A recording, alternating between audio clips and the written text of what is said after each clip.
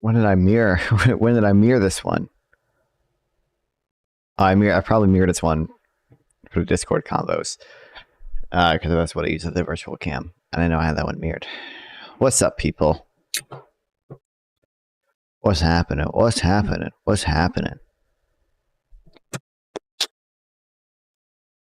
Got some cool stuff to read about today. Oh boy, oh boy, I love this world. I love this world.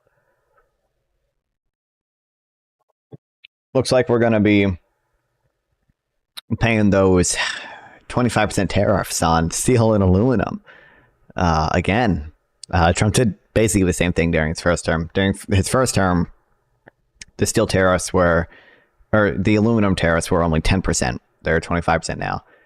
But yeah, we really needed to get rid of that Japanese and Korean steel out of our market. That was a big national security issue. We're gonna bring so many jobs. Remember I was talking to that Azure baby girl or whatever? How much revenue do you think it could be brought back if we just bring steel back, the steel industry back? There's totally no negative consequences to making steel more expensive. I'm gonna read more about this today, but also, am I a time traveler? No. Also, there's an argument to be made that Trump's steel tariffs did not even do the goal of what a tariff generally is, which is to protect the specific industry that you're tariffing, right? Like, I've always basically just like conceded on a guy that is a little older but looks just like you. Okay, interesting. Maybe it was me. I was just wearing like prosthetics, But usually, Jeremiah Watkins. What? Okay. But there's a, like usually I'm fine like conceding, you're gonna, I mean, if you tariff steel, you're gonna protect jobs in the steel industry. It's just that, I mean, one does like the whole opportunity cost thing, which is that's a route you can go down. But also with steel, it's just like, obviously there are many more jobs that rely on steel than produce steel. So you're hurting about 80 jobs for every one job you protect because there's 80 jobs that use steel, and you're tariffing a intermediate good, a good that's used to make other goods. It makes the price of everything of doing business go up. When you tariff an intermediate good, you are basically just taxing the business, and so producer and consumer surplus decreases. Usually with a tariff, there's at least a gain in producer surplus at the cost of a consumer surplus, and that cost is deadweight loss. The loss in consumer surplus is greater than the loss in producer surplus. To be clear, it's not like a trade-off of who do we want to help. It's you're decreasing overall surplus. That's the deadweight loss part. But it's an argument to be made that the tariffs didn't even work because tariffs let companies increase their prices and that enables them to invest more. Obviously, that's the whole point. They can charge higher prices. They're going to invest more. They're going to sell more. They're going to supply more. The quantity supplied will increase, but also you disincentivize the use of the protected product. So it's like, sure, in the short term, you might protect steel jobs or whatever, but also in the longer term, not even that long term, I will read some of the like evidence for it today. You disincentivize companies from using steel, so less the demand for steel goes down. And there's evidence this in fact happened with the steel tariffs that were put up by Trump, and to a lesser degree kept by Biden. Biden got rid of a lot of the steel tariffs that were on our allies like Japan and Korea. But Biden actually increased, I believe, the tariffs that Trump had on Chinese steel. When you get a little older, you'll be foolish for falling old and progressive fear mongering and appeal to emotion fallacies. Okay, good to know, Ian Armin. Good to know. Everything I do is an appeal to emotion. That's really what my streams are. Everything I just said was emotion. None of that has any evidence backing up. None of it is in any economics textbooks. The words consumer and producer surplus, they're just pure emotion. Those are just emotional things. Obviously. Good to know. Good to know.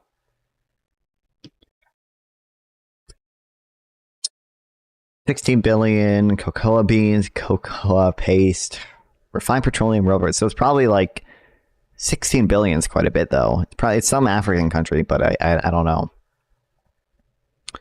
Listening to the Ian guy, I don't think I'll be anti-Semitic in 10 years. Thank you, Venabon the Femme. Venabon the Femme for the sub. I appreciate it. I don't think I'll be anti-Semitic in 10 years. Maybe we'll check, but it's like I don't Equatorial Guinea. Oh, okay, damn. To the left, what? Is it one of the island nations? Equatorial Guinea is on the coast. How can it just be to the? You do know that that doesn't prevent you from being anti-Semitic. Literally, like everything you have said to me ever has been like anti-Semitic.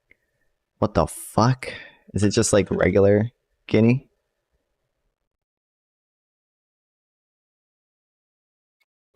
Cameroon? Fuck, what country am I? What country is this place? It can't be Senegal.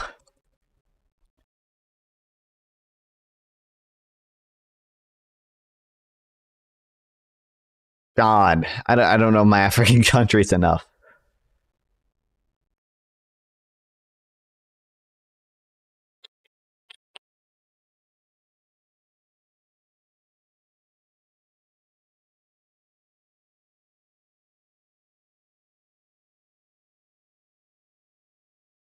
Cameroon, Guinea, Equatorial Guinea, Gabon. Kill me.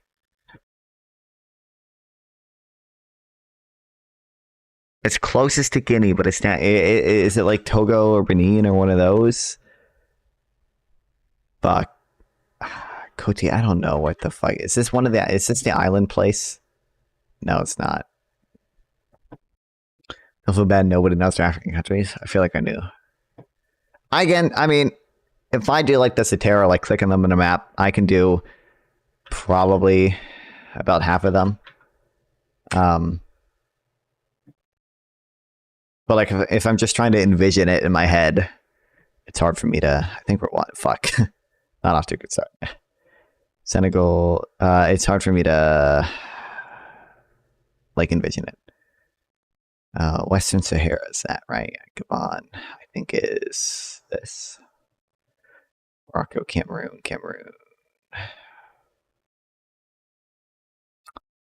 Gambia, Uganda does that one. Niger is that one. Eswatini is this one? Yes, South Africa, easy. Okay, Republic of the Congo. I think this is one of these two. One of these is central. I think it's this one. Okay, good. Equatorial Guinea. Togo is that one. Fuck, this one. Ivory Coast. That's Mozambique. Zimbabwe is this one? Fuck, this one? God damn it. I knew that too. Benin, Algeria, Namibia. Madagascar, Tanzania is this one. Yes. Mozambique. That one, I think. Mali. Why do you think the truth is anti-Semitic? Well, I don't believe it's true. Oh, Botswana. Fuck, I read that wrong. I would have gotten it right. Obviously don't think it's... I'm trying to think of specific things that you've told me. Like, I don't think it's true that Jews did 9/11, so... like, holding it, or thinking it is true. And thinking it's some, like, grand Jewish conspiracy is probably anti-Semitic. Yeah. Guinea-Bissau, I always forget. I think it's that one. Sicily's is this island. Their tribes are okay. Djibouti, this tiny one. Comoros is this one. Angola, easy. Oh fuck no! I knew that too. This one. Oh my. Wait, I don't know. I have no clue where this one is then. What the fuck? Is it? Oh, it's the island. I know that's Ethiopia. Why the fuck did I click that? Ghana,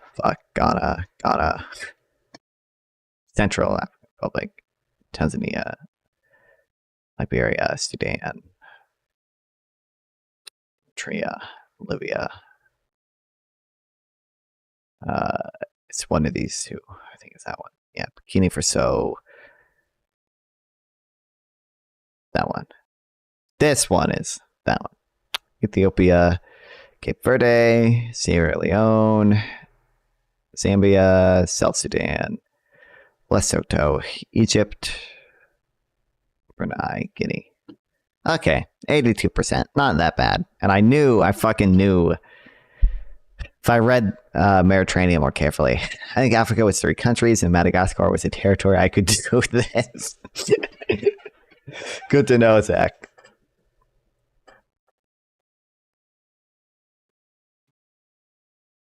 We got a strike on YouTube. I did for getting mad at Halo and I threatened to kill Bill Gates. Okay. Oh, who liked my stream? Shout out Bones for liking 2 of my posts. One of which was the stream. I want to quickly explain, okay? And we'll read this tweet too. It's a good tweet. A VAT is not a tariff, okay? A lot of European countries, actually a lot of countries, period, most of the world has what's called a value-added tax. Basically a fancy sales tax. One of the features of a VAT is that it is destination-based. In the US, we have basically an origin-based tax system, meaning we tax goods not based on where they're consumed, but based on the origin of the person selling it, right? So if I export something, that transaction is still taxed, and if I import something, we do have tariffs, but that's not tax under there are certain goods that are tariffed, but it's not like that. That's kind of like an added tax. You get what I'm saying? That's not like taxed by most of our tax systems. Okay. Most of our different taxes. A VAT on the other hand does tax that stuff. So if I import it says right here, if you ship a car from the US to Europe, that car is taxed at 30%. The US doesn't pay the tax, obviously, but it's taxed in Europe at 30%. The person buying the car pays that 30% tax or whatever. Although the VAT probably isn't 30. I mean, they say non-tariff, but I'm assuming that includes other things. It's not a lot. I don't know how many European countries have a 30% VAT. Some of them probably do, but so basically, people will say this is a tariff, because when you import a good, it's taxed at 30%. Just like a tariff, right, guys? 2 differences, okay? I mean, there are kind of more, but they're 2 relevant differences. 1, tariffs really only apply to goods. Some people, I guess, will say certain tariffs can apply to services, but really tariffs only apply to goods, right? They don't apply to services. That one is only a little bit relevant. Second, more important thing is that a VAT applies to everything. A tariff only applies to foreign goods, right? That's the whole point of the tariff, is it applies to foreign goods and not domestic goods. A VAT applies equally to foreign goods and domestic goods. So you're not actually giving the domestic good any artificial advantage. You're just taxing both at the same rate. And also, a destination-based tax system leaves exports untaxed, whereas an origin-based tax system usually taxes exports, right? That's not necessarily intrinsically bad or whatever, but importantly, a tax on imports will affect exports as well. It'll act as a tax on exports as well, and a tax on exports will affect imports as well. So if you're just taxing one, it doesn't actually matter that much which one you're taxing, right? So a VAT will leave exports untaxed, and that, sort of mitigates this effect of, thanks, Zach, of taxing imports, and us taxing exports via our origin-based taxes leaves. It's just gonna keep happening. Leaves it or mitigates the effect of us not taxing imports. I think Scott's doing the work points well. A tariff is like a 20% VAT, not quite, because the VAT applies to both goods and services, while a tariff applies to only goods. Do tariffs improve the current account balance? Probably not, because the current account balance. Okay, this is investment flow stuff. We can get to. We can talk about this, but it doesn't matter right now. But importantly, this is a funny thing. With a high tariff policy, both imports and exports would become smaller. Most importantly, the goods sector of the economy would be taxed at a much higher rate than the service sector, which would reduce goods as a share of GDP. This is a.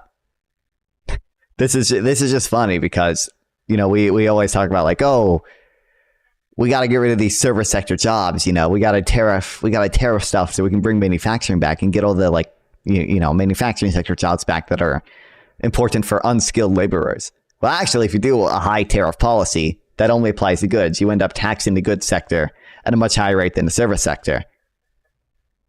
And that can, as Scott Jr. said, reduce goods as a percentage of GDP, or the goods sector as a percentage of GDP.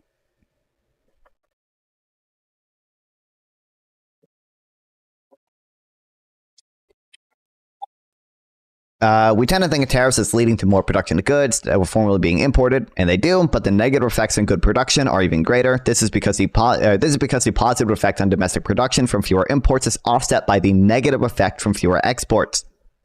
But tariffs also tilt consumption away from goods and towards services. It's an extra effect beyond the trade balances that results in the economy shifting from goods to service production. And there are other reasons why. I mean, we're not really talking about trade balances right now, but tariffs tend to struggle to, you know, affect trade balances. But basically, this is one of Trump's advisors in some interview. I was told by a source President Trump is going to announce reciprocal tariffs against Europe, but it's going to be more than reciprocal. He's going to add on to the tariff to cover the VAT tax, which Europe charges us a VAT tax. Could you tell us what we are expecting next week? Well, I don't want to get ahead of the president's announcement, but I do want to explain a very important point the president feels very strongly about. Other nations all around the world use the VAT to get an unfair trade advantage against the U.S. It's not true. I don't know what he means by unfair trade advantage. I mean, to some extent, people will say, oh, it's harder to sell American cars in Europe than it is to sell European cars, you know, in the US. And I mean, to some extent, that's true. But I mean, that, first of all, if we want to even that out, you know, if we want to be truly reciprocal, we should just do a VAT. I don't have an issue with a VAT. I think a VAT is a perfectly fine tax. I'm perfectly fine with doing a VAT. We shouldn't be tariffing these countries. That hurts our relationship with them much more than a VAT does. And that has a bunch of other negative effects when it comes to distorting consumer choice, when it comes to choosing whether to import a good or choosing whether to buy it domestically. A VAT still, to some extent, distorts consumer choice, but it doesn't really distort the choice whether to import or to buy domestically, because both are taxed at the same rate, right? What are your thoughts on the nuclear-centric model? Personally, I think those who agree are bigots. Real, this is true. I can't believe they would go against the teachings of our Catholic Church, okay?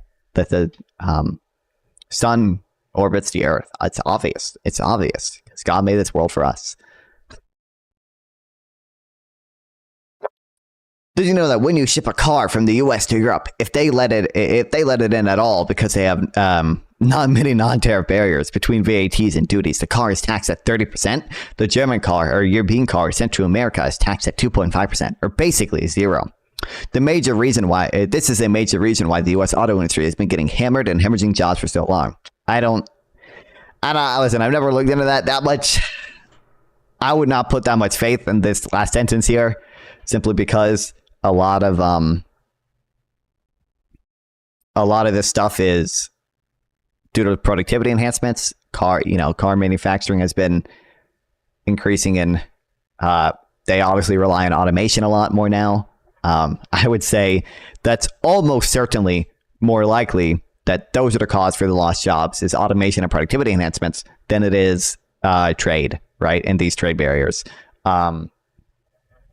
The reason I believe that is because overall, in every industry, that tends to be the case. It tends to be the case, and there's empirical estimates to back this up, that like the majority, if not the vast majority, of jobs are lost to productivity enhancements and not trade in the manufacturing sector. The highest estimate I've seen for the jobs lost due to trade versus manufacturing is 43% lost to trade and like 60% lost to manufacturing, right? or lost to productivity enhancements. So that's still the majority of jobs being lost to productivity enhancements and not trade.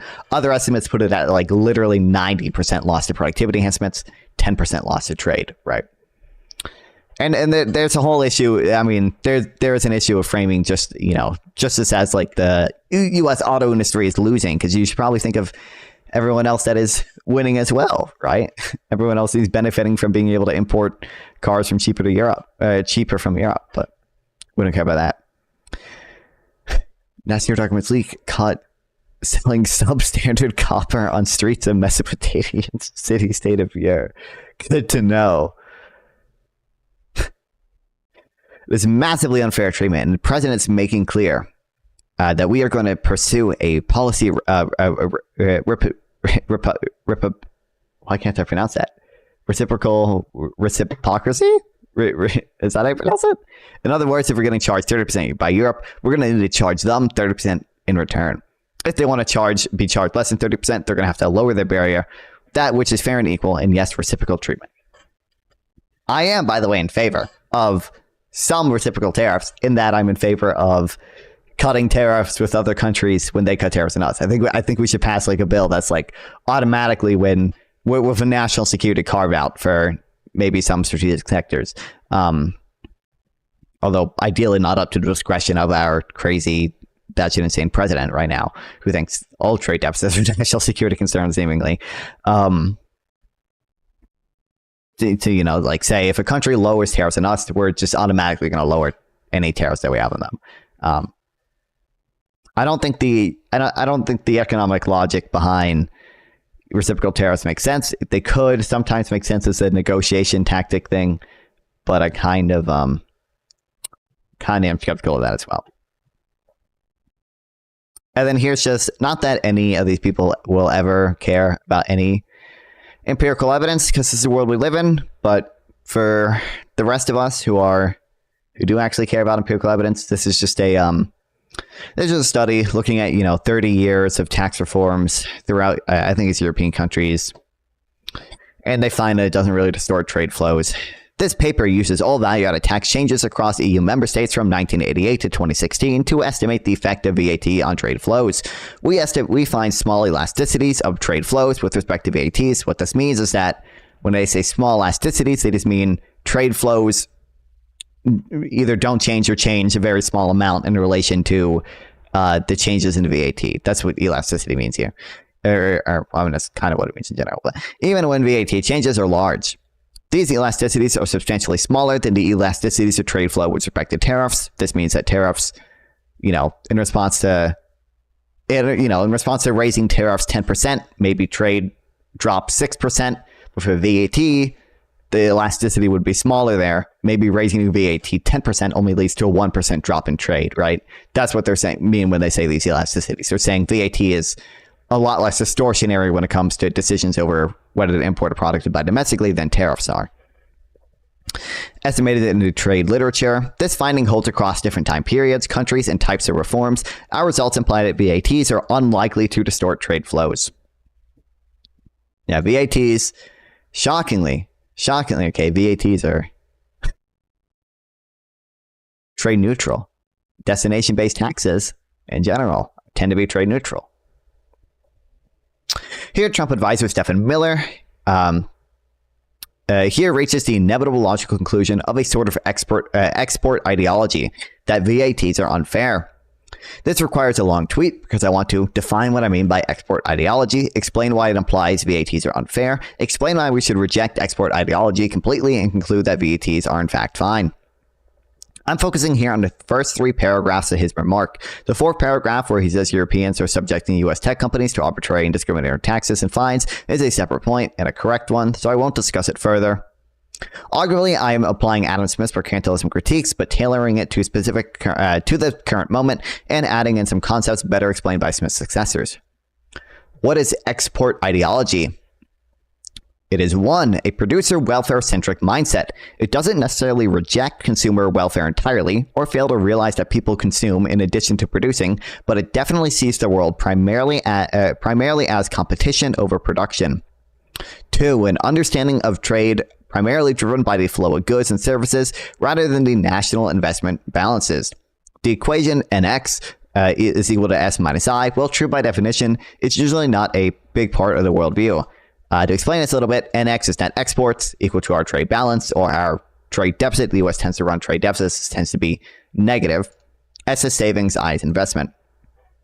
Essentially, I think like the easiest way to think of it is, if we need foreign currency required to run a trade deficit, that foreign currency has to come from somewhere, and where it comes from is investment. And also, the U.S. just tends to have a low rate of savings to begin with. But I think to like visualize this, we need foreign currency to buy other countries' goods. If we're buying a ton of their goods and not spending that and we need I don't want to explain the whole fucking currency flow thing. Okay. We need foreign currency to run trade deficits. Okay. If we get that foreign currency through investment, if we are investing more than we're saving, never reason from an accounting identity. Accurate. True. I don't think I read that on stream, but that Brian, the price theory guy, Brian Price Theory, that's his name. That was a good article.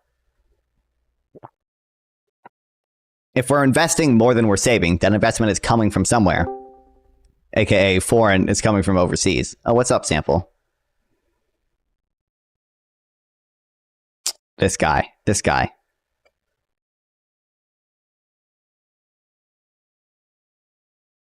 Hello. Oh, what's up? Hey, what's up? Not much. When's your debate? On Wednesday, on the 12th, 2 days from now. Okay.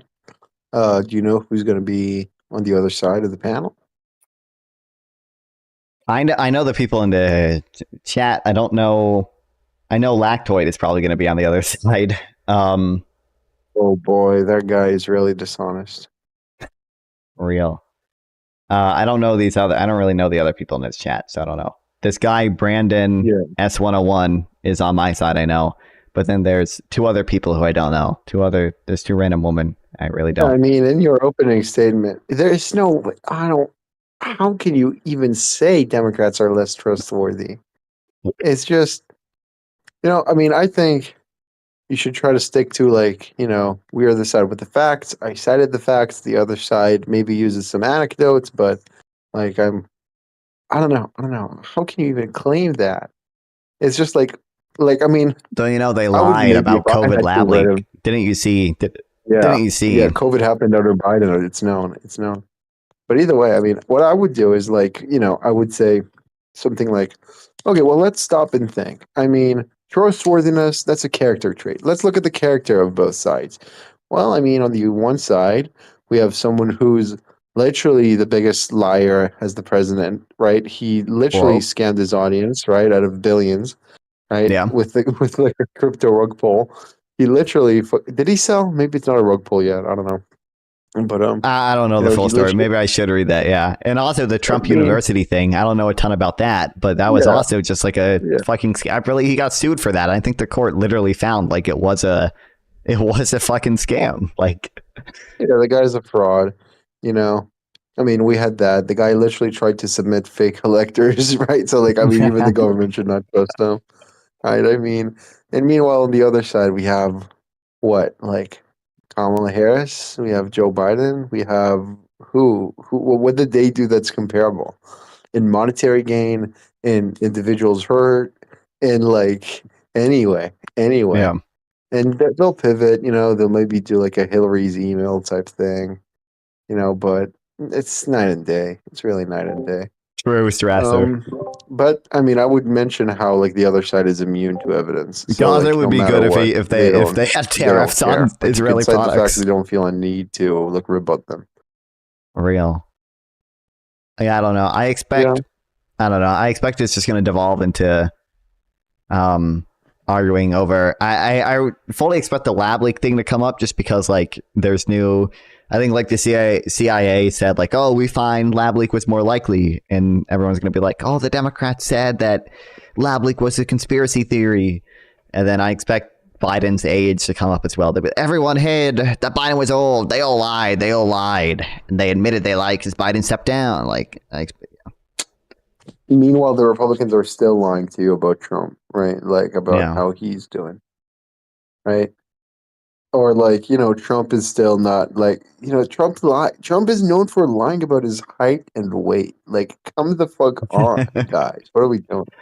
I think Like, I'm probably gonna have this in my take opening things statement serious. that, like, also literally every time Trump speaks, not only do I have to guess if he's being serious, like his supporters all have to guess if he's being serious as well, and then different people who support him will tell me different statements to him his are serious Contradicting, yeah. and Yeah. and what he actually Make the believes. case that like necessarily, even without like appealing to the fact I'm correct, because the Trump's base cannot agree on what he's saying. So necessarily, no matter what he's promising, to a great degree, to a great percentage of his fan base, they cannot trust him because he's going to lie to them, right? Like, True. if I'm saying I'm going to take my dog out, let's say half of my fan base thinks I'm going to kill my dog, the other half thinks I'm going to take it on a walk. No matter what I do, half of my fan base cannot trust me because not going to do what they think I'm going to do. You Yeah. know, like just a priori, just like being a complete vague retard, it like prohibits you from being trustworthy. And Trump excels at that. That's first, but let's not make it easy for me. Let me actually cite you the facts. So the guy, known for lying about his height and weight, that's very pathetic.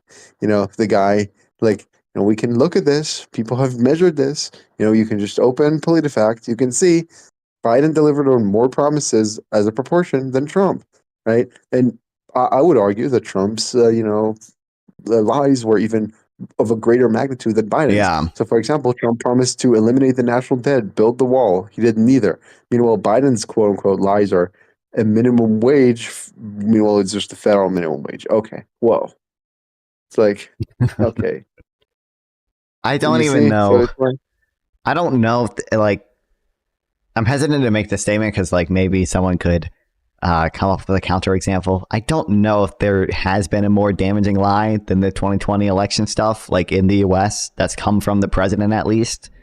I really don't. yeah, I would make it a point of like, guys, I mean, if I say the big lie, I'm only talking about one side of the political spectrum. So that's kind of a layup. Yeah. That's true. Yeah. Yeah. Oh, but it's the media decided to call it that. True. Exactly. Yeah. Exactly. Okay. The Democrats on the Jan 6 committee, and they didn't even let the Yep. Republicans on because it was rigged. Yep. Yep. Yep. Meanwhile, like Biden's lies are like, I'm not gonna pardon Hunter, and then he does, And then he and does. like, Yeah. I'm not old, and then he's old. It's like, yeah, okay, these are lies. These are not good, but this is I don't nothing even. You can compared to also the make guy the who case lies that about he everything. wasn't going to pardon Hunter until Kash Patel was nominated, right? Like you could, like at the very least, that is way more plausible than the election being stolen. Like, Yeah. Yeah. And even then, even if it's less plausible, the magnitude of the lie matters. So like if I'm yeah, lying, if I'm like only 60% sure I'm gonna be able to submit something on the deadline, but like there are millions on the line, I'm less trustworthy than someone who's just saying something, but there's a 50% chance of it happening, but it's like we're sure. not sure. I made a claim with 60% probability, but it's way more consequential, so I'm less trustworthy. The scale matters. Yeah, yeah, yeah. Um, I mean, the guy who just lies about basic shit, like not even controversial shit. Like the guy would lie about fucking crowd size. Like who cares, dog? Who cares? I mean, the guy lies about everything, right? Like, I mean, before the election, I had Trump supporters look me straight in the eye and say, "I believe that Trump will end the war in Ukraine in less than Within like 24 in less hours. than a Yeah, day, in less than a week." And look, they say maybe not in a day, but very, very quickly. Well, it's been almost a month. Where is it? So nothing. Um, you know, but in a sense, Trump is more trustworthy because if your mindset is a cult, then you're necessarily going to trust your cult leader with That's whatever. true. Yeah. So in that sense, he's more trustworthy, right? I would say something like, well, let's think of the term. So the only plausible defense the other side can make is, well, let's think of the term trustworthy. Well, what is worth? That's subjective. If your values are, I'm in a cult, I'm going to do whatever the cult leader says, well, here you go. Then Trump is trustworthy. If on the other hand, your sense of worth is, I'm going to put my interests and what's good for humanity first, no, Trump is not trustworthy. Sorry, you should not trust the guy. But maybe that's too convoluted of a quip. You better just be convincing, stick to the facts, and not let them interrupt you. Don't let them talk over you, Nakfar. Don't let them. I'll try. I believe you. But yeah. Trump's saying if all the hostages are not released by Sunday evening, all hell will break loose on Gaza. Oh If boy. Oh I've boy. ever heard of nothing burger, what is nothing Wait, is burger? this even? I don't. Wasn't the? I don't know when did the deal that they signed stipulate they had to release the hostages by? Is that before they had to release No, all he's them, or is like that? saying basically like fuck the stage 2 of the agreement. Basically. Yeah, fire. Yeah.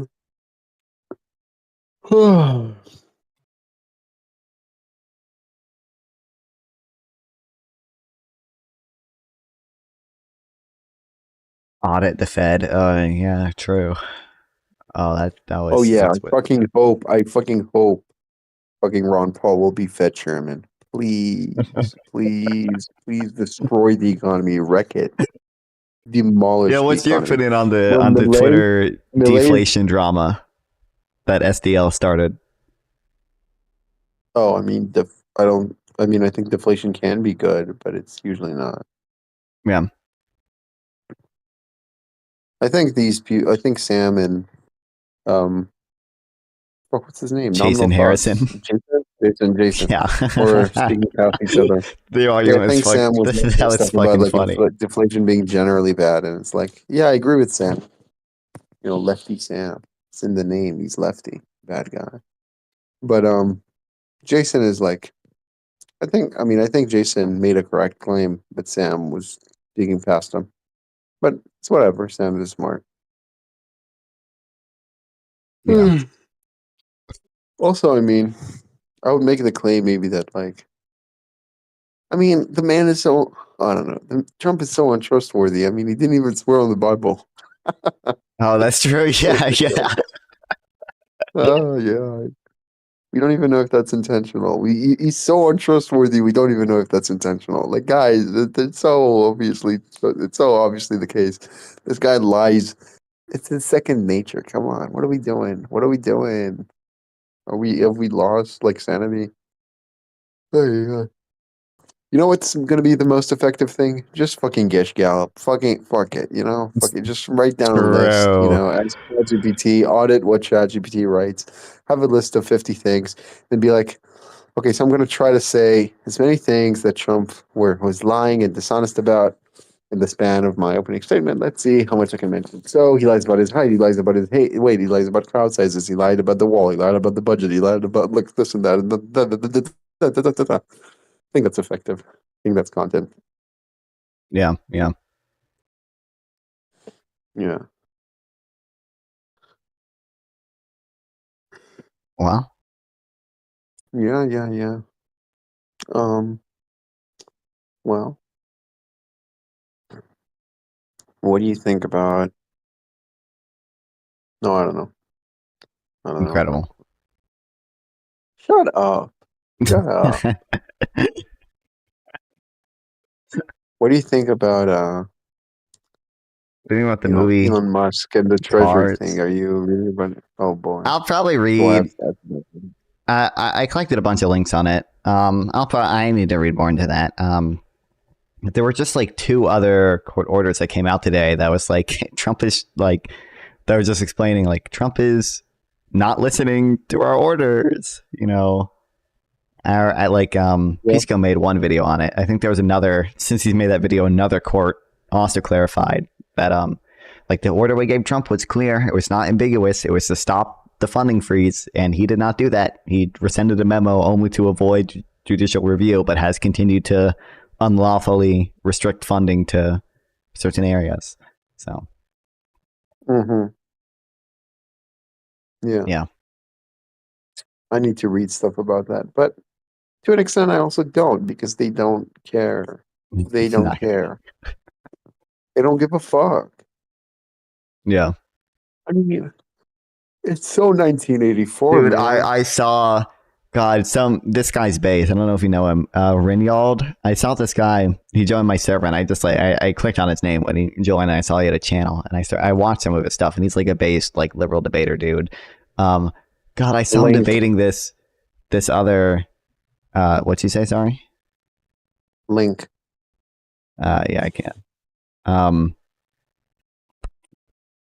It's like this guy who literally just reacts to Destiny all day. That's I think all he does on stream. And he was like, there's a funny clip.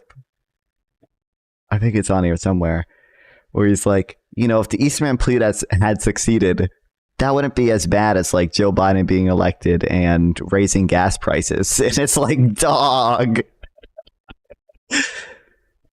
What's his most popular video? 1 month ago, Cenk Uyghur. Is that his name? Uyghur? I don't know.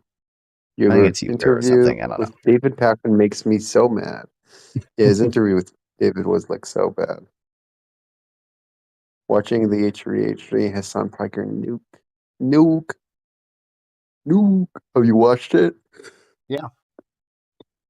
Apparently there's a Destiny nuke video.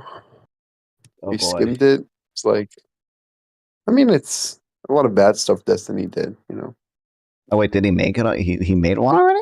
I don't know. Oh, not H3. The Oh, what's his name? Something Beard. I don't know. Ryan Beard, yeah. Whatever. Ryan Beard, yeah, maybe. Yeah, he made a video about Destiny. Yeah, I didn't watch it. I like skimmed it. But either way, God, I mean, H3 is gonna do another video on like out of spite. It's gonna be content. I think he made some mistakes with the video. I think he should not have I don't wish to began with like, oh, communism bad, like pretend to be like a conservative in the beginning, because that's like gonna hurt like trust with like progressives. Well, everyone is just everyone's gonna write him off because of that, or everyone in Hassan's fan base will at least. Yeah, or like it lets like retards like have an excuse. Yeah. But yeah, I don't know. Either way, I've been depressed because like for the past 2 days, I mean, I have a project to submit in like a month, and my time series course, and the task is basically have a time series with like about 300 entries or so, and you gotta have an exogenous variable that explains it and do some like time series magic to explain it. So I was thinking like, okay, I'm gonna take the home price index from Fred and explain it with like housing supply and maybe like housing demand, but it's like I don't know if that's exogenous, right? Like that may be endogenous, right? Yeah. But I don't know then what to do. I'm thinking they'll prove it. Like I don't think they care that much. Like it's not an economics course. Yeah. But, I asked in r/ask economics, and they were like, no, that's going to give you trash results because that's endogenous and you don't measure demand. Destroyed. You're just measuring. Yeah, my chat's telling me it's not exogenous either. So this guy. Yeah. I'm still going to do it. Like, I mean, I don't think they care. It's just about showing that I understood like the fucking models like Sarima and Profit and all that. I don't think they care about like if I'm doing like an actual study or anything or like actually predicting stuff. Yeah, but if so, for I one can of just find my another time series. college or like things, maybe look at a paper and get inspiration. What? For one of my college things, we had to write like an annotated bibliography on what we were researching. And I did mine on tariffs because I think I told you that's how I've already done all the research there is to do on tariffs, really. And I included, because we're not technically supposed to take a position yet. So I included like some relatively pro-tariff sources. One of them was Stephen Myron, who is one of Trump's advisors. Like his schizo 40-page A User's Guide to Restructuring the Global Trading System. It's hard. You can't even summarize it without sounding biased, because Krugman mentioned this, but I mean, he does this. Like, you can just read the summary. Even in the summary, he does this. He says, "Oh, the U.S. runs trade deficits because our dollar is overvalued. And we need to weaken our dollar. Like, we need to weaken the dollar, and then we said, and then he's like, because they're strengthening the dollar. Yeah. I know, they're like, tariffs are free because we're going to strengthen the dollar. It's like, how do I even summarize this without like, because it was literally like one paragraph after the other, like. Yep.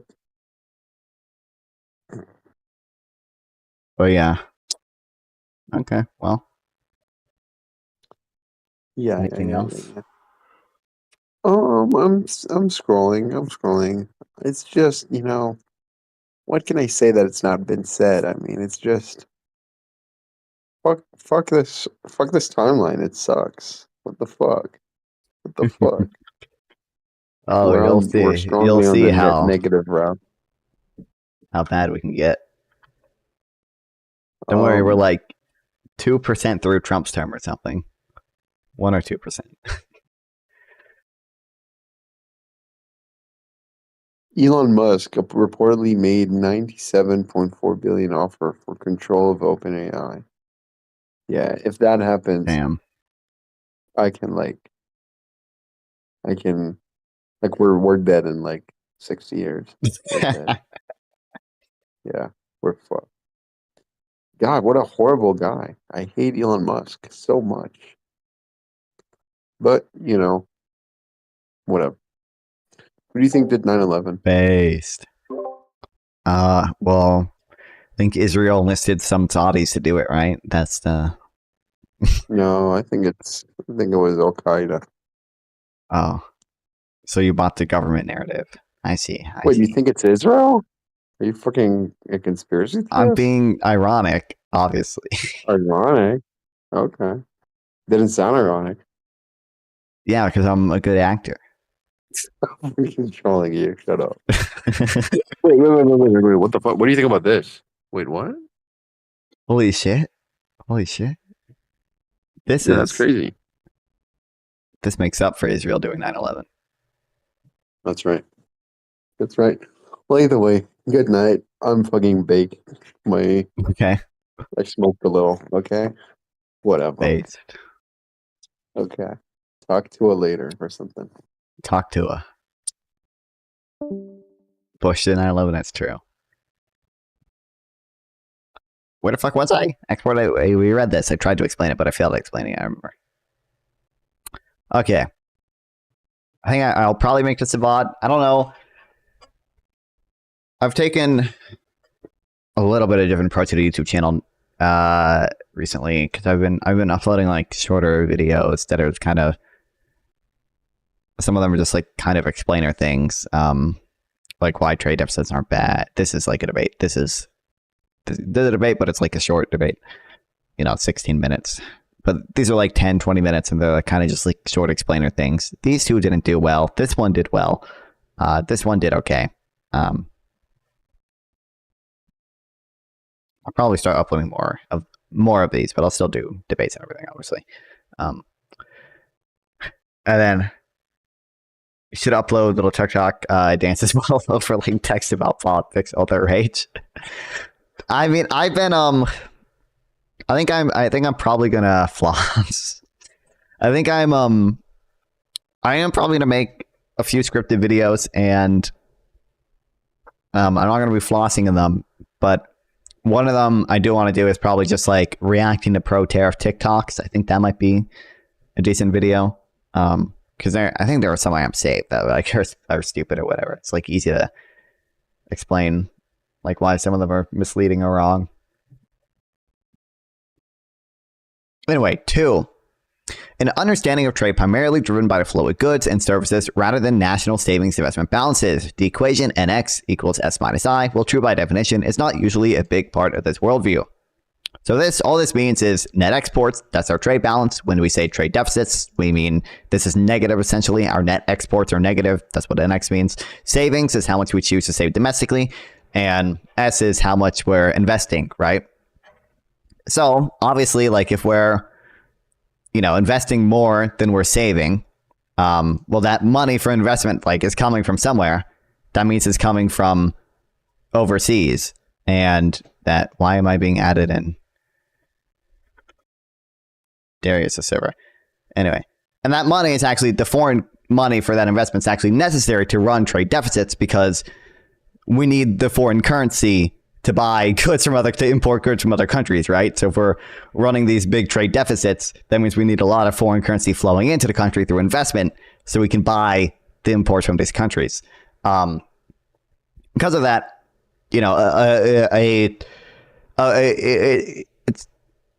are varying truths to this, but a lot of times trade deficits don't really reflect how much, the trading practices of different countries. It just reflects how much domestically we're choosing to save versus how attractive of an investment how attractive investments are in a specific country. So the U.S., part of the reason we run big trade deficits isn't because the world is treating us unfairly, but because the U.S. is a really, really, really good place to invest in. And all these other people want to invest in the U.S. They want to put their money in U.S. bonds. They want to put their money in U.S. stock exchanges because we're a really good place to invest in.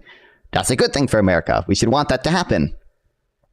And our savings in America tends to be, actually, I don't know for sure, but typically countries that run budget deficits, I don't know for sure about America. I presume this is true for America. I don't have the data on me. Typically countries that run budget deficits have a lower rate of savings than they otherwise would have because the government budget deficit is essentially taking savings from people. It's draining our savings a bit. So, that's a reason why S is somewhat low and I is really high. That causes us to run trade deficits. It's not necessarily because Canada and Europe are treating us unfairly. 3, a view that trade deficits are bad. At the margin, you want to increase exports and or reduce exports more than the converse. And per point 2 and point 1, the idea that trade deficits are bad is driven more by ideas pertaining to producer welfare, not by a normative desire for greater national saving. 4, a conclusion that is good. It's good for your country and bad for other countries to tax imports if you can get away with it. 5, a conclusion that is good for your country and bad for other countries to subsidize your exports if you can get away with it. 6, consideration of exchange rates mostly as a tool that a central bank might use to boost exports through devaluation. The effects of tariffs plus taxes on exchange rates may or may not be considered. I believe Miller, or no, I'm thinking of two different. There's Stephen Miller and Stephen Myron. This is Stephen Miller we're talking about. Stephen Myron's another one at Trump's advisors, and he constantly says that tariffs are going to appreciate exchange rates, and therefore tariffs will be free for consumers. Now, U.S. exporters would be hurt by that, but it'd be free for consumers, or cheaper. In reality, it'd be cheaper for consumers, not free. He seems to think that it makes it free to consumers, which is not true, or not empirically supported. I don't think the ideology above is a straw man. I'm trying to generally characterize the views of at least some people or a median of certain ideological coalition. VATs run rampant over export ideology.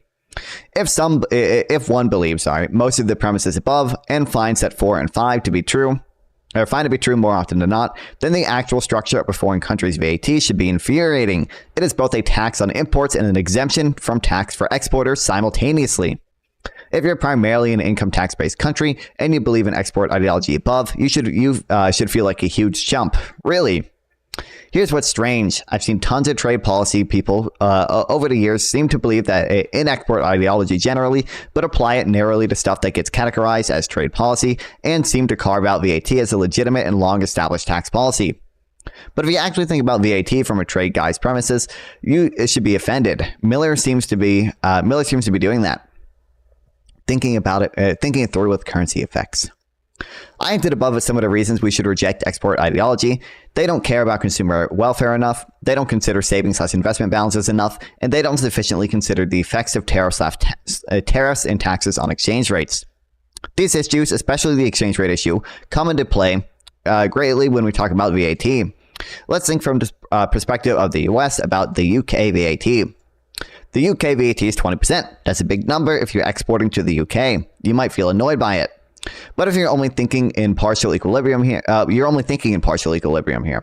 Exporting to the UK is not just a normal alternative to selling your products at home in the US. When you sell at home, you get USD, and when you sell over there, you get GBP, Great British Pound, GBP, Jesus. And it turns out, from a tax perspective, GBP is a great currency to have as an American. You can either keep reinvesting it within the UK, or you can eventually effect an exchange of your UK assets back for UK goods and services, effectively completing the trade round trip. In here, you suddenly get this crazy awesome advantage. There's no tax at all for completing the round trip. The UK goods and services you get back are VAT free. Unlike the Brits who pay the VAT when they buy UK goods, Americans holding GBP get to shop tax free. Crazy, right? So it turns out you really enjoy having GBP, and the UK has made them hard to get because you have to pay a VAT border adjustment. All this makes GBP more valuable. And that, in turn, blunts the importance of the VAT to trade balances. Even from the perspective of the export ideology people, it's understood that a weaker currency means more trade surplus, and a stronger currency means more trade deficits. This currency effect roughly fully negates the direct effect of the taxes. Today, this is another reason why they tend to be trade neutral. Part of it is because, again, you're not necessarily distorting the choice of people in the UK to consume domestically or consume from abroad, because both are taxed at the same rate. But also, there are these exchange rate effects that tend to negate the exchange rate appreciation here tends to negate the effect of the tax on imports. And again, the fact that you leave exports untaxed. But yeah. Today's UK would seem, from the perspective of an export ideology true believer, to have an extremely pro-export policy.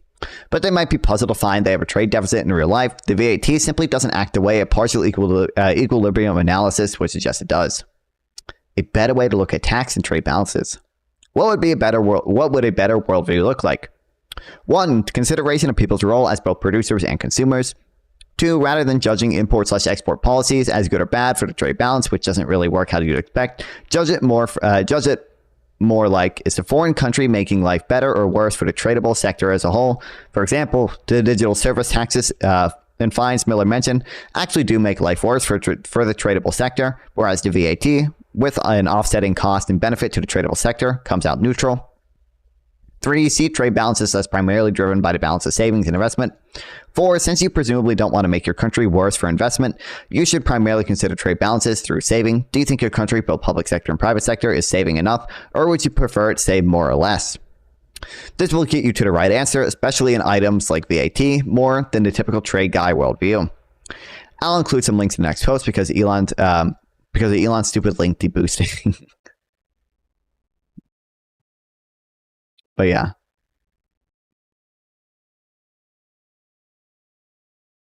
That's the interview. And then here's a study, I said it earlier, about VATs being basically neutral.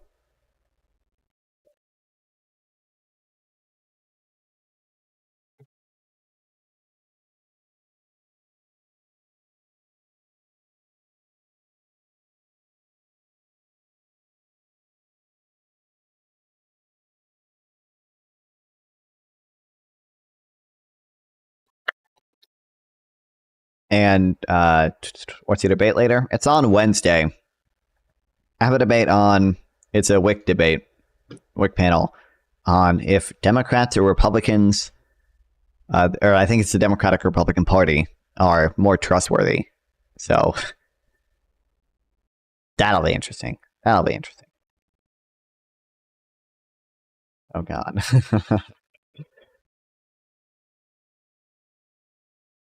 Gonna be all vibes. Well, I mean, yeah, I do have. We have data on this. Like, PolitiFact, tries to track it. They try to track who kept more of their promises, and seems like Biden kept more of them. But,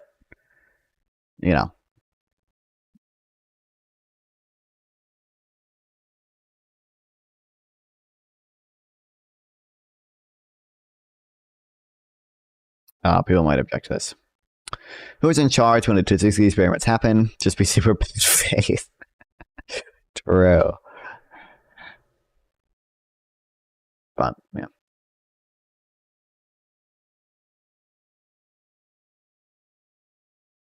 Oh, also, I haven't done a ton of reading on it yet, but the Republicans, I saw the Social Security thing, announced their new tax plan.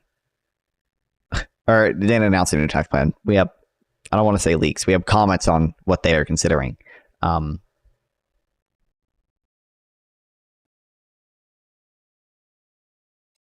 Should hand money to the rich. A lot of it is regressive, yeah. Like the salt cap, increasing the salt cap is regressive. The no tax and Social Security benefits is regressive. It's like it's a lot of tax exemptions you promise, so no tax and Social Security, which I think is dumb and regressive. The no tax on tips is, it's not like that big of a deal, but it's just dumb. No tax on overtime pay, just kind of dumb. It's just doesn't seem useful to me. Doesn't seem like overtime is a positive externality, and it doesn't seem like overtime income is different enough from regular income to be tax exempt. I don't know why. I don't know why we would exempt it. Trump had $13 billion at inauguration. I feel like the U.S. is moving towards a huge plutocracy. Real, especially with Elon. Yeah, Elon is. Did he do his no tax and tip thing? What do you mean? Did he? I think that's what they're. They haven't I don't even think they put a final bill together yet. But I saw. No, don't worry though. Don't worry though. They'll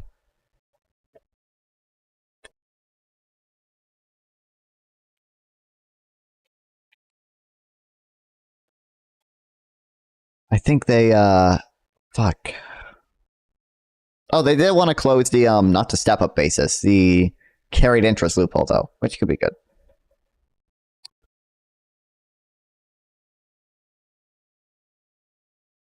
God, I think it was a Financial Times article that was like, actually,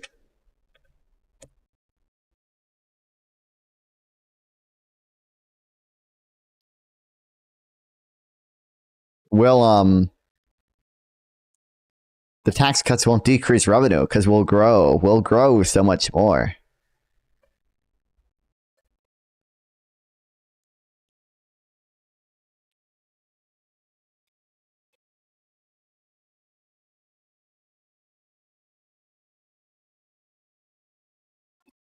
Maybe I'm making it up. I feel like I saw Jason Harrison tweet about it.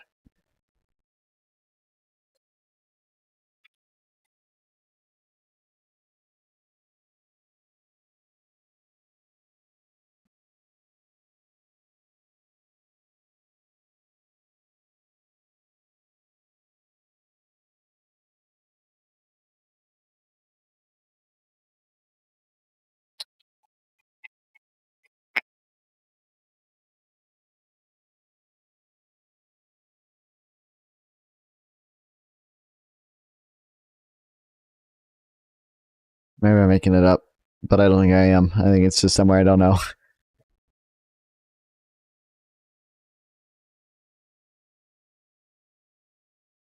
I don't know. I'll spend a day reading about it at some point, but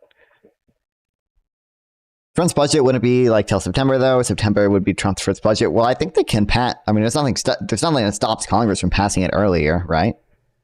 I don't think anything actually stops Congress from passing it earlier. But I don't think the appropriations bill has to be till September. Yeah.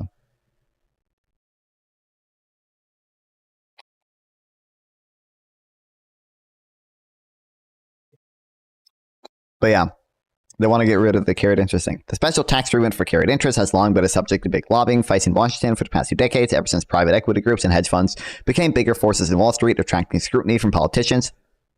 It is considered a loophole because the profits of private equity and hedge fund managers are taxed at long-term capital rates, which are typically lower than ordinary income rates. The top of the capital gains tax in the U.S. is 20%, compared with a federal rate of income tax of 37%. Many Republicans and some Democrats have resisted efforts to clamp down on that preferential treatment, helping the private equity industry maintain the status quo. A previous attempt in Joe Biden's presidency failed, but Trump, who had tried and failed to eliminate the special tax treatment of private equity profits in 2017, has now put it back on the table. The battle over carried interest is likely to be the toughest yet, said one strategist who works closely with private equity industry. Trump wanted to do it. Trump wanted it gone in 2017 and was stymied by Congress. But today's congressional Republicans hardly resemble the darlings of high finance and are more willing to fall in line behind the president. Still, Trump tax plans are likely to be a boon for Wall Street and corporate America, given his goal of extending the sweeping tax cuts and income he passed during his first term. But the inclusion of some more populist provisions will test how Republicans in Congress are drifting away from the business-friendly party they have traditionally been. Some Democrats in Congress were already embracing Trump's appeal on carried interest.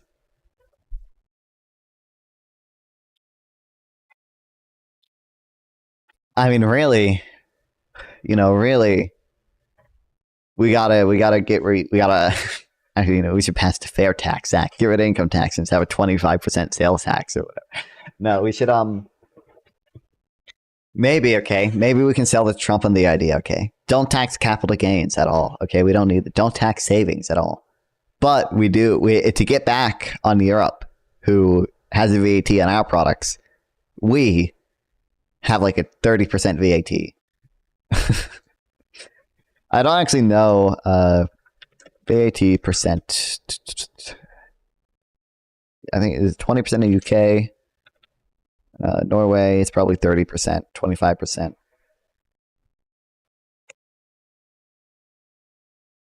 25% in Sweden.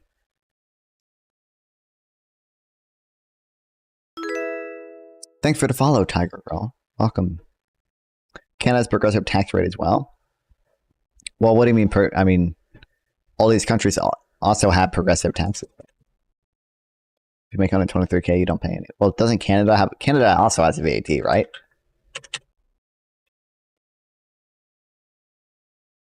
Oh, 5%? Really? Damn. Well.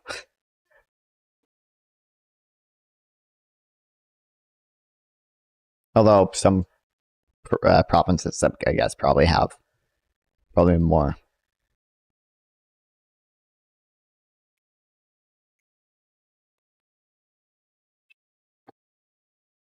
But speaking of all these, yeah, I guess I want to consider VAT trade taxes, taxes which may or may not implicate trade flows. We're getting steel tariffs 2.0, baby. Oh boy, because they went so well the first time. Remember all those jobs we brought back? Probably Tuesday or Wednesday at a news conference, reciprocal tariffs, and very simply, it's if they charge us, we charge them. That's all. When does it go into effect, sir? Almost immediately, but I'll be announcing the details of it, highly detailed, and it'll be great for everybody, including the other countries. But if they are charging us 130% and we're charging them nothing, it's not going to stay that way. It won't affect everybody because there's somewhere we have similar tariffs. But the ones that are taking advantage of the United States, we're going to have it's reciprocity, it's reciprocal. We're going to have and again, not just tariffs, but VAT as well, which is again a trade neutral fucking tax, bro. We'll also be announcing steel tariffs on Monday. Tomorrow? Monday, yeah, tomorrow. What countries will those go on? Everybody, steel. Including Canada, Mexico, Yeah, any steel coming into the United States is going to have a 25% tariff. What about aluminum, sir? Aluminum too. 10%? No, 25%. 25%. Can't have that Canadian steel is a big national security risk. 25 for both. I'm committed to buying and owning Gaza. As far as us What's he talking about Gaza again? building it, we may give it to other states in the Middle East to build sections of it. Other people may do it through our auspices. But we're committed to owning it, taking it, and making sure that Hamas doesn't move back. We're trying to end that war. It's a war that would have never happened if I were president. It would have never happened. But we're making progress. I've had it. Let's just say I've had it. And I expect to have many more conversations. We have to get that war. Oh boy. Will Trump's reciprocal trade only go one way? On February 7th, Donald Trump announced his intention to unveil a reciprocal tariff system over the next week so that the United States is treated evenly with other countries. Trump didn't provide details of how such a system would work, but it appears he wants U.S. tariffs on countries' imports to match their tariffs on U.S. exports. If they charge us, we charge them. It's the same thing. Such a system raises a host of legal, economic, and practical concerns. And in general, the United States should have below, ideally, no tariffs, regardless of what other countries do. Based. But being a Friday afternoon and all, I have just two basic questions for now. First, does this mean the U.S. government will reduce tariffs on imports from the many countries that have lower tariffs than we have? As figures 1 and 2 show, the United States does not have the lowest tariffs in the world, and instead ranks somewhere in the middle among wealthy industrialized countries. Tellingly, only really poor countries have very high tariffs, and that's a discussion for another time. Should Trump's system be based on average tariff rates then? True reciprocal tariffs would require U.S. tariff rate reductions on goods from dozens of countries. Yeah, you can see, we're not super high. And most of these, by the way, God, sorry, I got flashbacks to this stupid fucking TikTok I saw that was like, the Bahamas has 25% tariffs and they're doing fine. It's like, dog, because it's not that distortionary in the Bahamas. It's not because the demand, it just acts as a sales tax because the Bahamas can't make shit. First of all, they have essentially no effect on the world price for almost any goods because they're not a big enough country to affect the world price. And second of all, the demand for imports is very inelastic because they just can't make shit there. So it's not that different from a sales tax. It's just not very distortionary. U.S. tariffs are not low relative to other countries. Yeah. A country-to-country comparison would raise similar questions. As seen in Table 1, tariffs applied to U.S. non-agricultural exports by the U.S. top export markets are about the same, sometimes a little higher, but also sometimes a little lower. And so it's applied by the United States on the same goods from the same places. By this metric, a new reciprocal system would mean reduce U.S. tariffs on manufactured goods from Europe, Mexico, Canada, or the UK. Depending on how you measure the average, tariffs are actually lower than what the United States applies. Second, will there be I can't pronounce this. Reciprocal tariffs for other protectionism? As I wrote a few months ago, Washington uses many non-tariff measures to impede foreign competition. This includes subsidies, quotas, Buy American restrictions, the Jones Act, drink, and regulatory protections like the FDA's blockade of baby formula. We're also one of the biggest users of trade remedy measures, anti-dumping especially, and today apply more than 700 special duties, mainly in manufactured goods like steel and chemicals. Indeed, according to the Independent Global Trade Alert, which monitors nations' trade liberalization and protection policies, the United States has the most harmful trade interventions, tariff, non-tariff barriers, subsidies, etc., of any nation since late 2008. Damn. One can reasonably quibble with the organization's methodology, but that wouldn't change the basic point. Many foreign nations do have protectionist barriers against American goods, services, and investment, but the United States is no saint here either. Instead, all other countries' trade policies have their political sacred cows, sometimes literally targeting cows, and some countries are surely better than others. But the idea the United States must adopt reciprocity. I can't pronounce it. Oh, fuck me. And in the process, become a tariff-wielding protectionist outlier because of some grave historical trade injustice is just detached from reality. Canada's protectionary tariffs, because if we opened up Canada to U.S. markets, they'd swallow us. The U.S. benefits from not having competition in certain sectors in the direction as well. Canada would swallow us if we had Canada. I can't tell how ironic it would be. Can't believe Canada would outcompete the U.S. in so many things.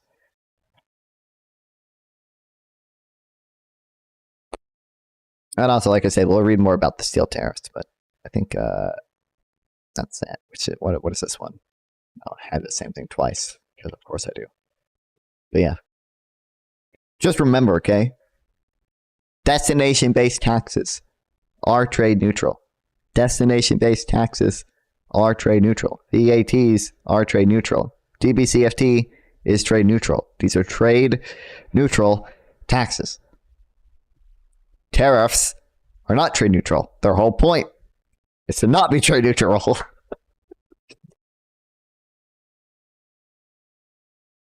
and the 25% on steel and aluminum. You can maybe make that argument for China. I don't know. I mean, because for military purposes or whatever, national security. Do we really need to tariff Canadian steel? Getting steel from Canada is a national security issue? Really? Really? there's no argument that'll protect jobs because steel and aluminum are some of the most intermediate of intermediate goods. So for every one job in the US that produces steel, there are 80 other jobs that consume steel, say because they're making nails, and nails rely on steel. If you tax foreign steel, that increases their cost of doing business. You're just taxing the 80 other businesses that rely on steel. You're hurting them. So for every one job you help, you hurt 80 other jobs. That's not a good thing. You don't want to do that.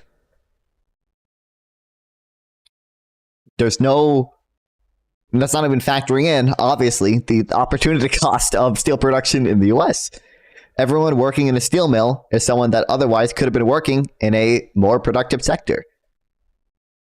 Everyone working in a steel mill, because the steel has been artificially protected, is someone that could have been working in a more productive industry, while steel was imported at a lower cost. It's not intrinsically a good thing, and you'll harm way more people than you help. And also, if we want steel to be produced in the US, tariffs aren't even the best way to do that. One, because unless we're literally going to tariff every country, a lot of steel production will just move to the countries that we aren't tariffing. That can be good if specifically you just want production out of one country. So if we just want production out of China, we can just tariff China and production will move out of there. Or they'll find a way to avoid tariffs through there's a term for it, like redocking, I think it's called, where steel will be made in China and then moved to a Japanese port and unloaded off the Chinese ship onto a Japanese ship and then shipped to the US. Tariffs are actually relatively easy to avoid. Offering tax credits or offering subsidies, it's just a lot more efficient. You get production that's actually here because you don't necessarily get a tax credit if you just switch countries. In theory, and no opinion is actually argued for this, actually we could give tax credits to companies that operate in Korea instead of China. We could do that, but as far as I know, we don't have any of that right now, and we don't typically do that for sure. If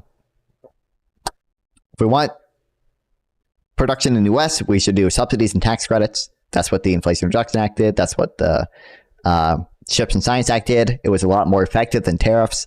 And also, because tariffs increase prices, you actively disincentivize the use of the product that you're tariffing. So this guy does a really good job explaining this 4-step process. So we saw steel has been tariffed since Trump, basically. Biden was able to negotiate tariffs down on steel with places like Japan and some of our European allies, but as far as I don't believe tariffs ever went away on China. And steel production, it's not really higher in the US than it is now. First week of March 2018, Trump administration decided to impose 25% tariffs on most imported steel products, 10% on most imported aluminum. We had some existing tariffs, but they're pretty low. Legal basis, blah, blah, blah. As far as I know, the resulting tariffs have mostly stayed in place, with changes such as the substitution of quotas for tariffs for Korea and the EU and exemptions for Canada and Mexico. So Biden was able to eventually lower, and Trump might even lower them in some countries, but Biden was able to get exemptions for some countries. But steel production in the US is lower than in 2017 before the tariffs. Aluminum is about the same. Why? Well, because tariffs raise prices for the imported good, which in the short term will incentivize domestic production, but longer term disincentivizes the use of the product that you're tariffing. So tariffs, one, raise prices for the relevant imported good, in this case to the two materials. U.S. buyers, in this case, industries such as machinery and auto factories, construction firms, and canning industries, shift purchasing to local varieties. Imports therefore fall, and the domestic share rises. And three, as the consumer industries pay more for the good, they lose some competitiveness vis-a-vis imports at home and export competition abroad, and therefore risk losing some production and employment. Four, they respond to the extent possible to use less. They try to use less steel because they lose competitiveness when it comes to like competing with other countries to export their goods, right? Like obviously if we tariff steel, a nail company in the US is has to pay 10% more for steel versus a nail company in Canada. So that Canadian company can now charge less for their products across the world. And people within the US will prefer to buy not from the US nail company, but from the Canadian nail company, because the Canadian nail company can charge less than the US steel company or nail company, because the Canadian company isn't paying the tariff. So these companies try to use less steel, try to use less of the tariffed good. That reduces the demand for the tariff good, which cancels out the effect of the tariff, cancels out the short-term effect of the tariff of increasing domestic employment and domestic production of the protected good. The Commerce Department's 2018 reports admitted that Phase 4 was theoretically possible, but said it probably wouldn't materialize in reality because strong GDP growth and higher federal spending on metal-using products would offset higher prices. Thus, capacity utilization would rise, and U.S. mills and smelters would grow more stable and profitable. Here's their steel prediction, blah, blah, blah, don't care. And some of the administration's hopes and prediction was that the U.S. would be producing more metals, and since the policy would enable U.S. steel producers to operate at an 80% or average better annual capacity rates based on above capacity available capacity in 2017. The analogous goal for primary aluminum was a rising production from 1.5 million tons and smelter capacity utilization of 80%.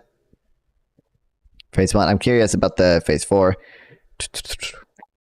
No such formal estimates exist for 2022 and 2023. However, according to U.S. Geological Survey's mineral commodity surveys, by 2023, Americans were using less steel and aluminum than they had before 2018.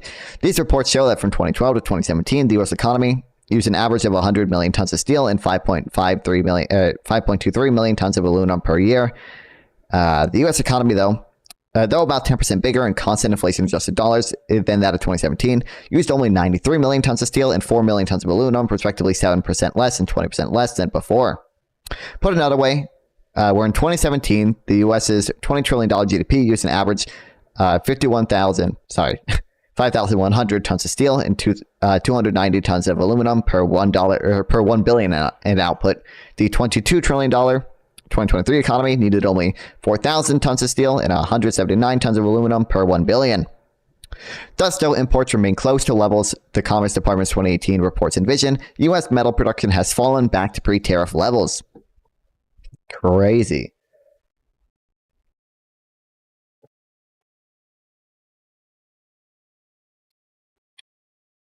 And this is another article reporting on it for some reason. So, at the end of the day, just remember, destination-based taxes are trade neutral, and this is another thing I should get into. Mathematically, a tariff is just equal to a subsidy plus a sales tax. So if we want to have domestic production here, we should just do the subsidy and not the sales tax part, because the tariff is essentially a really bad sales tax because it encourages other countries to retaliate on us, and that's really bad. A regular sales tax wouldn't do that, right? So we should just do a subsidy combined with a domestic sales tax, and that doesn't make other countries retaliate on us, and that's a much more efficient way to raise revenue. But tariffs are almost never ideal industrial policy, certainly not on their own, because they, one,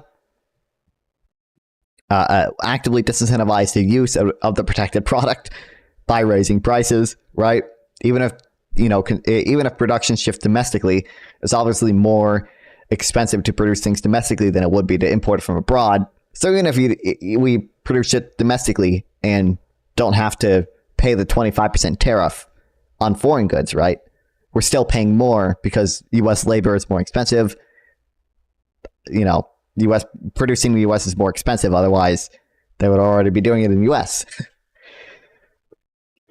And two, you only move production out of one country and not necessarily to the U.S. So, if we tariff China, that might be a good way to get production out of China, but it's likely production will just move to Vietnam. If we want production to actually be here, we should probably do some type of tax credit, some type of subsidy. Remember those two things. Thanks for watching, chat. I'm talking to I shouldn't say chat. I'm talking to YouTube. I'm talking to a YouTube VOD audience right now. I'm not gonna end stream. I'm just talking to.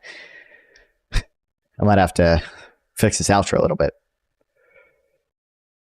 What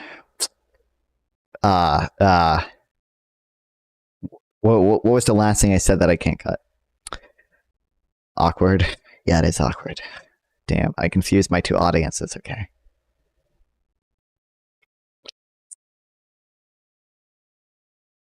Quick dab. I'm not gonna dab. I would rather jump off a bridge than fucking dab right now. I'll make an outro later if I feel like I need. I don't remember what I said even, bro. I don't remember what I said even, bro.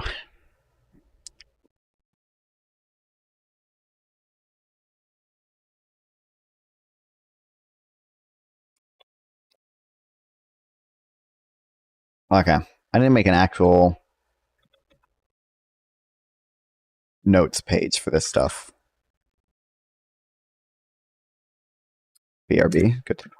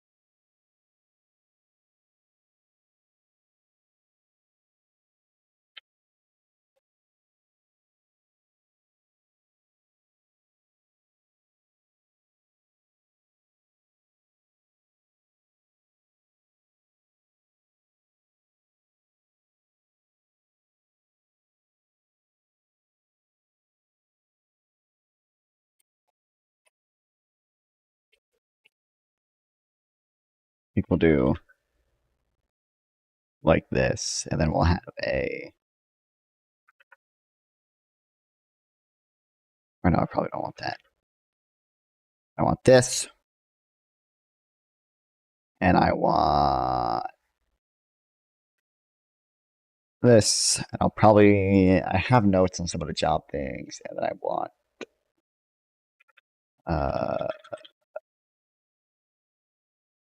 I haven't read this yet. Tariffs are never the optimal industrial policy.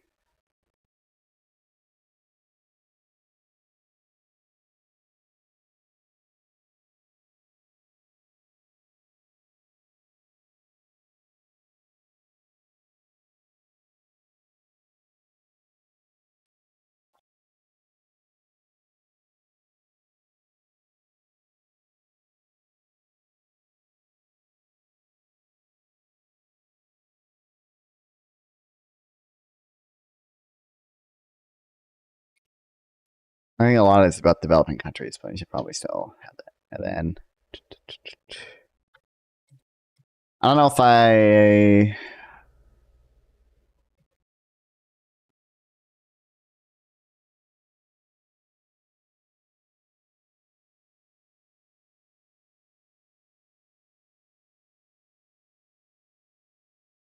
I don't know how exactly. Eventually, what I need to start doing is I need to start making more of like pages like this. I need to shift everything, taking as notes in here, or maybe not everything. Most of the things taking as notes in here to being like in more sorted pages in this, and then this will probably be reserved for like more.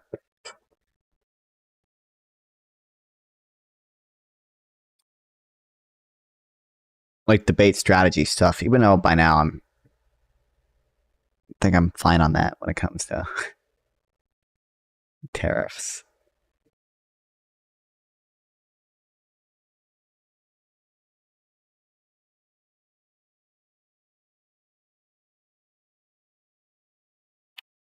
And then also we'll need to.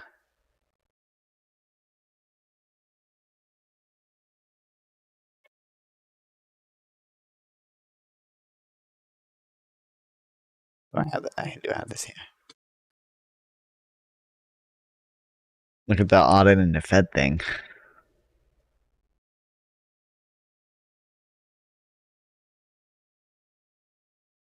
What the fuck? What is this? Not a? Oh, this is a fucking video.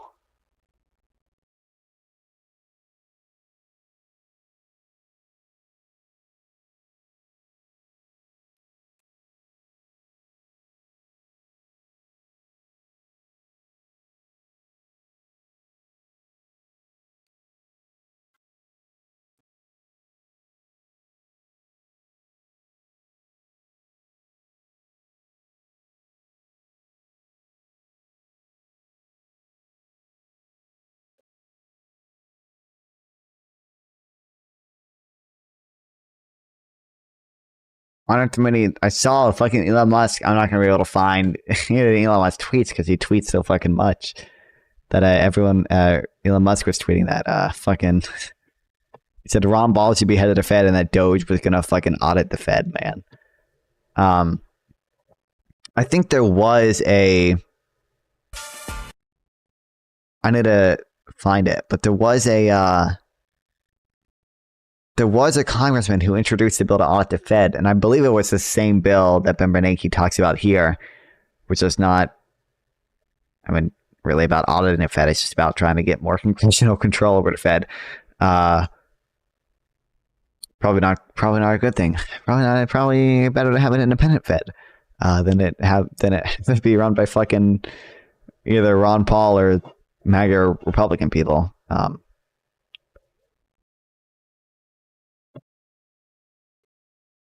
You watched this already. But I couldn't find it earlier. Because I could find fucking Mike Lee introduced that whatever bill to end the Fed, but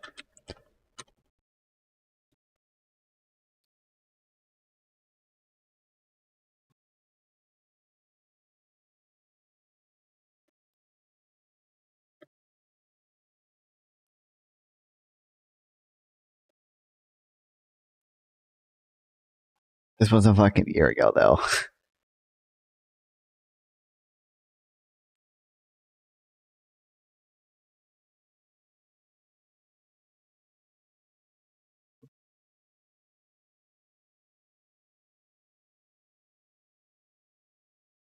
But I believe this bill was literally the same because it's reintroduced. I think it was the same as the other. Or it's the bill that Ben Bernanke's talking about. Yeah, Federal Reserve Transparency Act.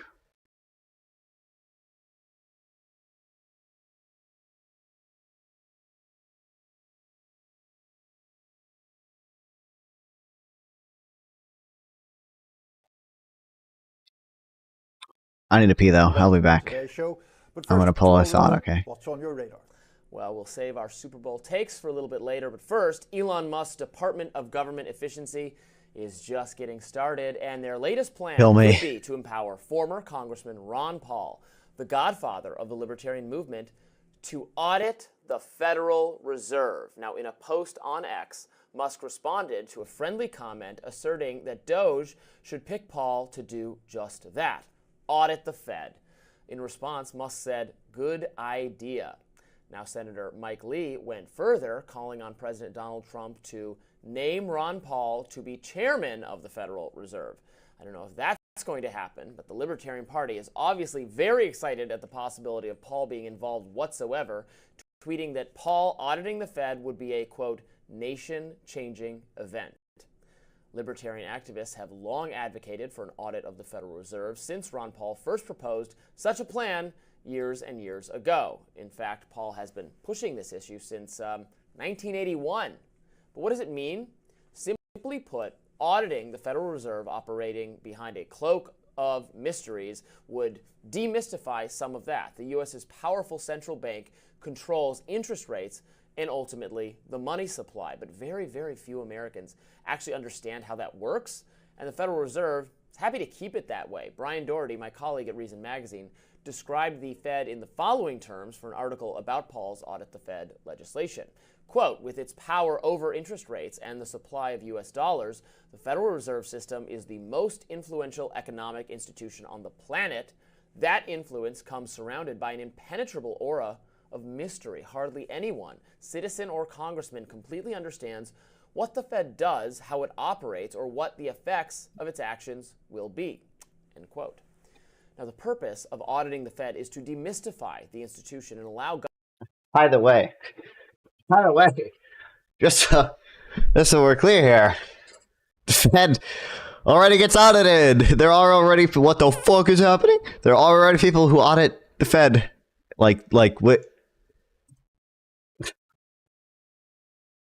People already do this. It's already subject to audits by like independent agencies, of which I don't know if I consider Doge to be that independent, by the way. But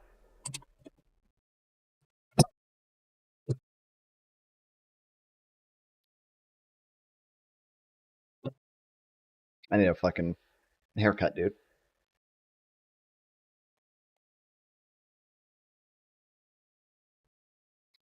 Audit Fed is not really about auditing the Fed. Why is this doing this? There we go.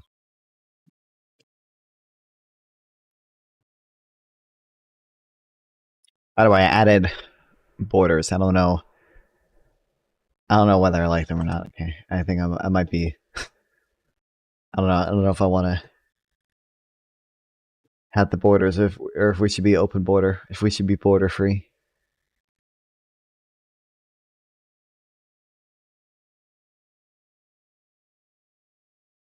Here, let me. Where are they? I can turn them on and off. You see the borders?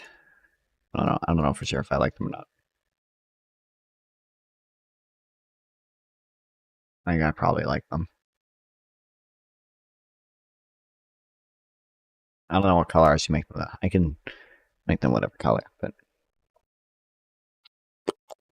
On Tuesday, the Senate will vote on whether to invoke closure that is allowed to proceed to the floor on it's just like, I mean, Senate 2232. Jesus. The Federal Reserve Transparency Act of 2015, otherwise known as Audit the Fed.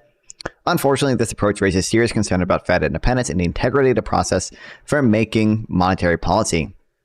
You might think legislation known widely as Audit the Fed would have something to do with auditing the Fed in the conventional sense of reviewing the institution's financial assets and liabilities, records, and operations. You'd be wrong. The Fed is already thoroughly audited in the usual sense by an independent inspector general and by outside accounting firm, currently Deloitte in Touche, and the resulting financial reports are made public online.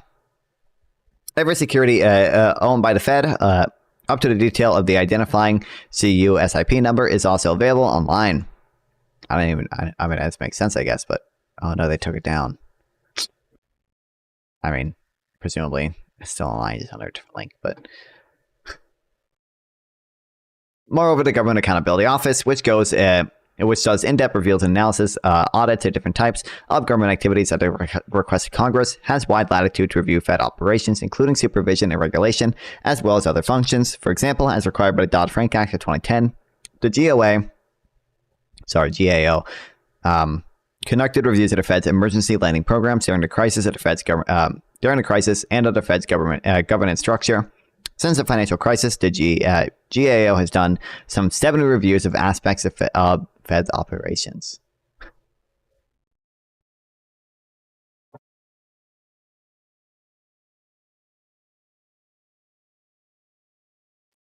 Yeah. Hold on.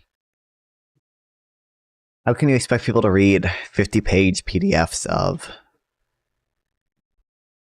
actual reports? Like, what the hell? Like, what the hell is this, bro? You don't have Elon Musk tweeting out false information? How am I supposed to read this? What do you mean?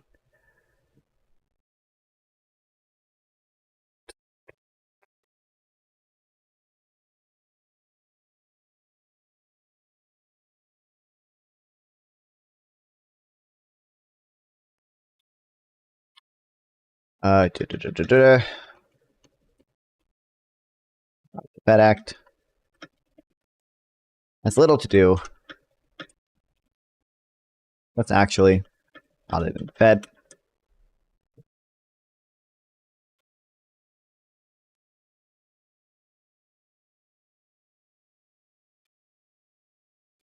And more to do with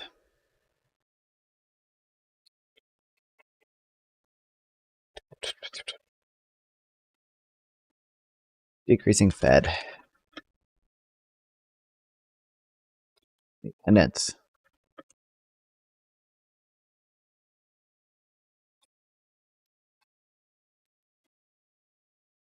Fed is already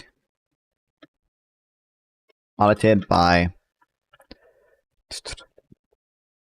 Inspector Generals.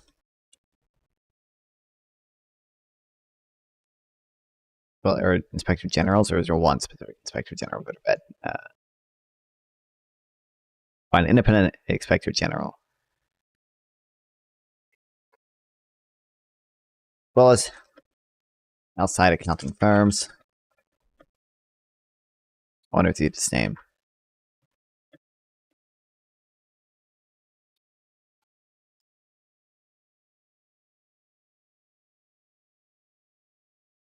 Oh, do I still do it?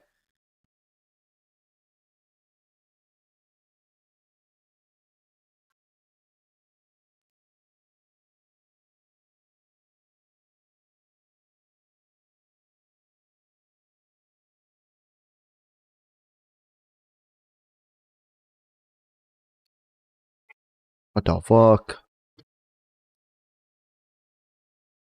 2021 at least. Oh, 2024. Alright, it's government trend stuff. That's not necessarily fit, but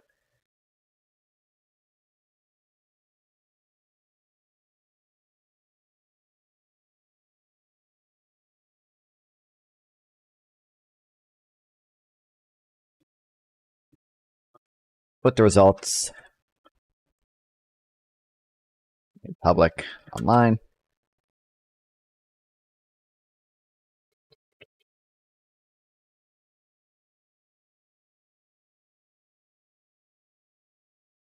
Yeah, let me just go to archive.org. It's got to be a new website, right?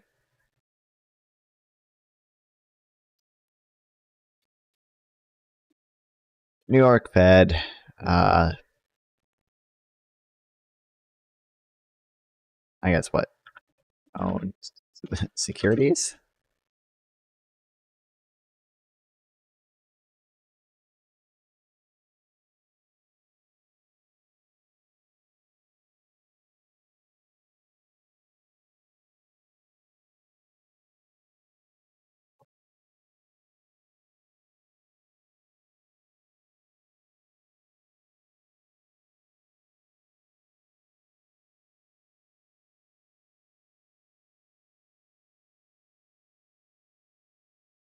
Oh no, they're hiding it. They're hiding it. Also, any government website that doesn't work for the rest of the time, I will blame Doge for. It's their fault. It's Doge's fault.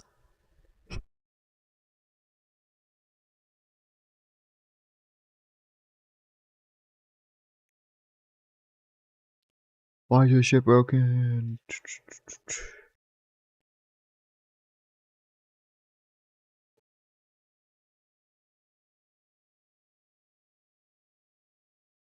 $122.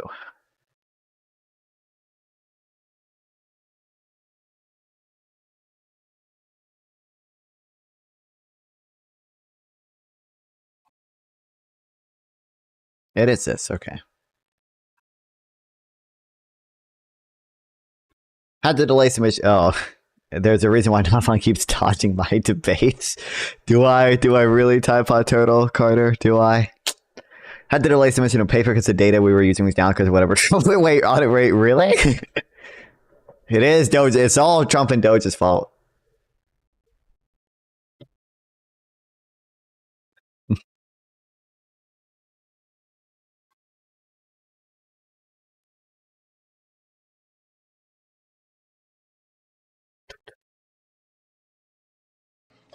Hell yeah. Happy birthday.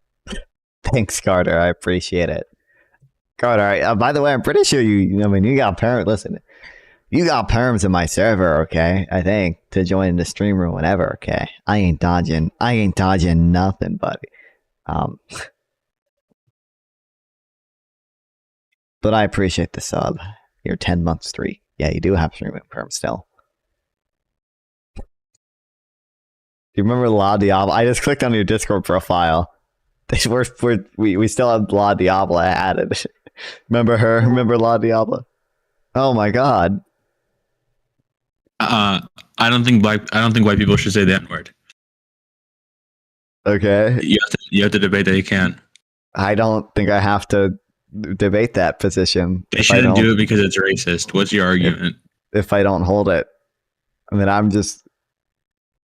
I have to debate. Well, my position is a lot. Oh wow. Gay people should be able to get married. You have to argue that gay people shouldn't be able to get married. Will you argue that? What's your argument? Why are you homophobic? If I say the F slur, will you get banned? Yes.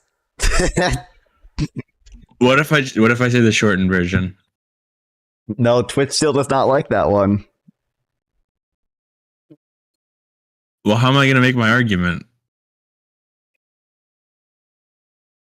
Okay, wait. Okay. Gay people. I think you could tell I was doing air quotes there. Yeah, I think that should get undetected. Yep.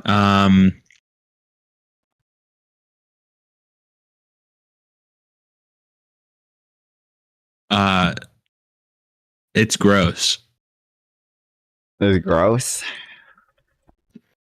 I don't want to see them kiss. I mean, poopy dick is pretty gross. Ain't gonna lie to you, bro. Okay, so I won both arguments. Well, I mean, I don't think just because it's gross, we should. Okay, well.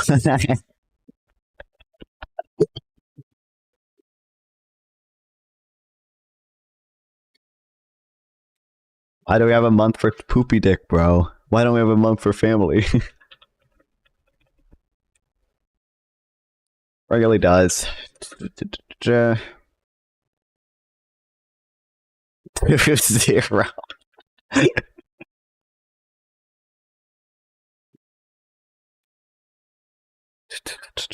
Reviews of Fed operations.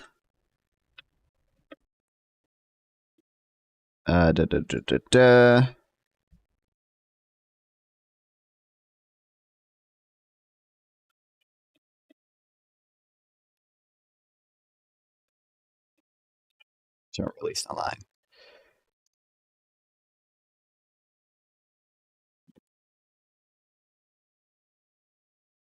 So what does Audit the Fed actually do? The principal effect of the bill would be to make meeting by meeting monetary policy decisions subject to congressional review and potentially congressional pressure.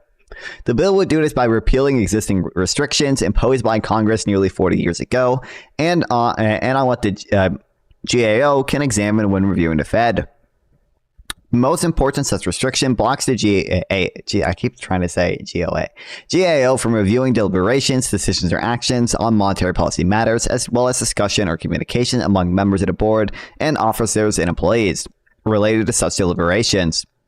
The repeal of existing restrictions would accordingly allow the GAO to review all materials and transcripts related to the meeting of Fed's open market the Fed's Federal Open Market Committee, FOMC, at essentially any time and require the GAO at congressional request to provide recommendations on monetary policy, including potentially on individual FOMC interest rate decisions. Effective congressional oversight of the Fed is essential, of course, but it involves complex trade-offs. On the other hand, Congress has the ultimate responsibility of assuring itself and public that monetary policy is being conducted reasonably and in the national interest. On the other hand, institutionally, Congress is not well suited to make monetary policy decisions itself because of the technical and time-sensitive nature of those decisions. Moreover, both historical and formal studies, for example, here, and here, have shown that monetary policy achieves better results when central bankers are allowed to focus on a long-term interest of the economy, free of short-term political considerations. I should have these all linked somewhere. I probably already have one of them.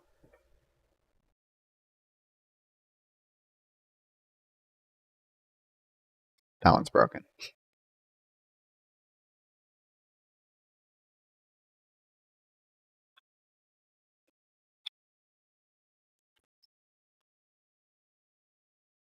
But on the Fed, it does.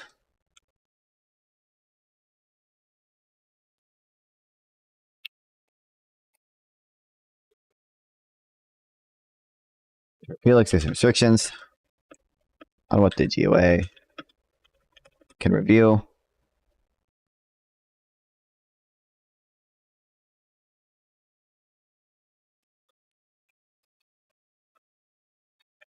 And most important being the deliberations, decisions, or actions on monetary policy matters, as well as discussions, communications among and between the board and officers and employees. Repeal existing restrictions would accordingly allow the UA to view all materials as transcripts and congressional requests, provide recommendations on monetary policy.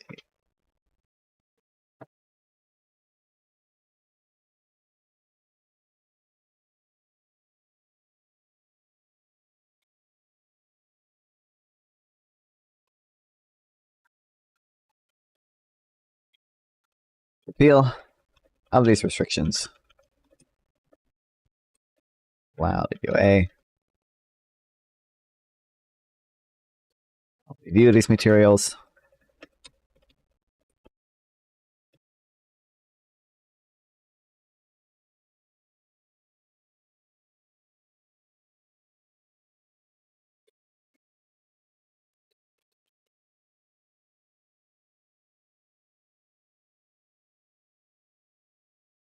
That request. Sorry, wait, am I reading this wrong? Essentially any time and require the GOA, our government request to provide recommendations. GAO, a congressional request to provide recommendations on monetary policy, including potentially on individual FOMC interest rate decisions.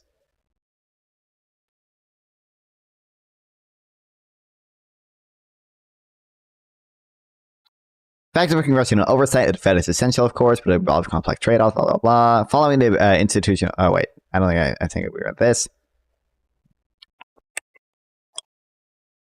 Following international best practice, Congress has for many years effectively managed these trade-offs by setting goals for monetary policy, specifically the policy be set to foster maximum employment and stable prices, and holding the Fed accountable for reaching them. Consistent with the principle of accountability, the Fed is allowed to determine the setting a policy without political interference. This is what is meant by central bank independence. In turn, the Fed must regularly report and explain its decisions to Congress and the public, and in particular must demonstrate that it's meeting its congressional mandate. In practice, the Fed's public communications about policy take many forms. For example, in speeches and other public appearances, Fed policymakers lay out in detail the considerations affecting current and future policy moves, including the arguments on both sides of the issue. The Fed chair faces reporters in 4 press conferences each year and testifies before a variety of congressional committees, including 2 rounds explicitly focused on monetary policy. Public congressional testimonies are supplemented by dozens of meetings and calls each year between the chair and members of Congress, as well as frequent contacts between the Fed and congressional staff members. Detailed minutes of each FOMC meeting are released 3 weeks after the meeting is held, and verbatim transcripts after 5 years. See here for the most recent meeting of 2015, from the December 2015 meetings here for the most recently released transcripts. I don't know they released full transcripts, but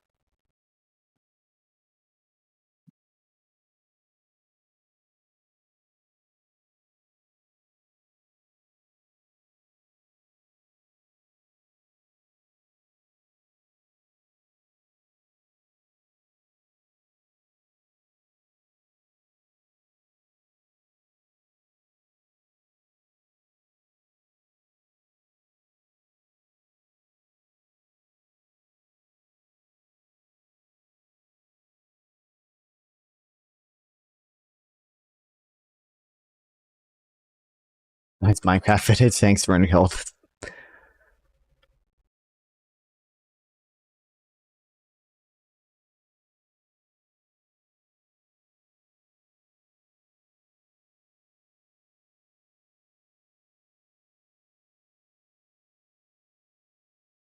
I think I have this one already, actually. I think it's the one sample sent that has the... I'm looking for the chart I have. Oh, Ian Hybe. Is Ian... Do you know Ian Hartman? My favorite anti-Semite. Let's go. Let's go.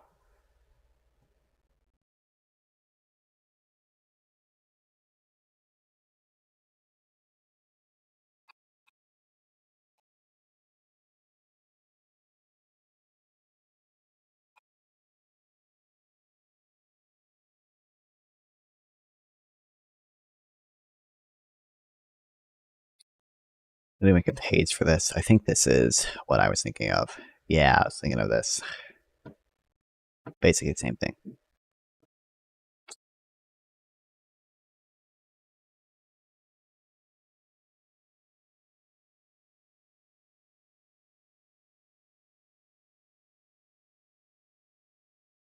Fed policymakers also release each quarter their individual economic forecasts, including their forecast of future interest rate path needed to meet legislative objectives. I thought his shoe rants in my chat were for me only.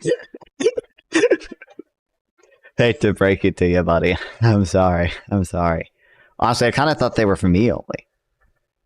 I'm upset too. We've both been wronged. We've both been horribly harmed.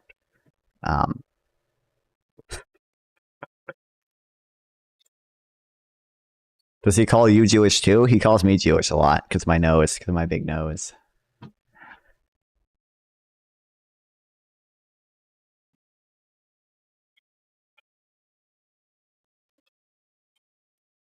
Short for the Fed. It's essential.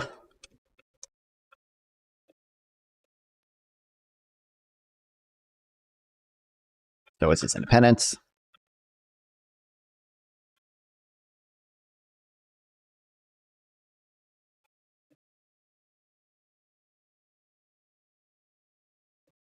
Yeah, well, behaved. Oh, man. Ian, why? I don't know if he's here anymore. I might have scared him off.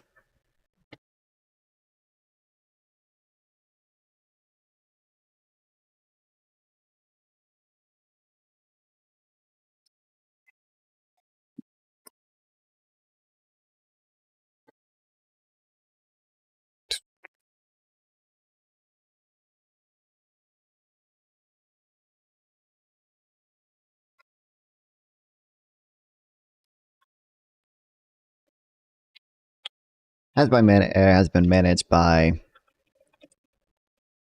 letting Congress set the policy goals. Currently being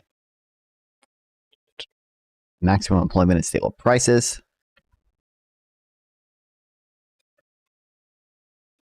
And letting the Fed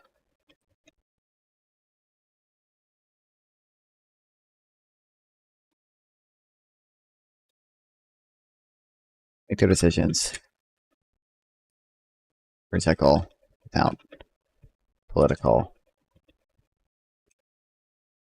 interference.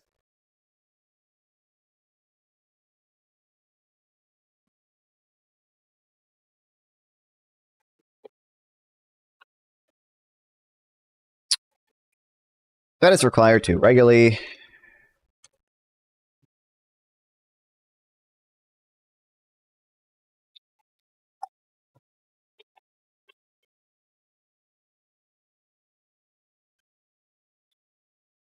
demonstrate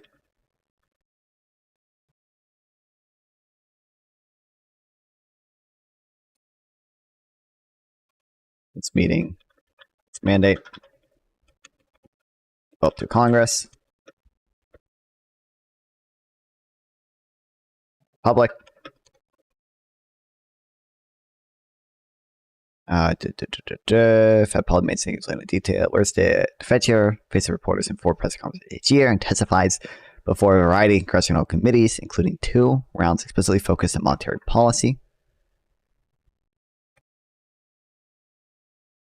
Public congressional testimonies are followed by dozens of meetings and calls, as well as frequent contact. Okay.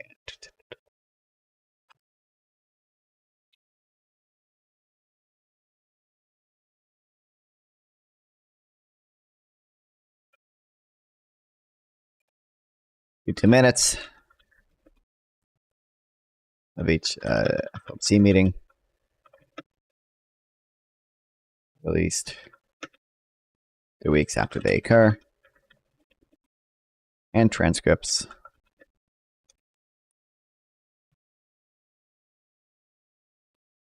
Or at least 5 years.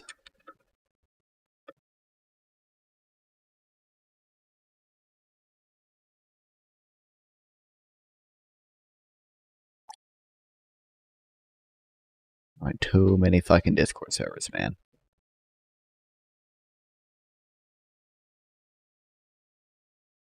Oh no.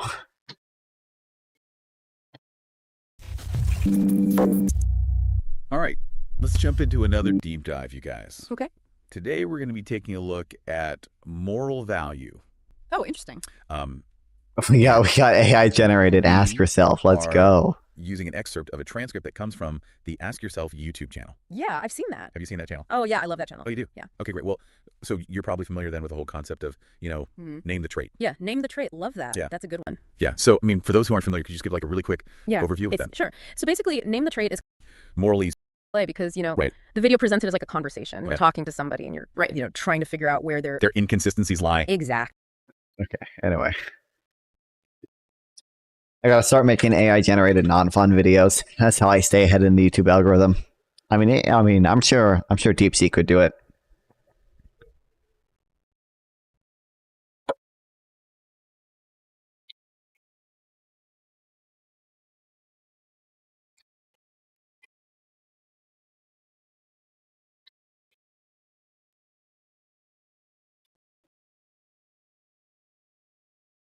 And policymakers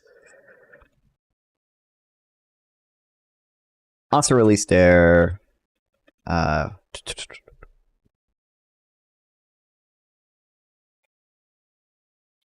individual forecast order. Also, I never fucking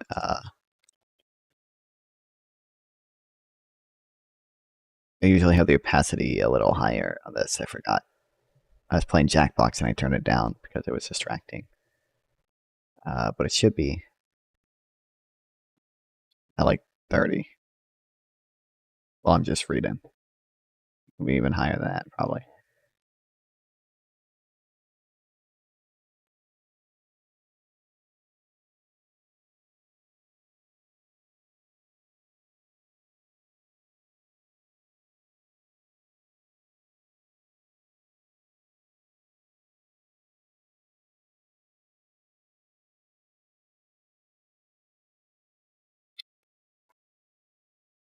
It's just linked to his. I'm assuming.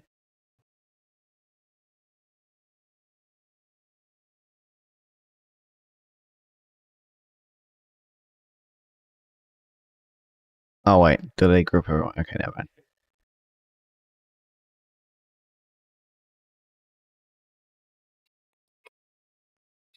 Feds just strive to continue to strive to improve its transparency and accountability, and in particular, ensure that Congress has all the information it needs to fulfill its oversight responsibilities. However, this goal is not best achieved by overturning longstanding practice and effectively inserting Congress and the GAO into monetary policy decisions, calling into question the Fed's independence.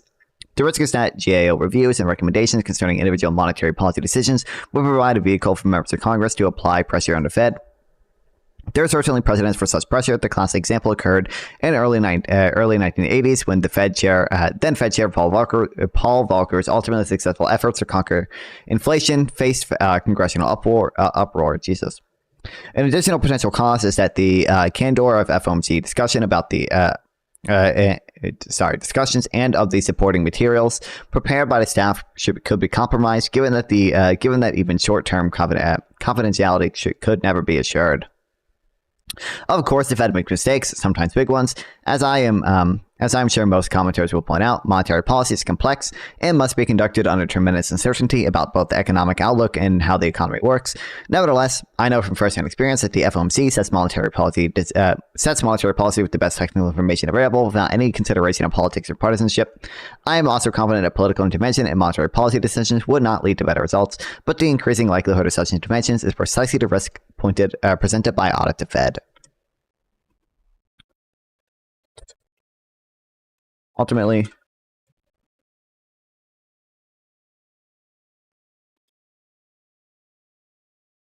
the Audit the Fed bill simply provides a mechanism for congressional pressure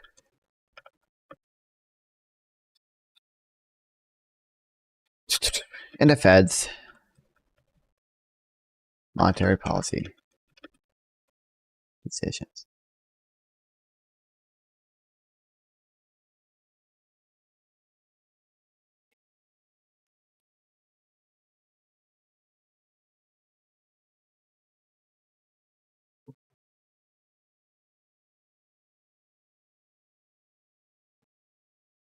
But again, I'm still 100%, 100% confident in this assessment. Okay. Okay. Right. Of course, in reality, not 100%, whatever. But essentially 100% confident. Okay. Very confident. High conviction take here that Trump does not think the Fed is bad. Trump doesn't care about auditing the Fed. Elon Musk doesn't think the Fed is bad. They don't care about actually auditing the Fed. They don't care. They don't. I don't even know if they have a strong opinion on like whether the interest rate hikes in 2018 were good or bad. Yes, Bob Marley, yes.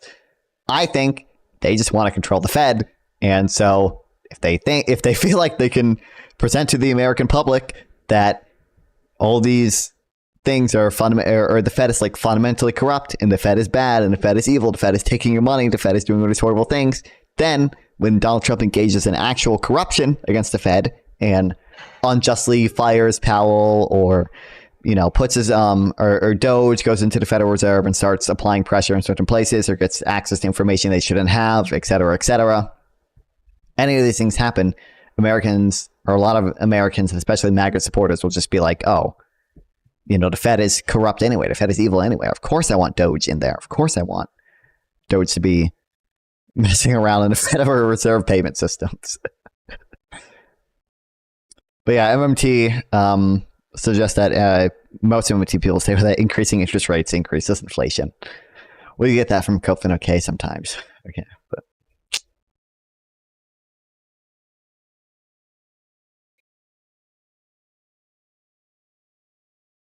dumb. This is funny.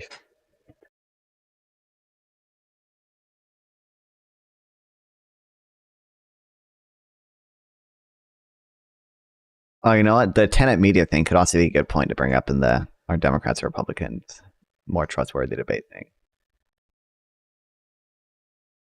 I definitely have this thing already written down.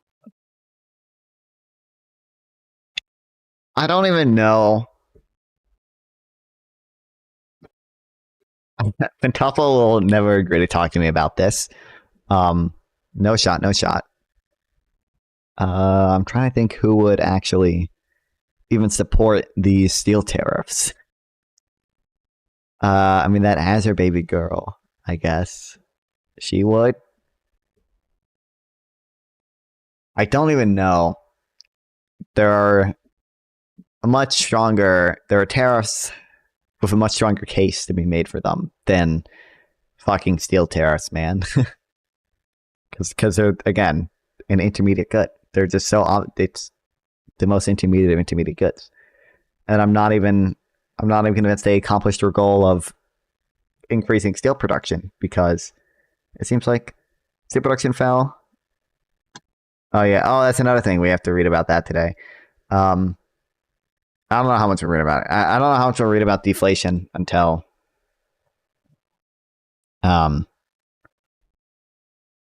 we do more central bank reading. But I also think Elon Musk doesn't actually want Trump doesn't actually want these people don't want deflation. These people don't want zero inflation or anything. All these people, again, they're just trying to paint the picture that the Fed is like corrupt and evil, and therefore we should like politically control the Fed.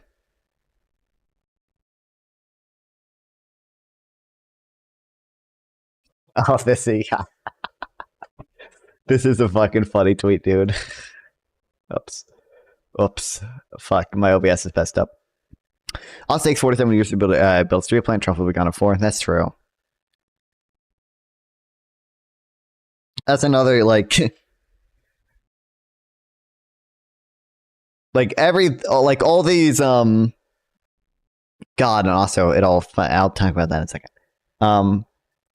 Like all these arguments are like, oh, actually tariffs will lower prices in the long run because production will move here and there'll be economies of scale and it'll actually be good and the price will be lower and everything.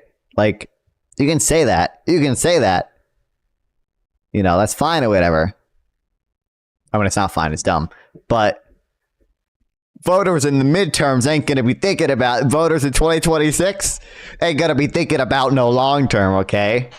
They're going to be thinking about my egg prices are high now. I got to vote in the fucking Democrats, okay? And also, it will annoy me that Donald Trump will be standing in front of some factory funded by the IRA or funded by the Chips and Science Act and say, look at how much we brought manufacturing back, guys. Look at this. Look at this. Kill me.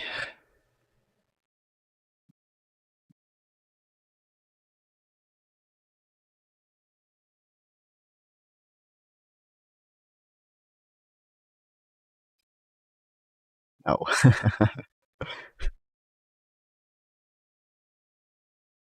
I don't believe there's really good evidence that interest rates usually increase inflation.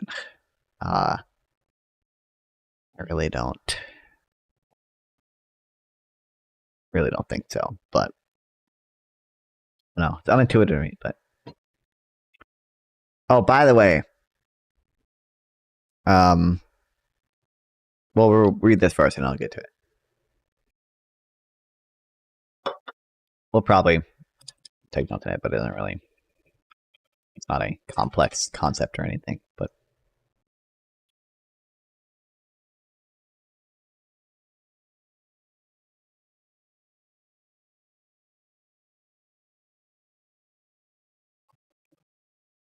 I love how Furman says it, but the NK workhorse model that Fed uses has interest income at high levels of government debt, but they assume MPC has to be zero. Emblematic how some macro econ is more of an ideology. Real.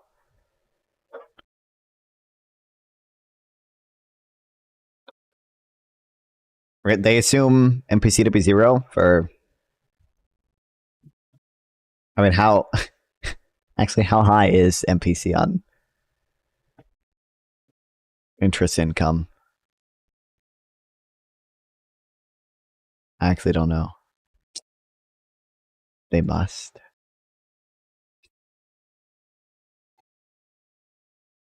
Every once in a while, one will hear an argument for protectionism that tariffs will ultimately lead to lower prices. The argument they make is that they make is an adjusted form of the infant industry argument.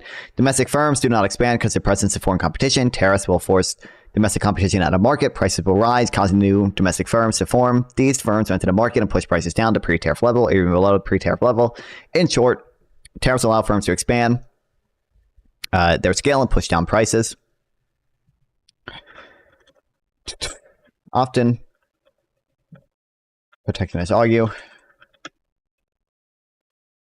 this will only increase prices in the short term.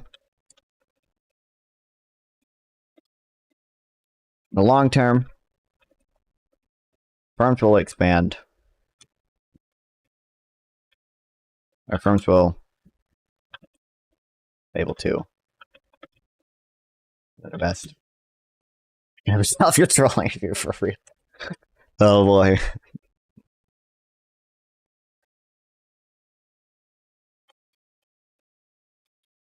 Due to the reduced foreign competition,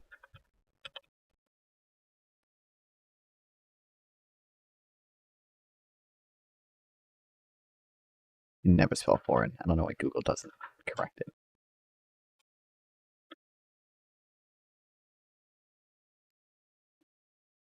Trump's policies making Democrats more popular. Right now, I don't know for sure. I would lean. I don't know. I don't know how the average voter thinks about it. So like, I don't know. Like when the median voter hears Trump just froze all spending for U.S. aid, potentially unconstitutionally, and the court ordered him to stop. I don't know how the median voter feels about that. I don't know if the median voter is of like, this is like a sort of uniquely bad thing, or if the median voter is like, this is maybe bad, but all presidents do shit like this, or if the median voter is US aid was corrupt and we needed to get rid of it. It's good that Trump did this. I honestly don't know how the median voter feels about that. I don't know. It depends. It depends on what media they're consuming. I know exactly how the regular voter feels about the USAID stuff. How do I feel about it?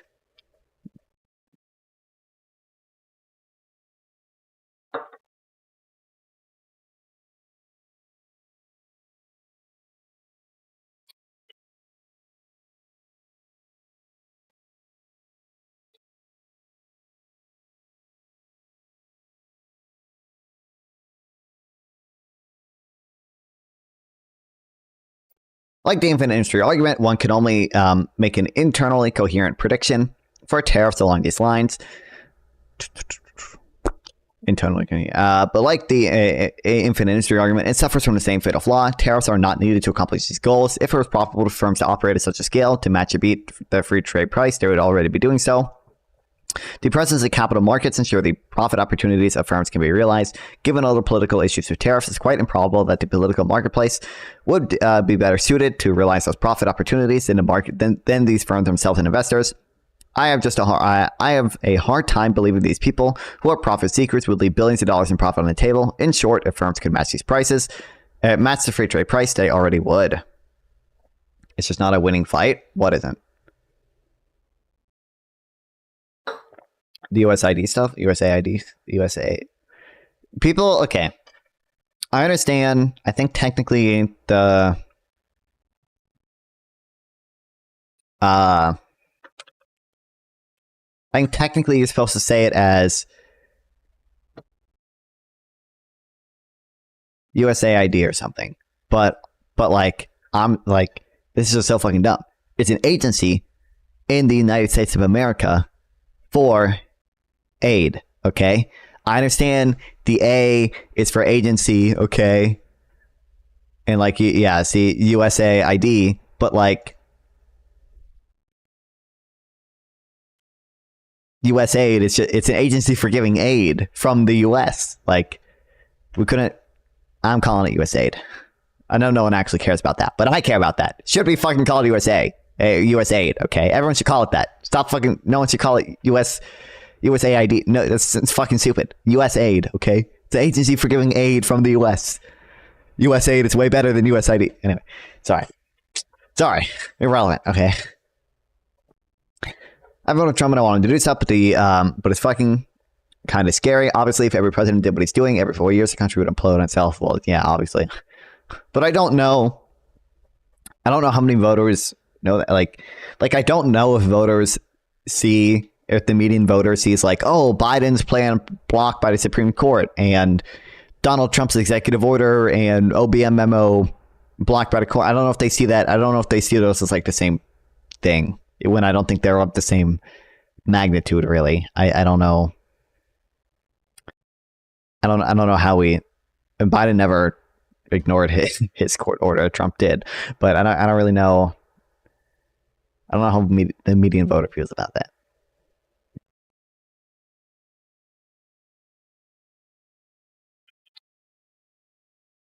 However, it's for the case. Profit-seeking firms, investors would already be making these investments.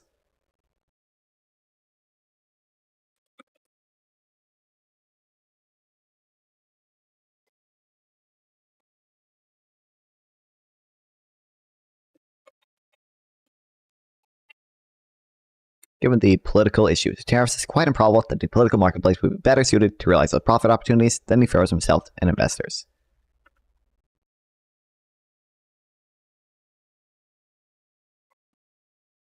Financial markets allocate resources through time. By borrowing, firms and individuals can sacrifice some consumption in the future for consumption now. Firms in practice borrow to expand, fund new technology, new projects, etc. that could take years to pay off. These sorts of transactions occur all the time to the tune of trillions of dollars per day. How could politicians properly identify profit opportunities in those? Profit opportunities those in the know do not know.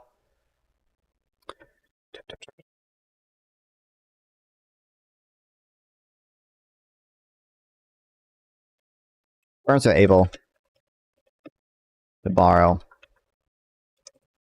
and expand, or to borrow in order to expand, develop new technologies.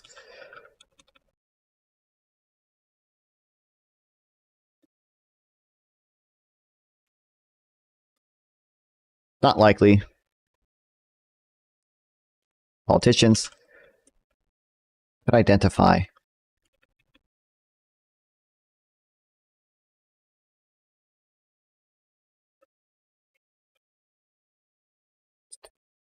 opportunities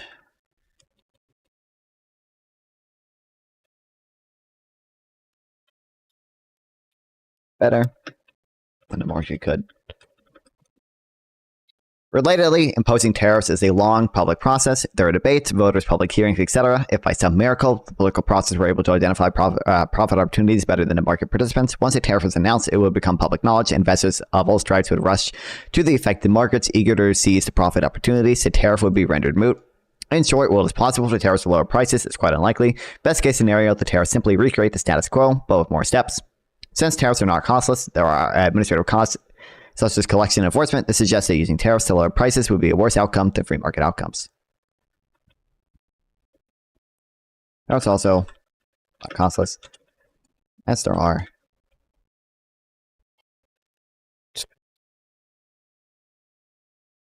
administrative cost and enforcement, election,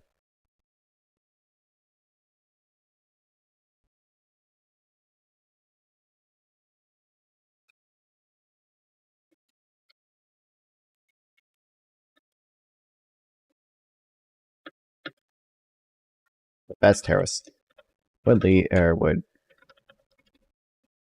recreate the status quo with extra cost.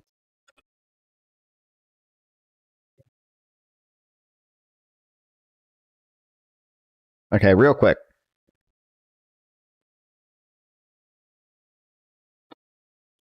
I need you guys to tell me if we think how we have this right now is better, the lighting, or if it'd be better to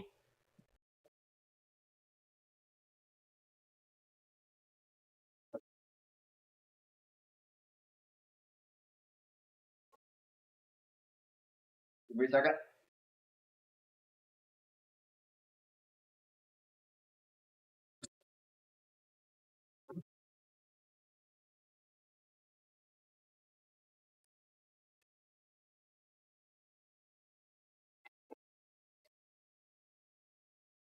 It looks horrible right now. I want to say it like this. Okay, give me a second. Give it a second. Or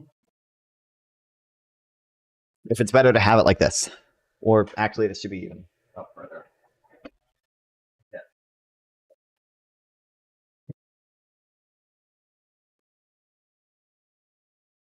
This way, I don't know if I like it or not.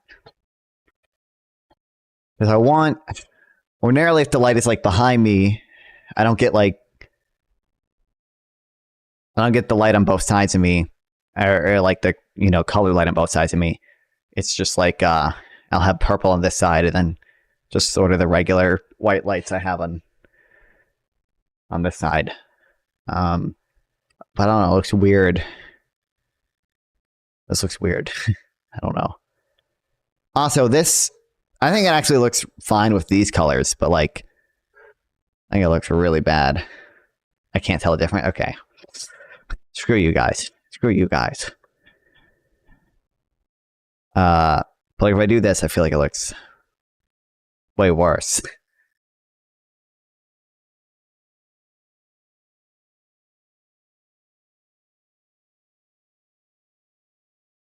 I don't know. Also more inconvenient to have it like this because it's the way I had the light. It's like in the way of my closet, and it's I have to move it after I stop streaming. It isn't a ton of work, but it's also I need it to be higher. Otherwise, the light just fucking shines. I can like see it out the corner of my eye, and it's really bright. It's probably not good for my eyes.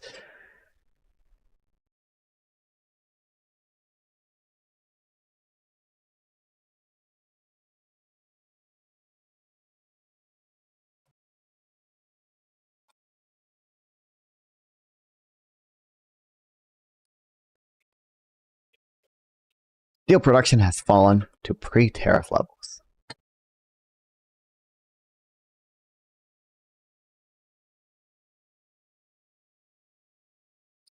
Former President Donald Trump's decision to impose huge new tariffs on imported steel came with an explicit promise about resurrecting the American steel industry. "We're bringing it all back," Trump told reporters in May 2018 as he ordered a placement of 25% tariffs on nearly all steel imported into the U.S. In exchange for making steel prices a little bit more expensive, Trump believed tariffs would boost domestic production, like it used to be in the old days when we actually had steel, he said in August of that same year. And when campaigning for re-election a year later, he was eager to claim credit for taking the steel industry from dead to thriving. But nearly 6 years after those tariffs were announced, government data shows that America's annual steel output has fallen below the level recorded in 2017, the last full year before Trump's tariffs were imposed.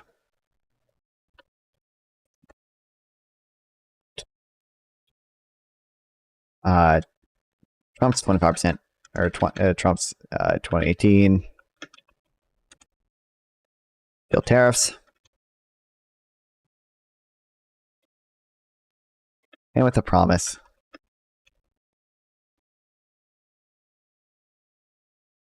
to bring steel production back to the U.S.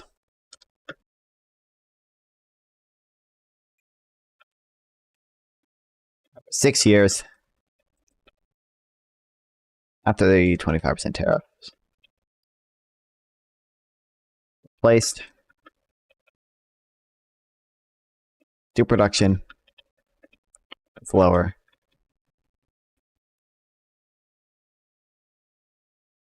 Let's say our steel production now is lower than in 2017 before the tariffs.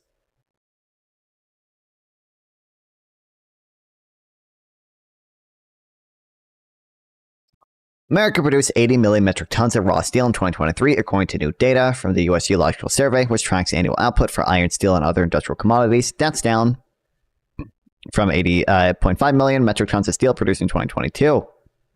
Both figures are below the ring and below the 881.6 million metric tons that were produced in American steel mills in 2017. The U.S. made 80 million metric tons of raw steel in 2023. Less than the 81 metric tons that were poured out of steel mills in 2017.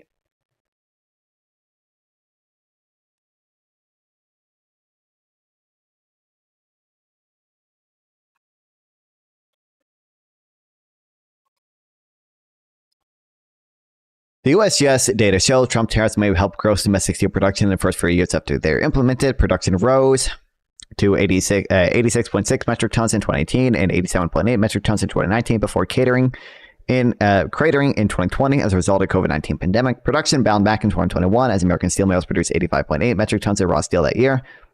Those modest gains in the immediate aftermath of the tariffs seem to have faded away over the past 2 years. Despite Joe Biden's unwillingness to remove the Trump tariffs, which have harmed steel-consuming industries and added to inflation. That pattern of short-term boost in production, followed by a decline later, is exactly what economists would expect to happen after tariffs are imposed, wrote Ed Gracer, a former assistant U.S. Trade Representative and Vice President and Director for Trade and Global Markets at the Progressive Policy Institute.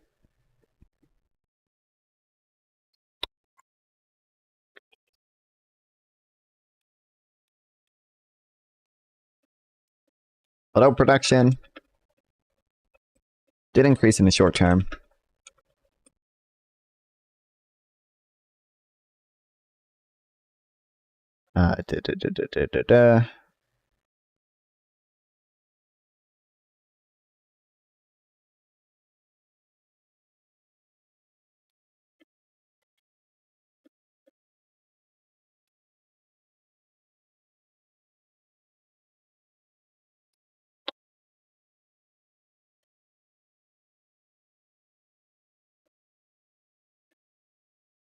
Short-term boost, followed by a later decline.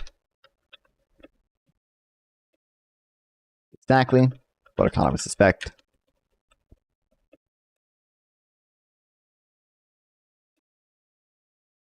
Following a tariff, and then I mention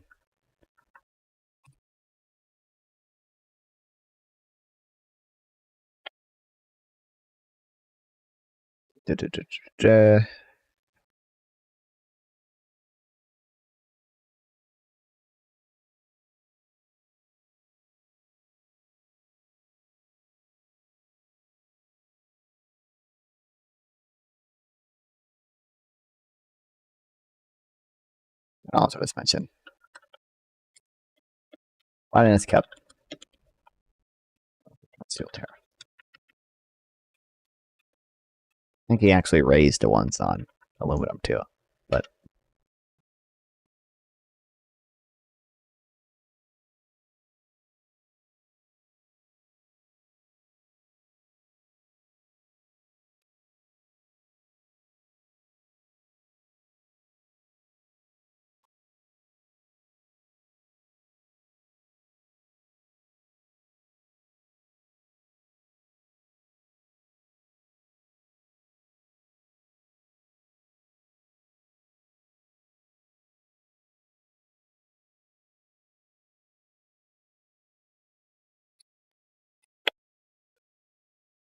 tariffs typically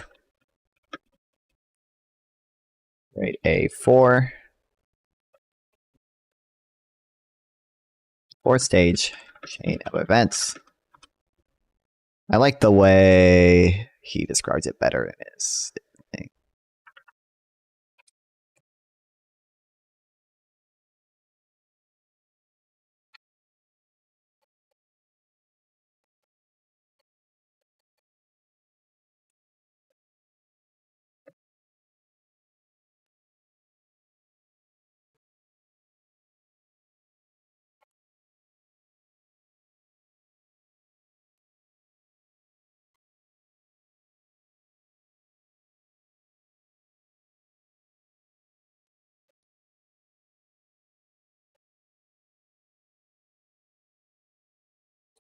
We got this graph might be effective with simply visualizing for smaller people. Oh, yeah, I saw this on Twitter, yeah.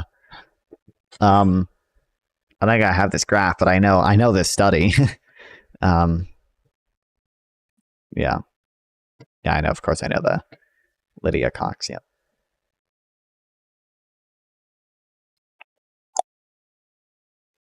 Probably useful, yeah. I saw, of course, you don't think I follow Justin, what's his last name? Wolfers or something on Twitter? Wolfers?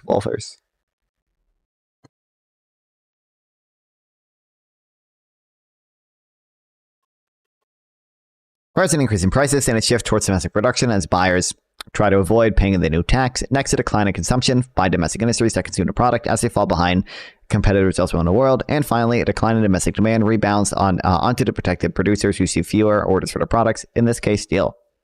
When the Consumer Department formally announced Trump tariffs in 2018, it waved away concerns about the last step in the process. If a reduction in imports can be combined with an increase in domestic steel demand, that would result from military and infrastructure spending. Then the Trump tariffs will enable steel mills to increase operations significantly in the short term and improve the financial viability of the industry over the long term, the department predicted.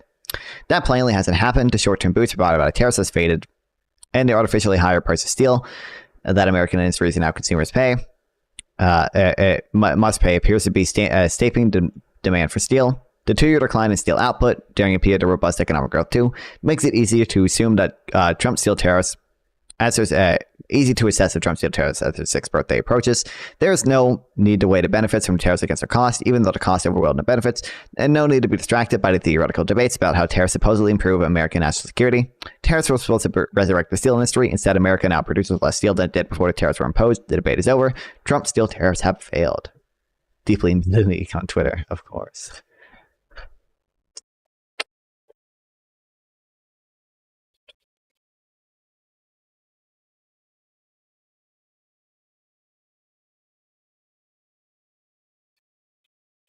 Dismiss the concerns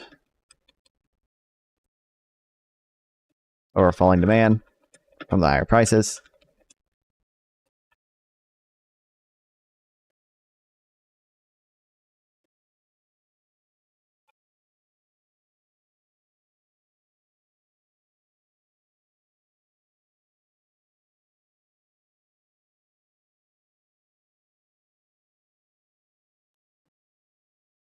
Instead stating we're programmed to use free notes. This is Notion.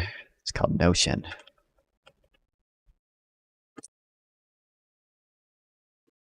Why did it automatically go there? That's not where I wanted to go. Now I just Googled it. Okay. Epic fire moment.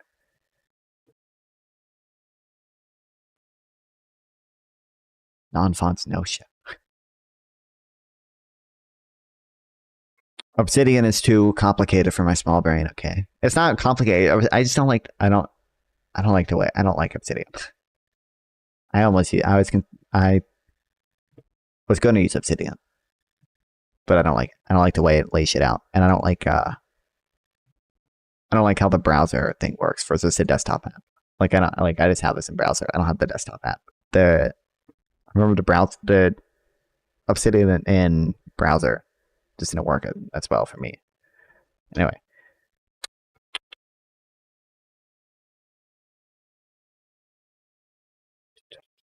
And the result from increased military infrastructure spending.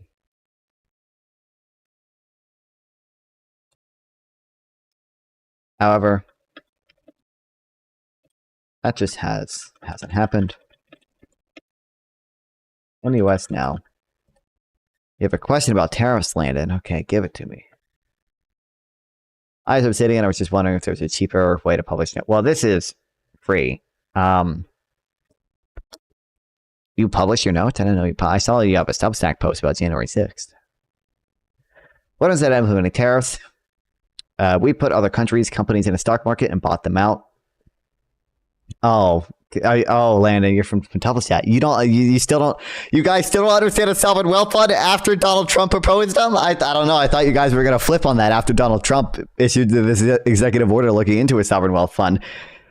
You realize you don't need to put other companies on the stock market to buy them out because one, guess what?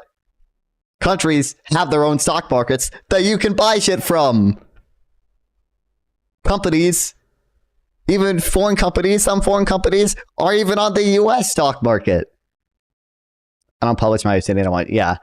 There probably is a better way to publish it on Notion. But like, yeah, it lets me publish my notes. Like I sent this into crowdsource notes chat thing.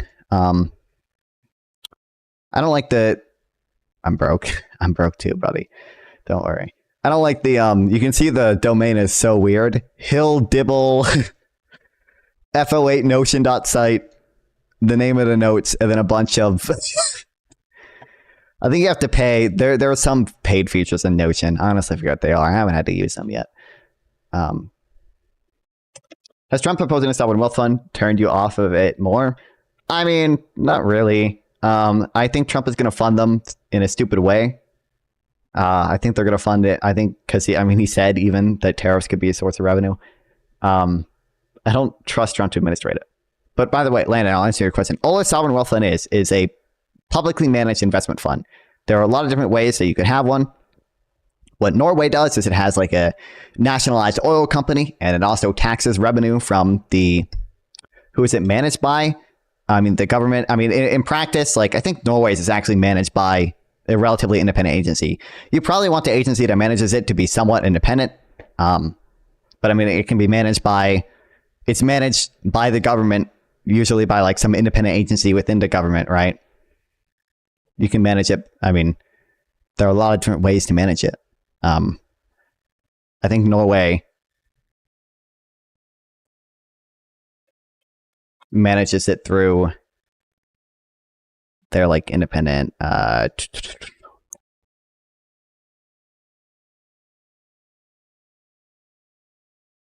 don't know what it's called, independent, whatever. Where is Norway? It's a country in Scandinavia. It's like the northernmost Scandinavian country. right on top of Sweden. I don't know why you need to know that.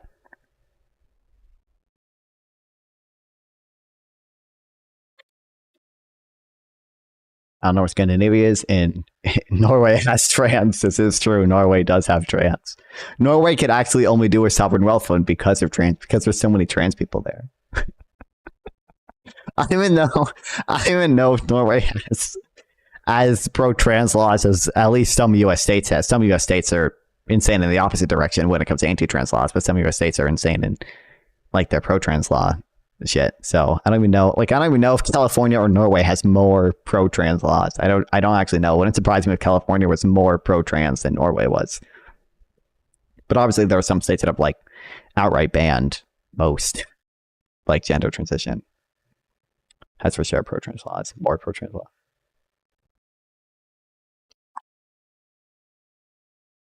Like transmission, that's exactly what I mean, yes. So, yes, terrible transmissions. Dude, I can't wait till Pentuple discovers the VAT talking point. How much you want to bet? A few days from now or whatever, we'll see a Pentuple tweet talking about European VATs.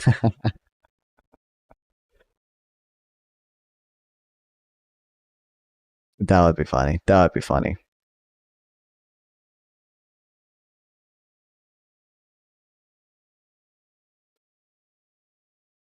Oh no, Gulf of America, oh no. Wait, did Google actually do it already? Want to go on a cruise in the Arctic like Alaska? My family's actually considered going on a cruise in Alaska. I would be interested in it. Yeah, I like the I always forget how to pronounce it. The nice mountains and rivers in Norway, the fjords or whatever. Those are nice. Those look cool. Alaska has some nice like glaciers too. Yeah.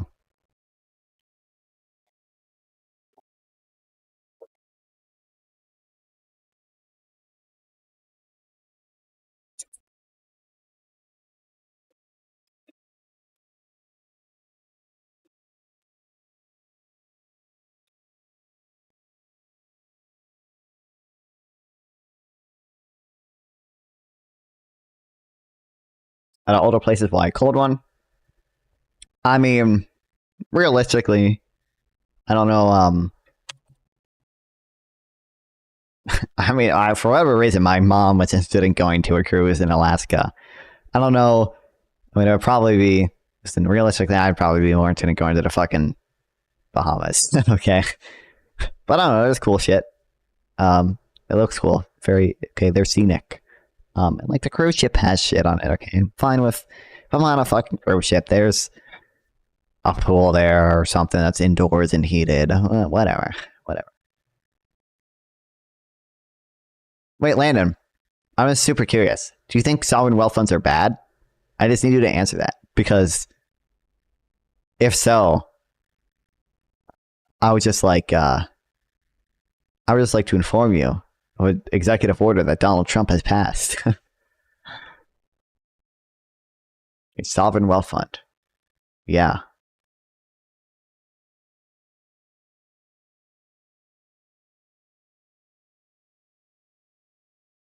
Didn't I just describe to you what a sovereign wealth fund? It's a publicly owned investment fund that invests money usually from resource rents. So the way Norway does it, they extract money from their oil companies. Alaska does the same thing and invest it in securities and stocks and bonds and shit like that. And it's publicly owned and managed, and it's for the benefit of the public, right? So you either, I mean, Alaska just sends out checks to the citizens, right? I think Norway uses it to fund. How can we switch from Social Security to sovereign? I mean, you could just turn Social Security into a sovereign. But anyway, I'll answer that in a second. But I think Alaska just sends out checks to the citizens every year. You can also just use it to fund other parts of the government. Like Norway just uses it as a pension fund. It's my understanding. I think Norway uses it for other things too, but they use it a lot as a pension fund.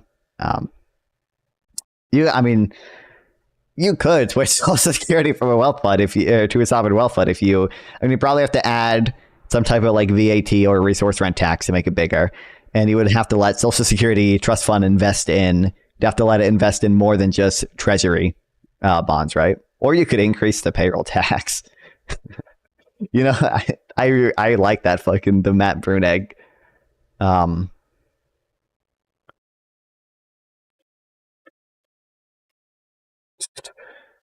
Matt Brunegg like Destiny Bridges episode was like, you know, these other countries can just have like 30%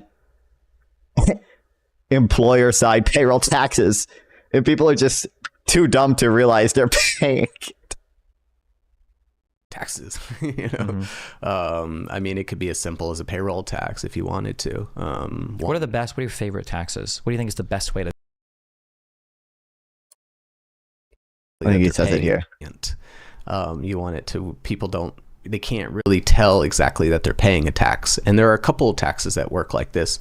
So the employer side payroll tax works like this, where, you know, every dollar you pay your worker, you have to pay 6% to the Social Security Administration, or 6.2%. That amount the employee never sees this. The employee also has the employee side of the Social Security tax, but the employer side is like totally opaque to them. And in Sweden, that tax is over 30%. Jesus. Okay. That's okay. But Sorry. I heard a little bit, but I understand. It all gets factored into wages, right? So ultimately it's the worker who pays, but it's opaque, right? So the employer goes, okay, look, if every dollar I have to pay to a worker, I have to also pay 30 cents to the state. Let me do the math. The worker needs to get paid this instead. So it all works out. It's not a problem for profitability or anything like that. This reminds me real quick of bringing Europeans to the United States. Public finance. Let's just do tax. Hi, chill, evil, jaded, virtue signaling phone. What is this? Oh, what the Trump saying? Yeah, Sample told me about this. Trump saying he would just end a ceasefire if they didn't release the hostages early. I don't know. I think Sample said this would just be blowing up the second half of the deal. But they're not required to release the hostages by this time, right? It's just him breaking, the pro-peace president just breaking the ceasefire, right? Or am I wrong on that? Or is he just joking around? Is he being serious? It's hard to know. I don't know. He's not trustworthy. One might say, oh, his words aren't, I can't trust his words. One might say that. President Trump on Monday said on Monday that if Hamas didn't release all hostages it is holding in Gaza by noon on Saturday, the ceasefire deal with Israel should be canceled. What about Ohio? What about it? Why it matters. All promises Israel made regarding aid are broken. I haven't read up on that. It could be true. Why it matters. Trump, did Israel make promises to... I know the hope of the deal was that it would allow aid to be distributed better. I don't know what promises did Israel make regarding aid. Comes after Hamas announced early on Monday that it would suspend the release of its free Israeli hostages planned for Saturday due to Israeli violations. Trump said it was his personal opinion Israel can override it, but his comments could box in Israeli Prime Minister Netanyahu. The president made clear that he expects the release of all remaining hostages that Hamas is holding. Driving the news, Hamas said earlier Monday its announcement on delaying the hostages release was a warning message to Israel in order for the mediators to press it to fully implement the deal. An Israeli official said Hamas' announcement could be a response to Trump's Gaza takeover plan and a sign that the group suspects Israeli Prime Minister Netanyahu won't hold serious negotiations about the second phase of the deal. They're not released by 12 o'clock Sunday, but they weren't. Look at Hamas press release. Can you link it? This? No.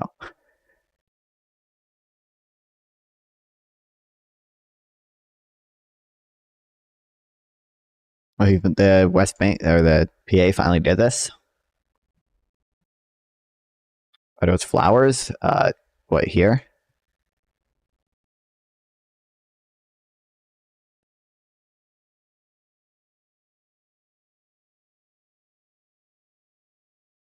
Where are they from? Why would I know that? I have no clue.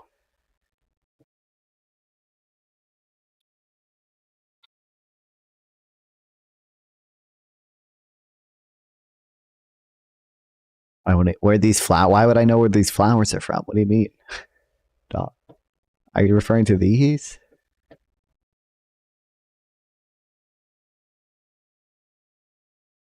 What was it gonna?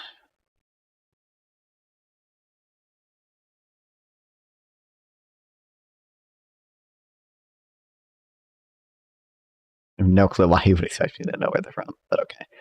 Anyway,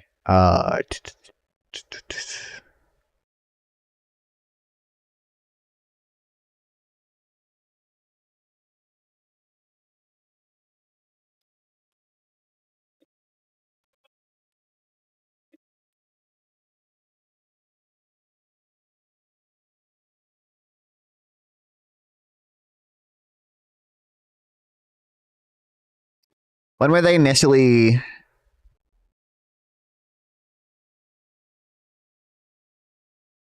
supposed to release all the hostages by? It wasn't by this Sunday, right?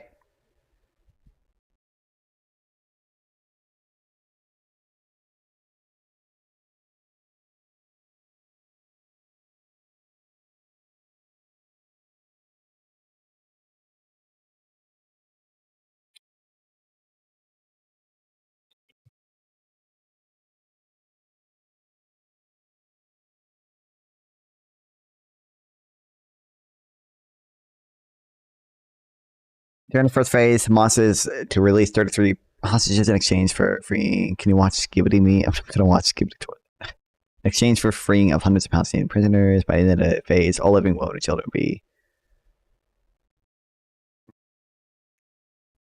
What's the date the first phase is supposed to end? Part of Israeli violations, what was agreed upon, 12,008 trucks, 50 fuel trucks per day. So can you link it? 15 fuel trucks per day, no mobile housing units arrived, 2010, shortage of 3,508 trucks, shortage of 35 fuel trucks per day, hundreds of thousands. Okay.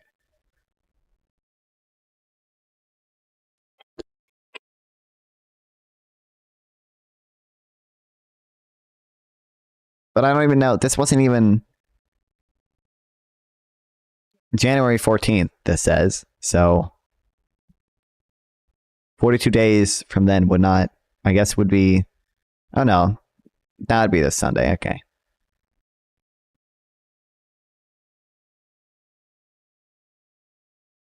Oh no, wait, would it be? I don't know. I'd have to, how many? 31?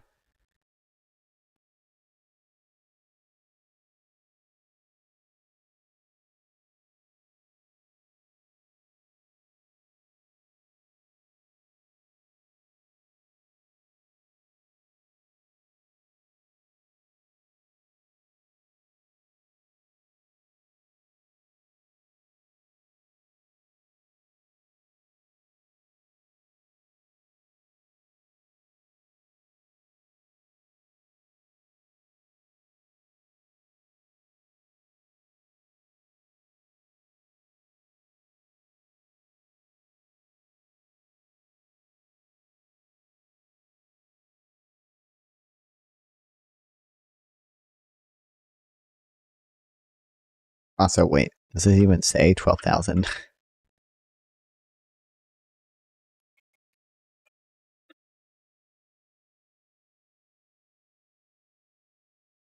$600 trucks per day, 50 was your fuel truck. Okay.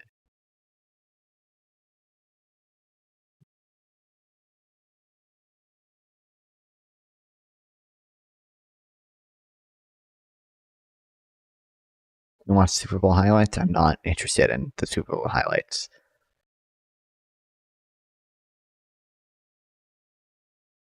Why? I don't watch football.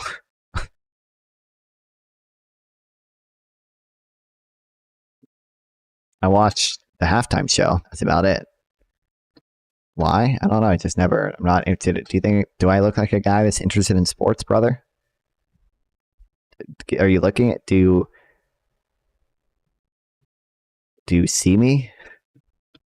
This is a man who looks interested in sports to you.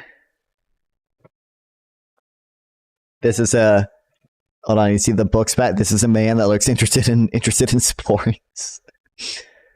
I need a bookshelf. So I saw so they aren't just in a pile. This is a man.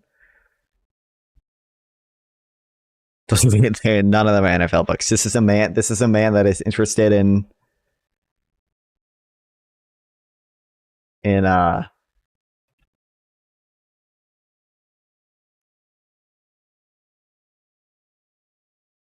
in sports.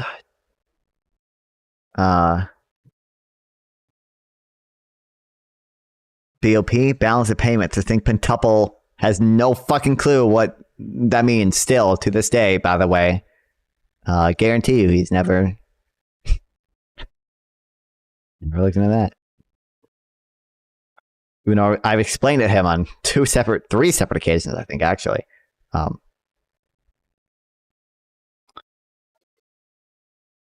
The trans. I am a man. I am an incredibly manly, real, true Sigma male.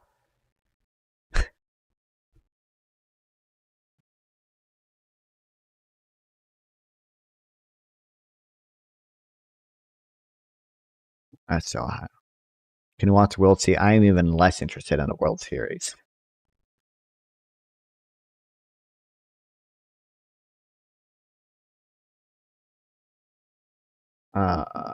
Where did I put?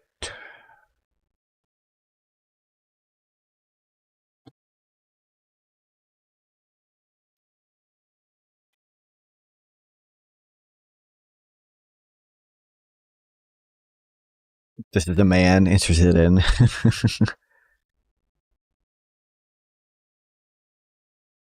Where did I put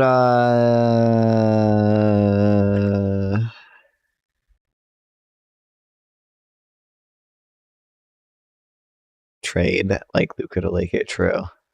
I don't know anything. I saw people were like upset about that, but I honestly have literally no clue who those people are. So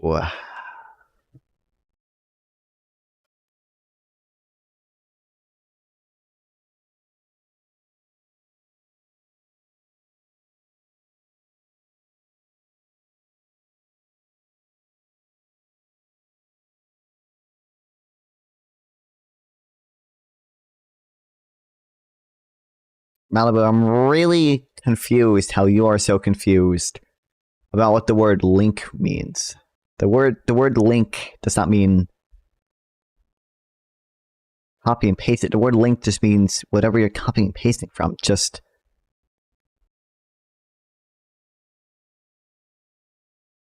copy the link to it. Thoughts on ICE? I mean, there's a certain ICE rate. I don't have an issue with ICE existing to begin with, but I don't like some of the more recent raids that they're doing. It makes drinks cold. Oh, lol, lol, lol, lol, lol, lol, lol.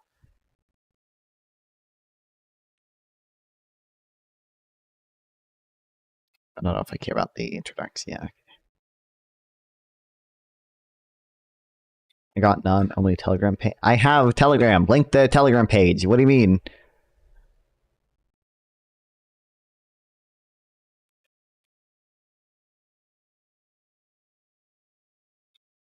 I'm out. This room's too gay and low test. Good to know. True. Wait. What if I do this? What if I bring the high testosterone, ADHD shit back? Okay.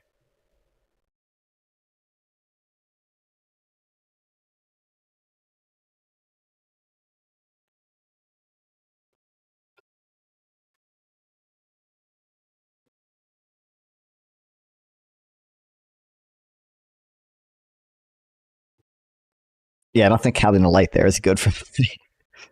For my eye, because the lampshade doesn't cover the top of it, and the top of it is below my eye line, so I see like the brightest, absolute brightest part of it. I don't think it's good.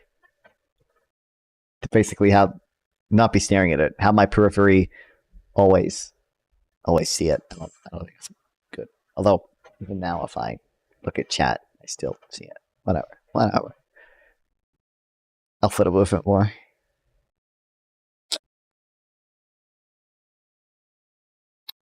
At the conclusion of a class I teach in international commercial policy, I've tried to distill the essence of a 10-week course down to a few simple principles that students might remember long after the final exam is over. In this essay, I expand upon 3 of these principles. I've selected these principles with the aim of correcting some common economic fallacies in the political debate over U.S. trade policy. The principles are a bit more subtle, and were appointed, and then elementary first principles such as voluntary exchange is generally beneficial, a proposition that almost everyone accepts, but rarely settles a practical policy issue. Indeed, these principles might seem to be mistaken on first reading. Many readers whose understanding of trade issues is derived mainly from newspaper accounts, and yet I believe they can be explained persuasively and illustrated with straightforward data and examples that demonstrate their practical relevance. Most of all, these three principles are offered as examples of important, enduring knowledge about international trade, as opposed to the unstructured or tenuously structured information about trade that comes our way every day. Each principle is the distillation of generations of serious thinking about the nature of trade among nations, thinking that has endured much longer than the ad hoc arguments and partial information of political debate. This thinking can help us make sense of information supplied by politicians and interest groups. Major improvements in U.S. trade policy may be out of reach at the present time, but a greater understanding of the three principles offered herein would improve the trade policy debate. 1. A tax on imports is a tax on export. The first proposition is that a tax on imports is equivalent to a tax on exports. Any restraint on imports also acts in effect as a restraint on exports. The conversion of this proposition is also true. When a government undertakes policies to expand the volume of exports, it cannot help but to expand the value of imports as well. The fundamental reason for this truth is that exports and imports are the flip side of the same coin. Exports are necessary to generate earnings to pay for imports, or exports are goods a country must give up in order to acquire imports.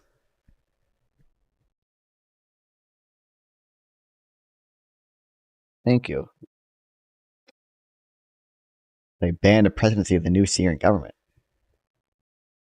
This isn't even what you were. Why did you just link the account and not like the post? Okay, whatever. I'll believe you. Whatever. Exports and imports are inherently interdependent. And in policy that reduces one will also reduce the other.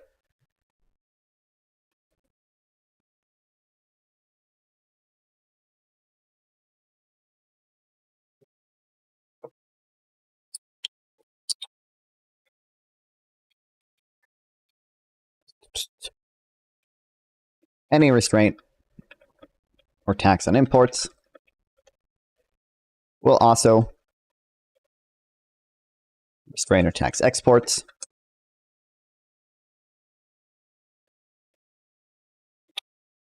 Those are the flip sides.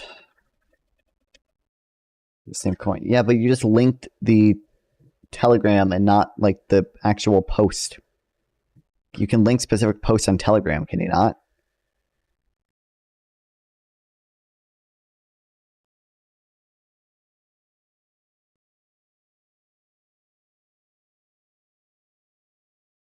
But also, if you link to Twitter, I would assume that they also posted it on Twitter, but whatever.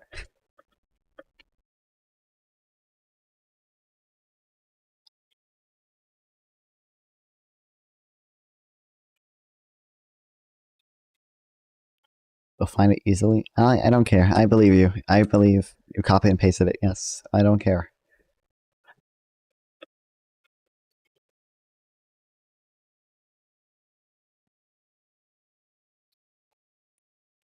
Exports are required to generate the earnings. Pay for imports.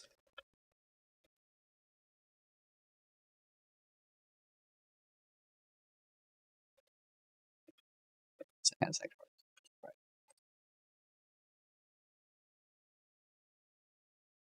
At one level, the idea that import restraints will reduce exports is simple and straightforward. If foreign currencies are blocked in their if foreign countries are blocked in their ability to sell goods in the United States, for example, they will be unable to earn the dollars needed to purchase U.S. goods. In policy discussions about international trade, however, there is a tendency to view a country's exports and imports as being separate, independent phenomena. In this view, government policy can diminish imports without adversely affecting exports or vice versa. This is erroneous because exports and imports do not wander far from one another. The two are inexorably linked, even if the mechanism by which they are linked is not immediately obvious. Trade imbalances will be considered in Proposition 3. Before I present some simple data to illustrate this point, let me briefly discuss the intellectual history of the proposition. Economists... Okay, hold on. Well...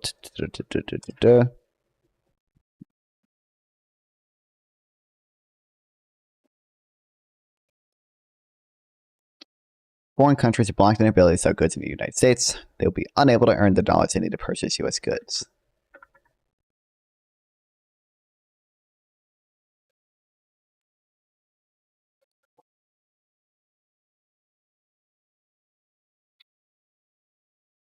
Economists will recognize it as the Lerner symmetry theorem, named for the distinguished economist Abba Lerner, who wrote a short but brilliant paper on the subject as a graduate at the London School of Economics in the mid-1930s. Lerner established the formal truth of the proposition, but it had been a feature of trade policy debates long before then. The principle was used extensively in the House of Commons in the early 1840s, and before, when the Parliament was considering whether to repeal corn laws, legislation that limited British grain imports. What's going on? Members in favor of the repeal argue that import tariffs restrained exports and manufacturers, and that allowing greater imports of wheat would lead directly to more exports of textiles. One member of Parliament, James Deacon Hume, is recognized as saying that he did not expect to hear it denied that every import must be paid for by an export. If so, every quarter of wheat imported put into employment some manufacturer to pay for the import. The similarity between import and export taxes was recognized even in the 17th century English mercantilist literature. Popular understanding of the mercantilist doctrine is that trade barriers were recommended in order to achieve, among other things, a balanced trade surplus. By my reading of the literature, 17th century mercantilist writers certainly wanted to achieve a trade surplus, but they were not at all sanguine about the efficacy of import tariffs in achieving the objective.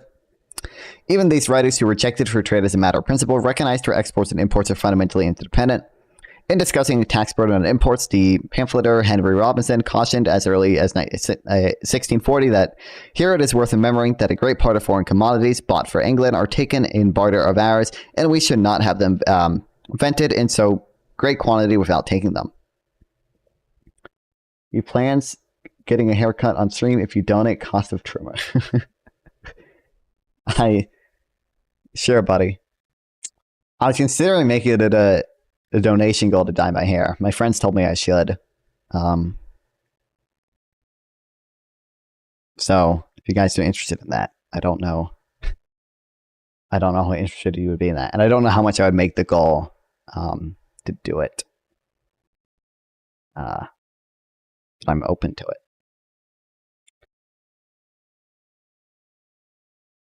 In 1680, William Petty took this point to a logical conclusion. For the opening of a sufficient foreign vent and market for our home commodities, it is not only necessary to remove all unequal clogs on mere exportation, but also on those imported goods, because you'll end up like Bernie if you don't add, I don't know what that is, on your scalp. Good to know. I don't think I've dyed my hair before. I don't know what exactly they put on my scalp.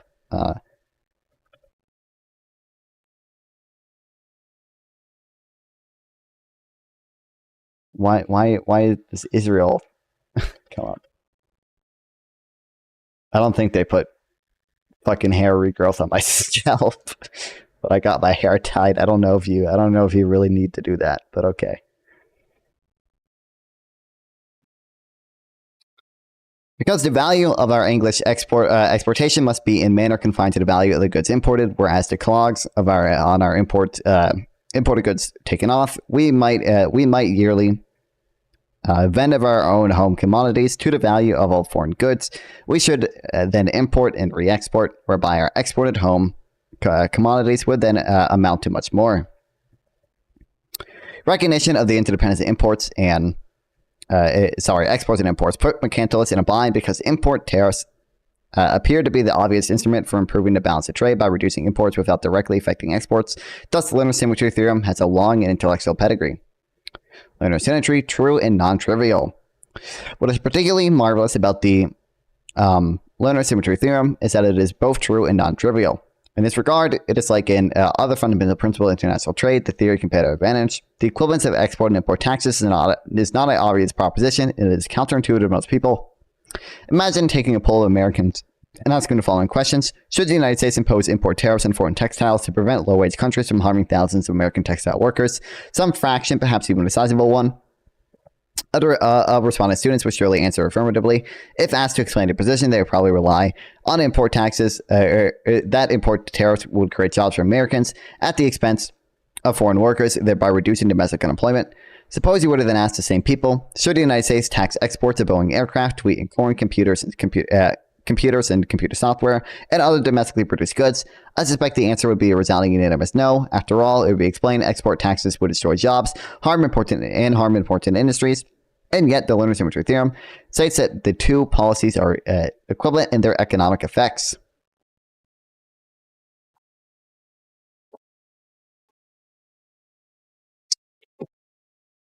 I guess I'll include that. I don't know if I care to include like the old mercantilist thing. No, I'll say.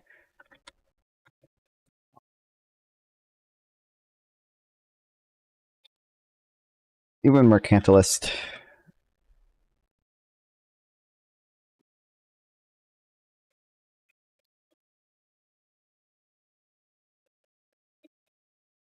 The 17th century.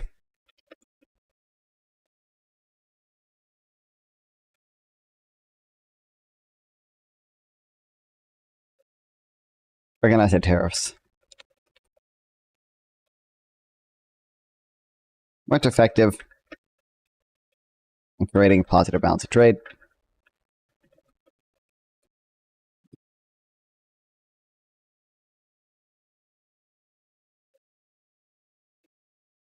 For this very reason.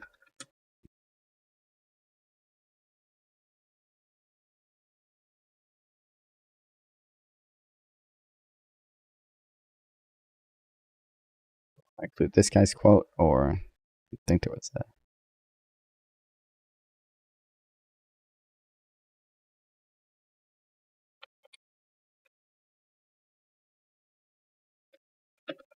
Put it in 1680, I think it was. Yeah.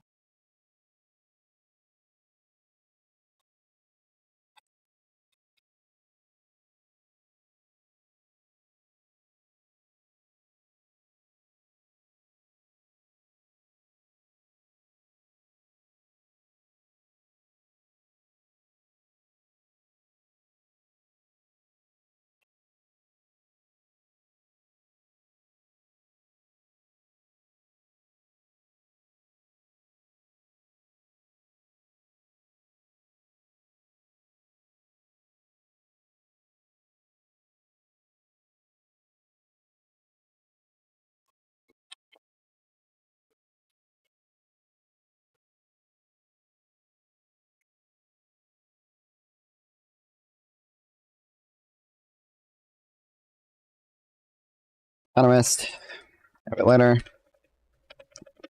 Establish this principle.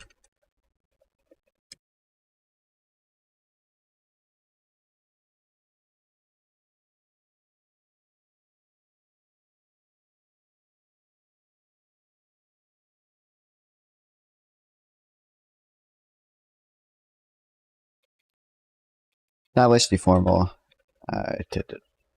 proof of this principle.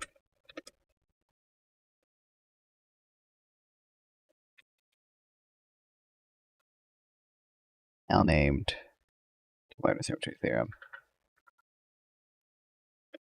To her. I need to do more React content. I don't have much React. I am doing React content. What do you mean? I'm reacting to this epic book. Not really a book, kind of a book. I think technically it's a book, but a short book, 40-page book. And a lot of that is that, table of contents and shit too. So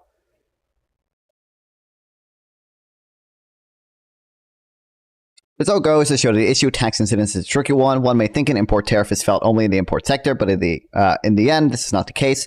Because the economic equivalent to export and import taxation is not intuitive, clearly, they are unlikely to be considered the equivalent in the political arena.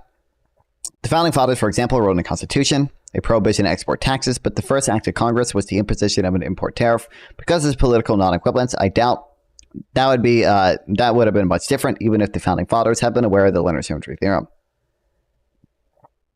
Genius move here, actually. You look a little too Canadian. I'm calling ice. I look Canadian now. I don't know if I like.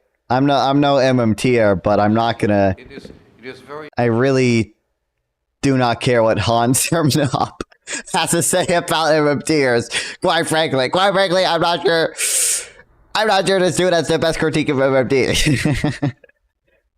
Important in these replies to people like Krugman that we don't get involved in technical details, but ask them questions almost like a child. Explain to me how the increase in paper pieces can possibly make a society richer. If that was the case, explain to me why is there still poverty in the world? Isn't every central bank in the world capable of printing as much paper as they want? And do you then think the society, the world as a whole would be richer? I'm sure the guy cannot answer this type of question. Nobody can answer this type of question. But again, we get far too much bogged down in answering technical details of his argument instead of always repeating this question. Please explain to me how a piece of paper can make society richer. I mean, like, quite obviously, there's nominal rigidities. I don't know if he rejects that nominal rigidities are a thing. There can be used to devaluing the dollar and preventing, like, preventing nominal rigidities, preventing, because wages are sticky.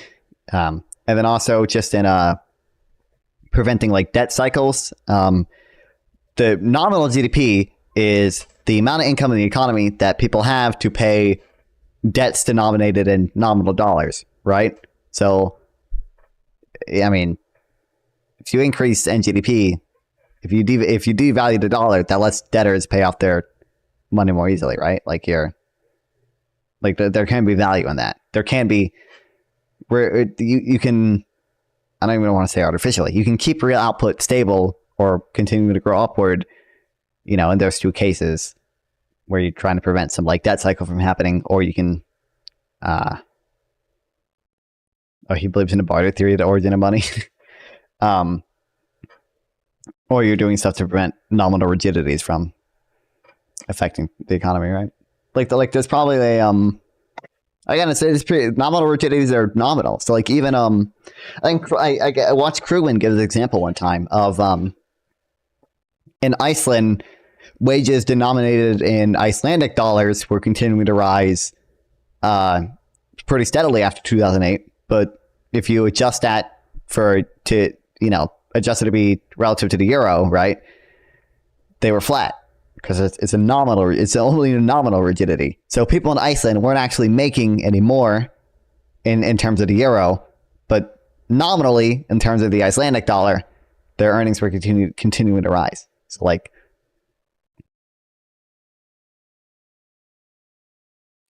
I'm sure Kopernik has issues with what he said too. So.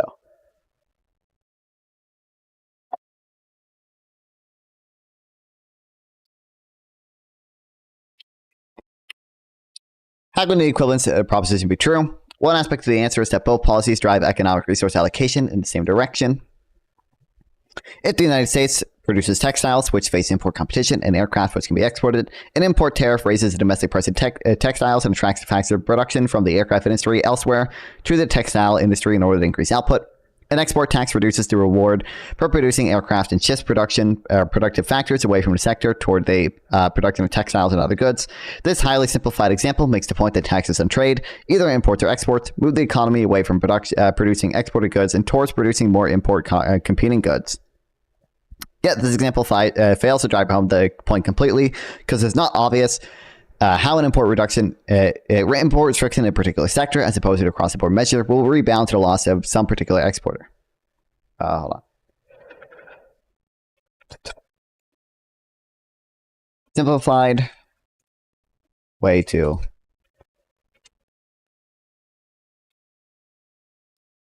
understand its symmetry.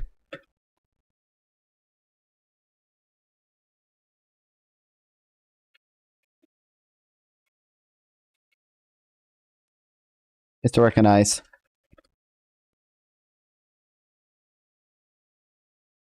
both an import tax, an export tax, move resource allocation in the same direction.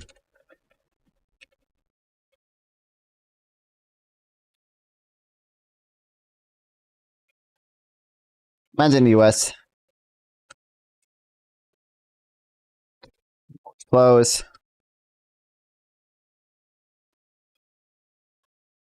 Exports aircrafts.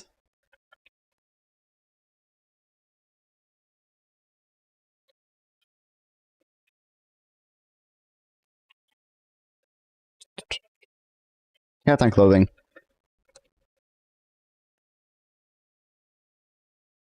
Raises their domestic price.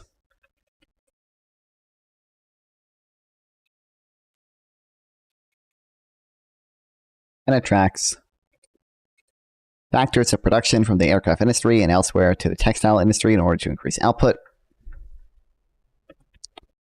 An export tax reduces the reward for producing aircraft.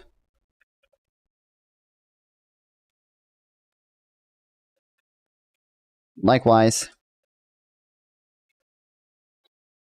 shift productive factors away from that sector and towards the production of textile and other goods.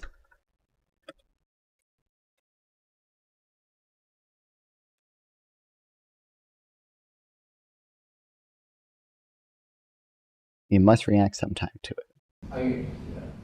Again, yes. Central. yes, I don't. Why are we?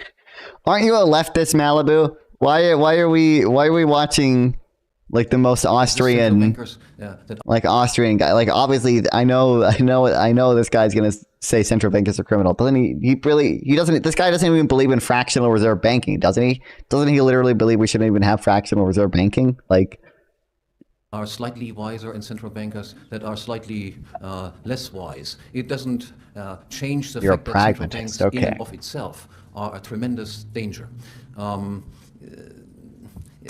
You see, it's almost the same. People sometimes ask me, you compare government with a criminal organization. How can you say that there are very important differences between the United States, let's say, and the former Soviet Union?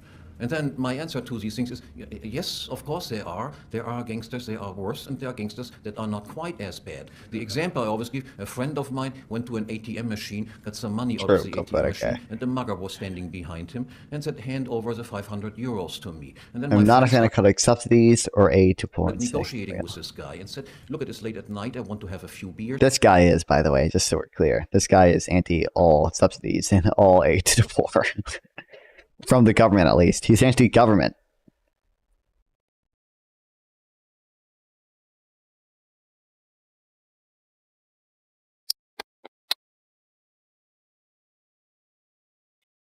However, this example, as a drive home, point that an import restriction in a particular sector, as opposed to a cross-border measure, will rebound to the loss of some particular exporter. So what mechanism specifically links a country's exports and imports to one another? The mechanism can be complex and subtle, but focusing on the foreign exchange market can perhaps illustrate what is going on.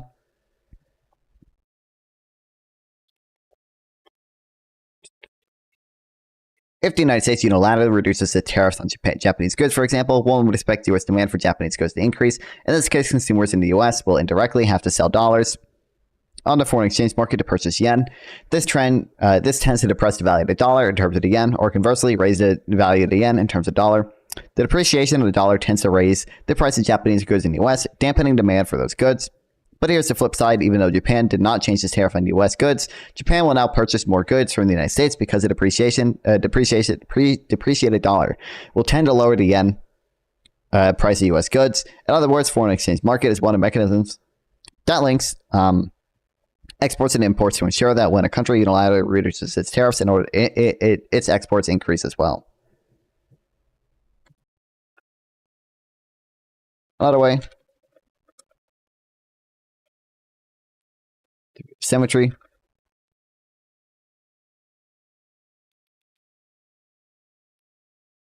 It's through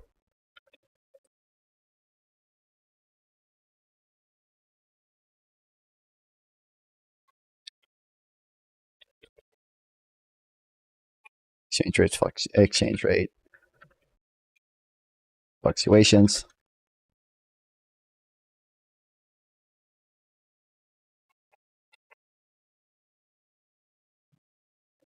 Suppose the U.S. laterally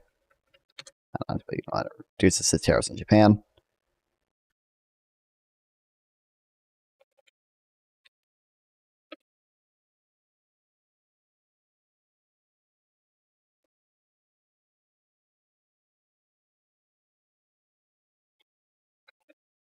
The U.S. demand for Japanese goods would increase. So consumers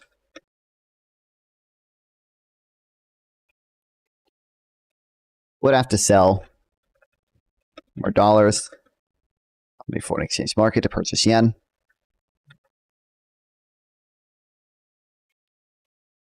This would depress the value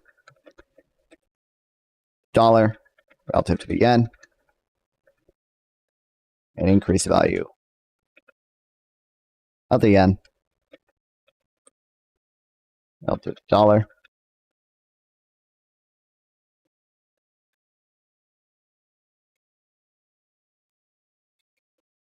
Stronger yen relative to the dollar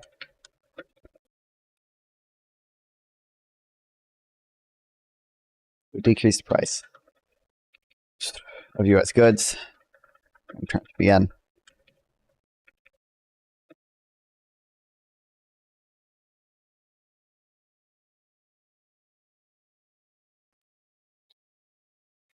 So Japan would now purchase more U.S. exports.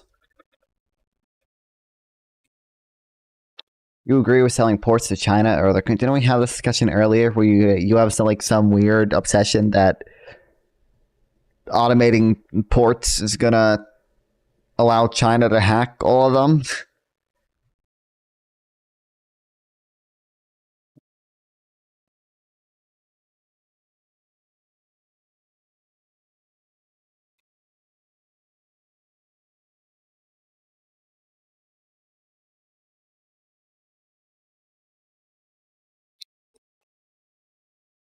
In other words, foreign exchange markets are one of the mechanisms that links exports and imports to ensure that when a country unilaterally reduces tariffs, its exports also increase as well. While this is a highly simplistic example, it can be subject to various qualifications in practice, and nonetheless a useful thought experiment. In most cases, one cannot directly observe a mechanism by which exports and imports are linked. Although the effect is not obvious or overt, it is still present and operative.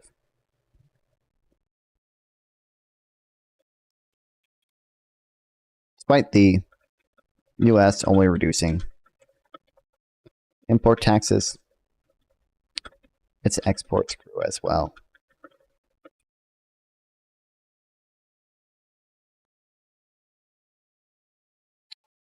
There was a question. Well, I don't have an issue with other countries just like on paper owning ports. I don't know why I would necessarily have an issue with that. It's not like it's not like I don't like worst case scenario, like the port is physically in our country. Like we can just read national. Like there's no. I don't see a big threat there. Evidence of symmetry. The data supports the theory. The past century of experience for the U.S. should be sufficient to illustrate the close relationship between exports and imports. Figure 1 plots U.S. exports and imports from 1895 to 1995. Because the nominal value exports and imports explode from the early 1970s from inflation, the trade deficit of the 1980s became exaggerated relative to earlier periods. Hence, the log of exports and imports to negate proportionate exchange is presented. Exports and imports are unmistakably correlated. Crazy. They rise and fall in lockstep, such that one cannot distinguish between them. Revisionists about U.S. economic policies during the post-war period have complained that it was marked by one-sided opening the U.S. market, foreign trade barriers, and unfair practices. They charge were tolerated for far too long. Yet the openness of the U.S. market does not manifest itself in a differential in the level of exports and imports.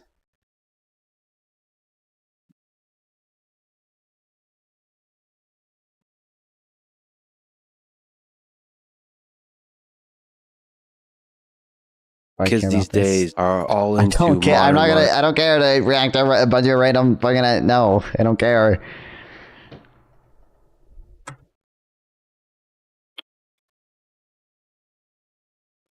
Google data from the U.S.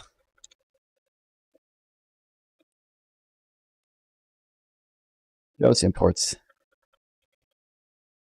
and exports. More closely.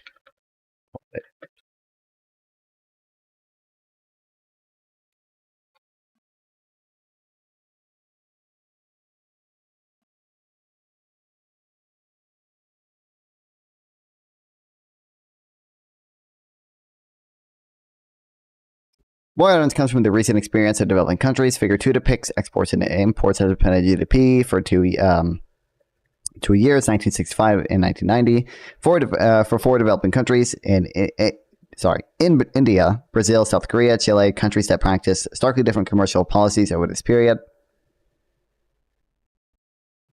India and Brazil have pursued classic import substitution policies, which aim to promote industrialization by severely restricting imports, not just through tariffs and quotas, but also through import licensing requirements and foreign exchange restrictions. In 1965, exports and imports amounted to less than 10% of GDP for both countries. Their trade policies did not change substantially in the intervening 25 years, and thus their exports and imports still remain less than 10% of GDP in 1990, despite the desire of India and Brazil to expand exports. They were constrained by the fact that during this period they maintained substantial import barriers.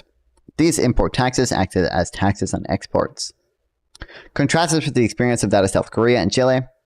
These countries pursued quite different policies, not only from India and Brazil, but also from each other.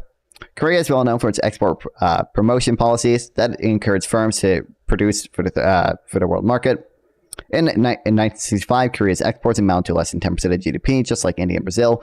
By 1990, exports amounted to more than 30% of GDP. At the same time, Korea is not well known for having liberalized home markets for imports, and many regarded as a market difficult to penetrate, if not largely closed to foreign goods. Yet imports also grew to more than 30% of GDP. An export push led to an import surge. So you never heard? I've heard of him. I don't care about the random YouTube short clips right now. Unlike Korea, Chile is not usually associated with any targeted policies to promote exports. Instead, one thinks of the extensive deregulation and trade liberalization of the 1970s that reduced tariffs and quotas and other government restrictions on imports. Partly as a result, Chile's imports surged under 50% of GDP in 1965 to nearly 35% in 1990. Yet this period also witnessed a surge in exports in the same order of magnitude. An expansion of imports was matched by an expansion of exports. This illustrates the functional importance of the linear symmetry theorem. It's not just a hypothetical abstractation. It is if a government undertakes policies that systematically reduces the volume of imports, it also systematically reduces the volume of exports. The reasons may be indirect and less than obvious, but they still persist and have to be reckoned with. Crazy. I don't know if I care to write down. Just a thing from empirical countries as well. Businesses are consumers too. How long is this? I mean, I already know what it's going to say, but.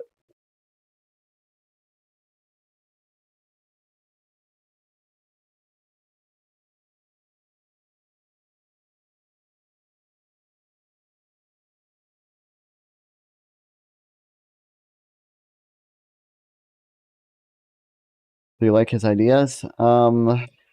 Steve Keen, some of him, right? I think he's is he the debunking economics guy? Yeah.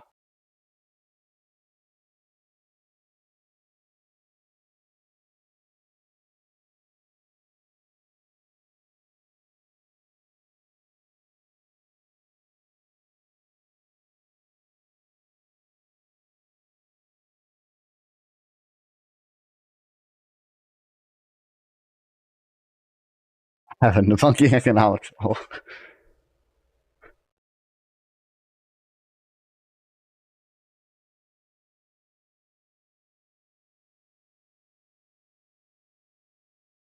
Of course you do. Of course you do.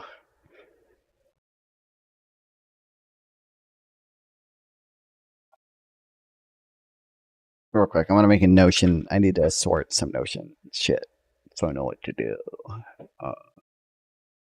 Why?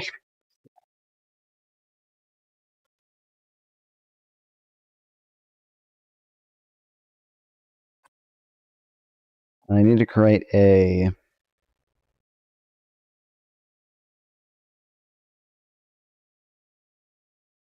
What would I say, like Trump spending freezes? I don't need to put all this fucking shit in here. And I probably need to, I don't know, I need to probably find the Trump TRO.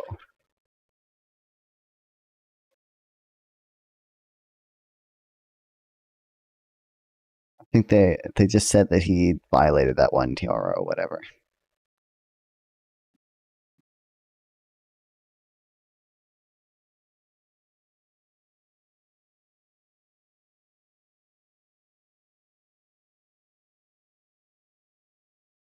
Just violent, but I had I could probably go through storage code and find it as well.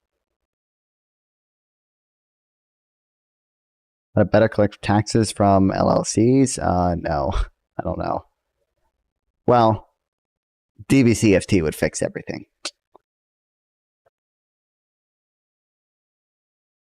That's the real solution.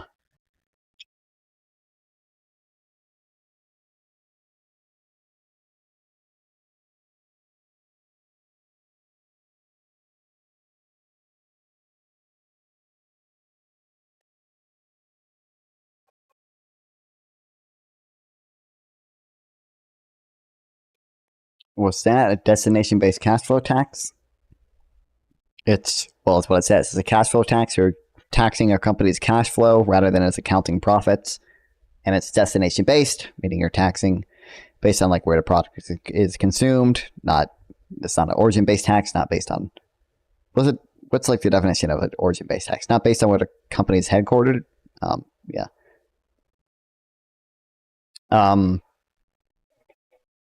So it's actually just like Donald Trump, if you're listening, it's actually just like a tariff, okay? It's just like a tariff. You're taxing foreign-made product, okay? It's just like you should do it. You should Google DBCFT Donald Trump. Who is watching this right now because he regularly watches non-fun streams.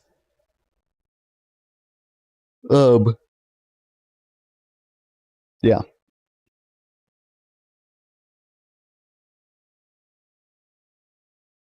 And there are different ways that you could treat having a negative cash flow. So if you have a negative cash flow, some people will say, hey, you should give that company like a tax credit for that year that they can carry over to next year, assuming they have a positive cash flow the next year.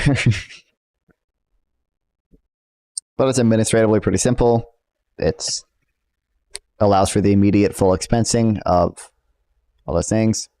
So if it's used to write off taxes, then how you apply if most money spent to invest less write off for benefit of the owner? Well, you want investment. That's a good thing. I want that. I want it to be invested. I want full expensing for investment. I don't know what you mean. If someone wants to reduce their positive cash flow by investing all that money, that's a good thing. That increases productivity. That increases output. That's a good. I want them to invest it. Yes, that is what I want. That is what we should all want.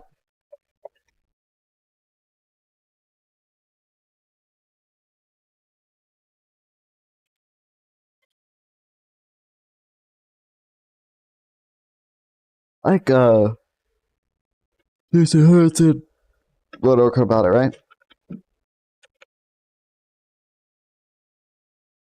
But I'm not going to hide personal interest, like luxury car or private jet. I don't know if that would be. Well, I guess you can have some of those things as under a corporation or whatever. But I would say like the benefit. I don't know, the benefit from the increased administrative efficiency and the immediate full expensing of investment is probably worth any like costs we might have with like, oh, well, what if a company buys a bunch of jets to make their cash flow negative? Like, I just don't think I just don't know how big of an issue that would be, man.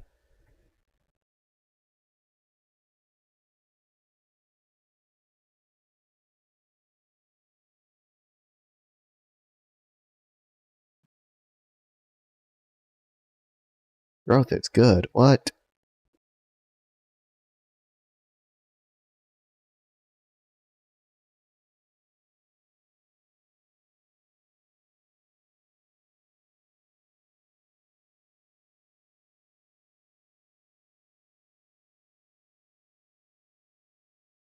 Corporate income tax is a tax on corporate profits. Hence, when a corporation calculates their income to report on a 1120 form, they take the revenue, subtract them to cost. Mostly, as it turns out, you're not actually allowed to subtract away all your costs for the in the year you've made. More specifically, and unfortunately, corporations typically can't deduct the full cost of their capital investments in the year that they make them.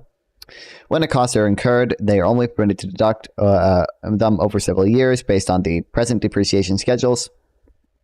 I think you should not tax making. I don't know how you would fund the government if you did not tax people making under 700K. You would not be able to fund a lot of shit. Also, this would be a tax on corporations, so. Which, I mean, indirectly it taxes people, obviously. But imagine you own a small bakery. Your commercial oven is aging. You decide to invest in a new industrial grade oven for $800,000 to increase production capacity. Despite writing that check today, you can't deduct the full $800,000 from this year's taxes. Instead, under the modified acceleration cost recovery system, this equipment is classified as a 5-year property, and you'll need to spread the deduction over several years according to a present schedule. This system exists because traditional accounting principles use capital investments differently from regular business expenses like wages or ingredients. The idea is that since the oven will generate value over many years, that its cost should be spread out over its useful life. So while you can immediately deduct the full cost of your flour from your flour or your wages, major equipment purchases must be depreciated. If you're the kind of person who picks things up from charts, here's a great visualization. I'll follow with a more concrete example to make it more intuitive.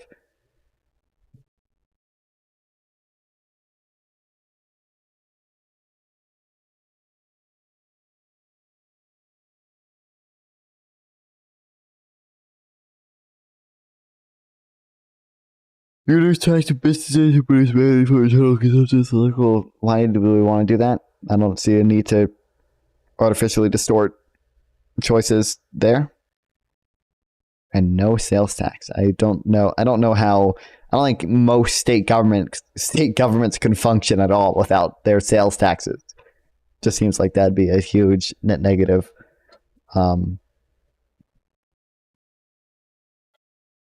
Usually, state governments in the U.S. rely quite a bit on sales taxes.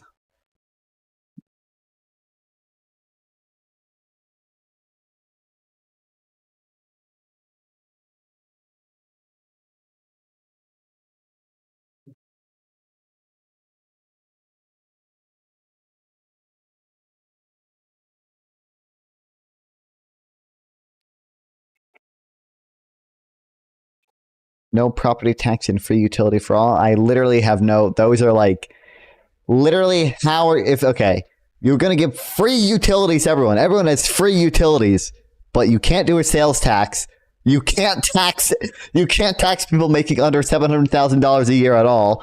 How the fuck are we gonna finance free utilities? What? Only ultra luxe properties should be taxed. Hello for utility, but how will they control if you can do that? Just have state owned. You would either the state owned utilities would have to charge for their services, or the spending for the state owned utilities would have to be financed by revenue in other places. You can't. What an unbelievably fucking retarded statement.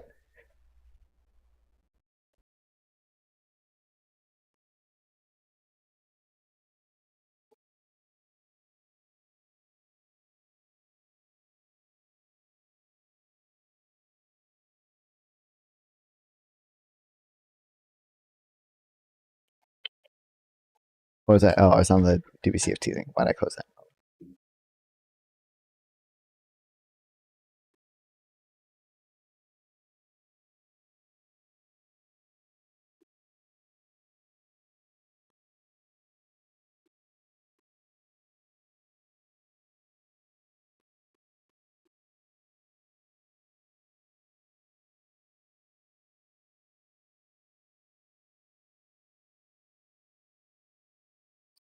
Utility taxes and college loans keep you stuck to the government system. You think this stuff hasn't been planned out a long time ago? The globalists have you by the balls. True. As a globalist, I can confirm I go to the Jewish globalist meeting as a Jewish person too. I am in fact Jewish. Don't watch any other clips of me saying I'm not Jewish. I am in fact Jewish and a globalist. I go to the Jewish globalist meetings and we plan all these things. We're trying for you to live in the richest country ever and complain there's no way to stop making households and businesses serving local population to pay for utilities. I wasn't saying that to you.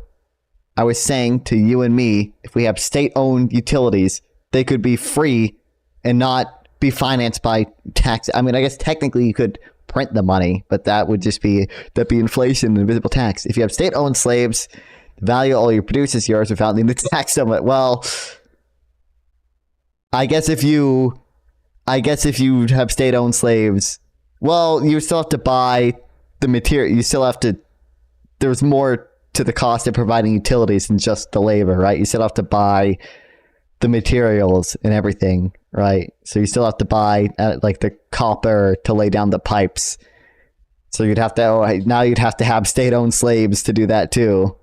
Sell their labor too. What?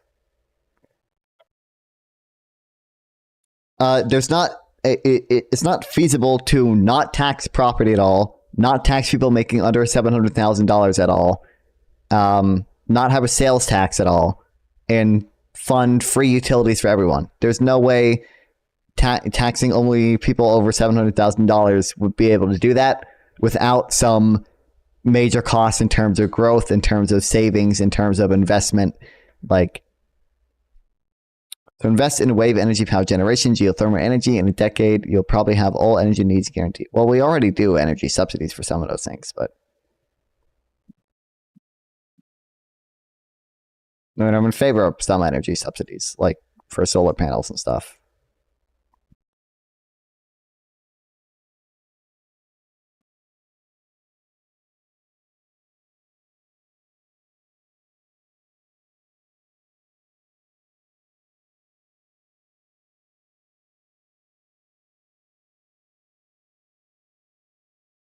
It's not like you can't trade.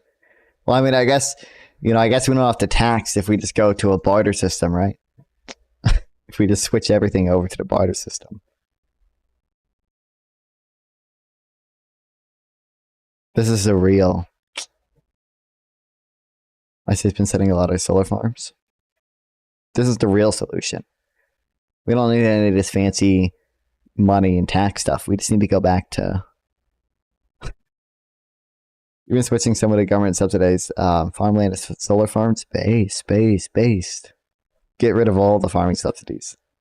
So why should people pay only to live their normal life in your dream world? Because I think net utility is maximized if utility companies are, well, actually, there are probably some utility companies in favor of nationalizing. But like just generally, there are positive incentive structures set up when you have to pay for living or whatever. The fact that people pay for food sets up like a positive incentive structure to pay to produce the food that people want, right? These are things with like good market feedback mechanisms usually. And the market is fairly efficient in providing them.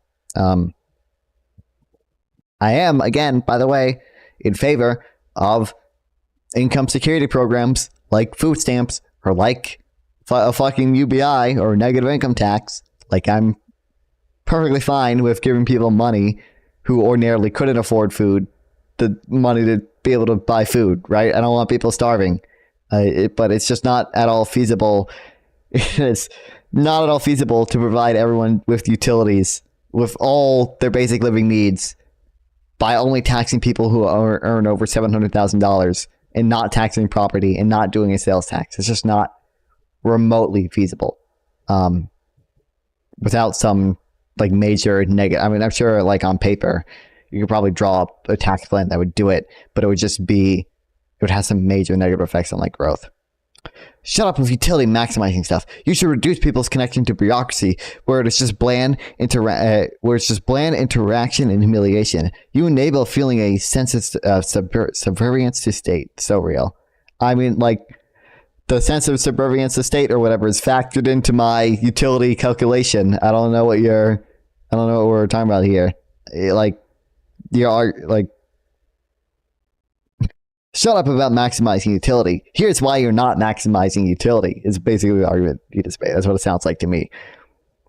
We both seem to care about maximizing utility. You just think that I failed to do so because of the bureaucracy and reliance on the state.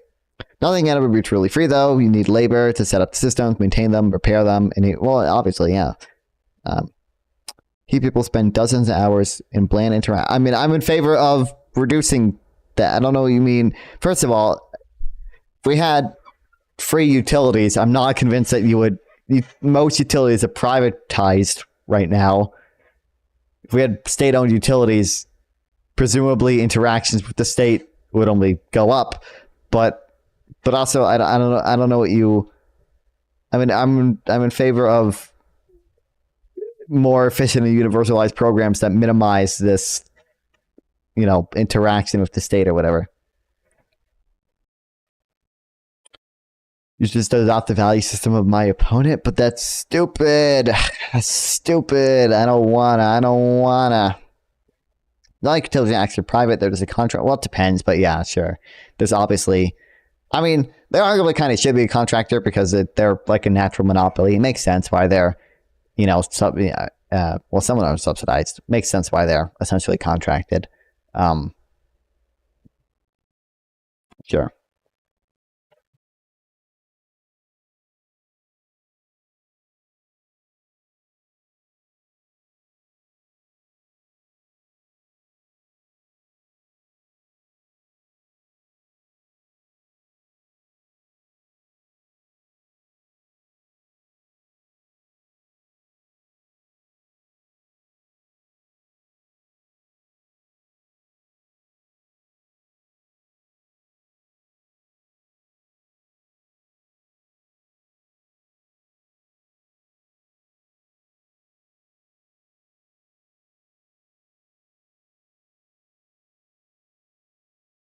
Why you cannot subsidize production and managing cost, kick out need for profit if utilities are I mean, you can have a state-owned utility company that is not a profit maximizing company, but that has to be financed by money collected from taxes, or I mean, you can monetarily finance it, but there's cost to that. Like, you can have I'm not even necessarily opposed to the idea of nationalizing some utilities. I think nationalizing natural monopolies can be fine. It's not outright good in some cases, at least. But I mean, you can subsidize production. It's just not feasible. It's not feasible to do that without taxing people who make under $700,000 a year, and taxing property, and doing some type of sales tax, or at least doing one of those three things. From top down, it's not unreasonable to say it's the states and their contractors price gouge for money. The problem is you can't just say, let's make it free. I don't even know who's price gouging. Utility companies? Well, I mean, utility companies are natural monopolies, so I don't know. Some of them probably do price gouge just because of the way the system's set up. But because the barriers to entry are so high. You have to have each community capable of having local energy production that covers their needs. I don't even know if that's feasible in the modern world. I don't know if modern energy consumption, if that is remotely feasible. Maybe it is. I don't have the knowledge for sure to say it's not, but I would almost guarantee you it's just not feasible. Price gouging only occurs where there's one bidder for the contract. Well, again, it's a natural monopoly, so there are very high barriers to entry. So that's likely to happen when it comes to utilities. And I mean, some utilities are literally granted like state monopolies. So I told you about geothermal energy and wave energy storage. I mean, not everywhere has geothermal energy. Not everywhere has wave energy.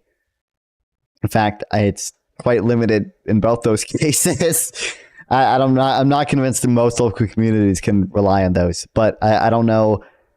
it's just not, does not seem feasible to me that every local community could have local energy production sufficient for their needs. It's also not clear to me that's a good thing. I don't know why there's some need to prioritize local energy over just having more efficient, like centralized energy production that's then distributed across all these local communities. I don't see why we need to have some intrinsic need for like local energy production. Energy production is actually something that probably makes quite a lot of sense to centralize. Most populations near geothermal source and seaside. I don't know if geothermal energy is able to be deployed in most places. I mean, maybe it is, but I don't know. Harder to disrupt huge areas. What if every local community? Well, I don't even necessarily disagree with that, but I mean, seems like there's a pretty big like opportunity cost to not having an efficient. I don't want to say allocation, efficient, not distribution, efficient energy system, right? It seems like if we're greatly increasing the amount of infrastructure that each community has to have built up in their local area, seems like there's a pretty big opportunity cost to that. I don't think the opportunity cost is worth the like relatively small benefit of it's harder to disrupt large areas. I'm not convinced that that is a major issue.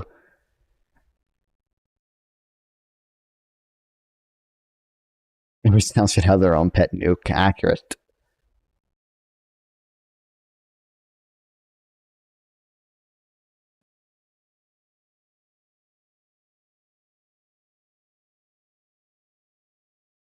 Oh, what the fuck? This isn't even a Substack. Wait, he writes for...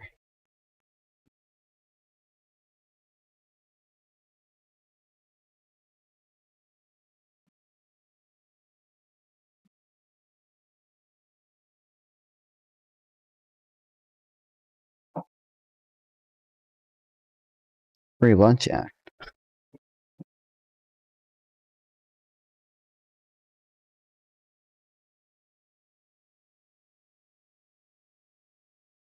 Did you watch the Super Bowl? It was pretty entertaining. No, I don't watch sports really. I do not watch the Super Bowl. Economists near unanimous opposition to Vice President Kamala Harris' price gouging / control proposals. Subsequent debate revealed something important. While economists might disagree on many things, there are fundamental ways of thinking about problems, about prices, incentives, information, and trade-offs that unite the field as a whole. Not every economist agrees on every issue. Of course, but generally speaking, there is something holding the field together is intellectual framework. There aren't just academic theories, but hard-won insights about how policies actually work in practice. Matt Casey's recently laid out 9 principles, what he calls common sense Democrats, post-election re-examination or re-expedition of political positions. I like that format. I like the level of abstraction. Today, I want to lay out 8 insights that economic science has established as a matter of policy. Kendrick Lamar performed not. Yeah, I did watch the halftime show, but I posed wind farm to the bird population being at risk. I'm not convinced that the bird population is more negatively affected by wind farms than they are by fossil fuels. I don't know how. I generally don't know how relevant like geothermal energy is. Like, presumably, if it was as great as you're saying it is, the market would provide more of it. But a price is a signal wrapped in an incentive. Prices aren't just good or bad numbers. They tell us what's scarce, what's creating pressure for change. Demand curves slope downward. If you raise the cost of something, whether imports, labor, or carbon emissions, people substitute away from it. Given time and rewards, people find a way. Never underestimate the elasticity of supply or human ingenuity in responding to incentives. Economic laws don't care about policymakers' intentions. The policy's effects depend on how people respond to change incentives, not how policymakers think they ought to respond. Every choice involves trade-offs. Using resources for one thing means not using them for something else. Well, trade-offs are everywhere. Growth and innovation make those trade-offs less painful. There are no free lunches, but understanding economic forces helps us achieve goals at lower cost.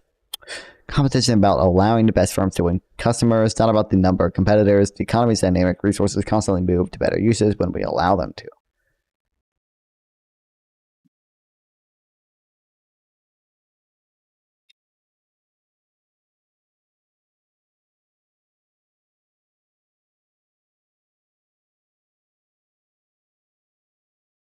Production process behind wind turbines is polluting a lot. Okay. I'm not. Is the production process for geothermal energy really significantly less than wind turbines? I mean, I don't know, but intuitively it doesn't feel like they would be that different. I don't know how much material, like how much steel geothermal energy uses relative to wind turbines. Like, windmills are such huge threat to birds. Why don't we just put up giant nets? Real accurate.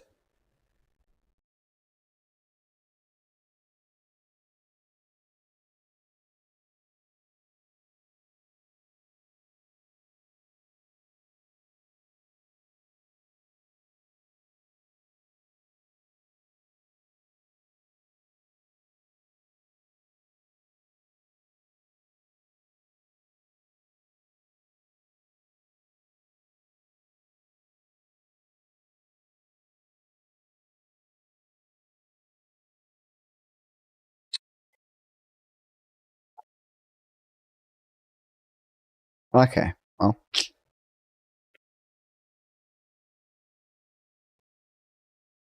Ugh. I haven't started reading in like 3 days. I lost my stamina. We'll keep reading tomorrow. Also, my sleep schedule is fucking normal right now, believe it or not. But we got that debate coming up on Wednesday. If Democrats and Republicans are more trustworthy, that'll be fun. Go to the YouTube channel if you haven't. Check out the new shit there. Gotta go edit. I think I got 1, maybe 2 videos from this. Yeah. Appreciate you guys. I love streaming. Love that you guys watch me stream. Go over to can I rape and tuple if I'm banned from his chat?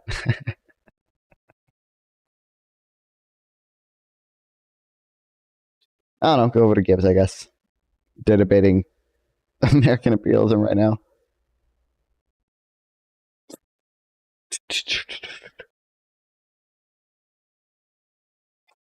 Well, bye, chat. Appreciate it. Love streaming. Love you guys watch me stream. See you guys tomorrow. Hell yeah. Okay, see you guys.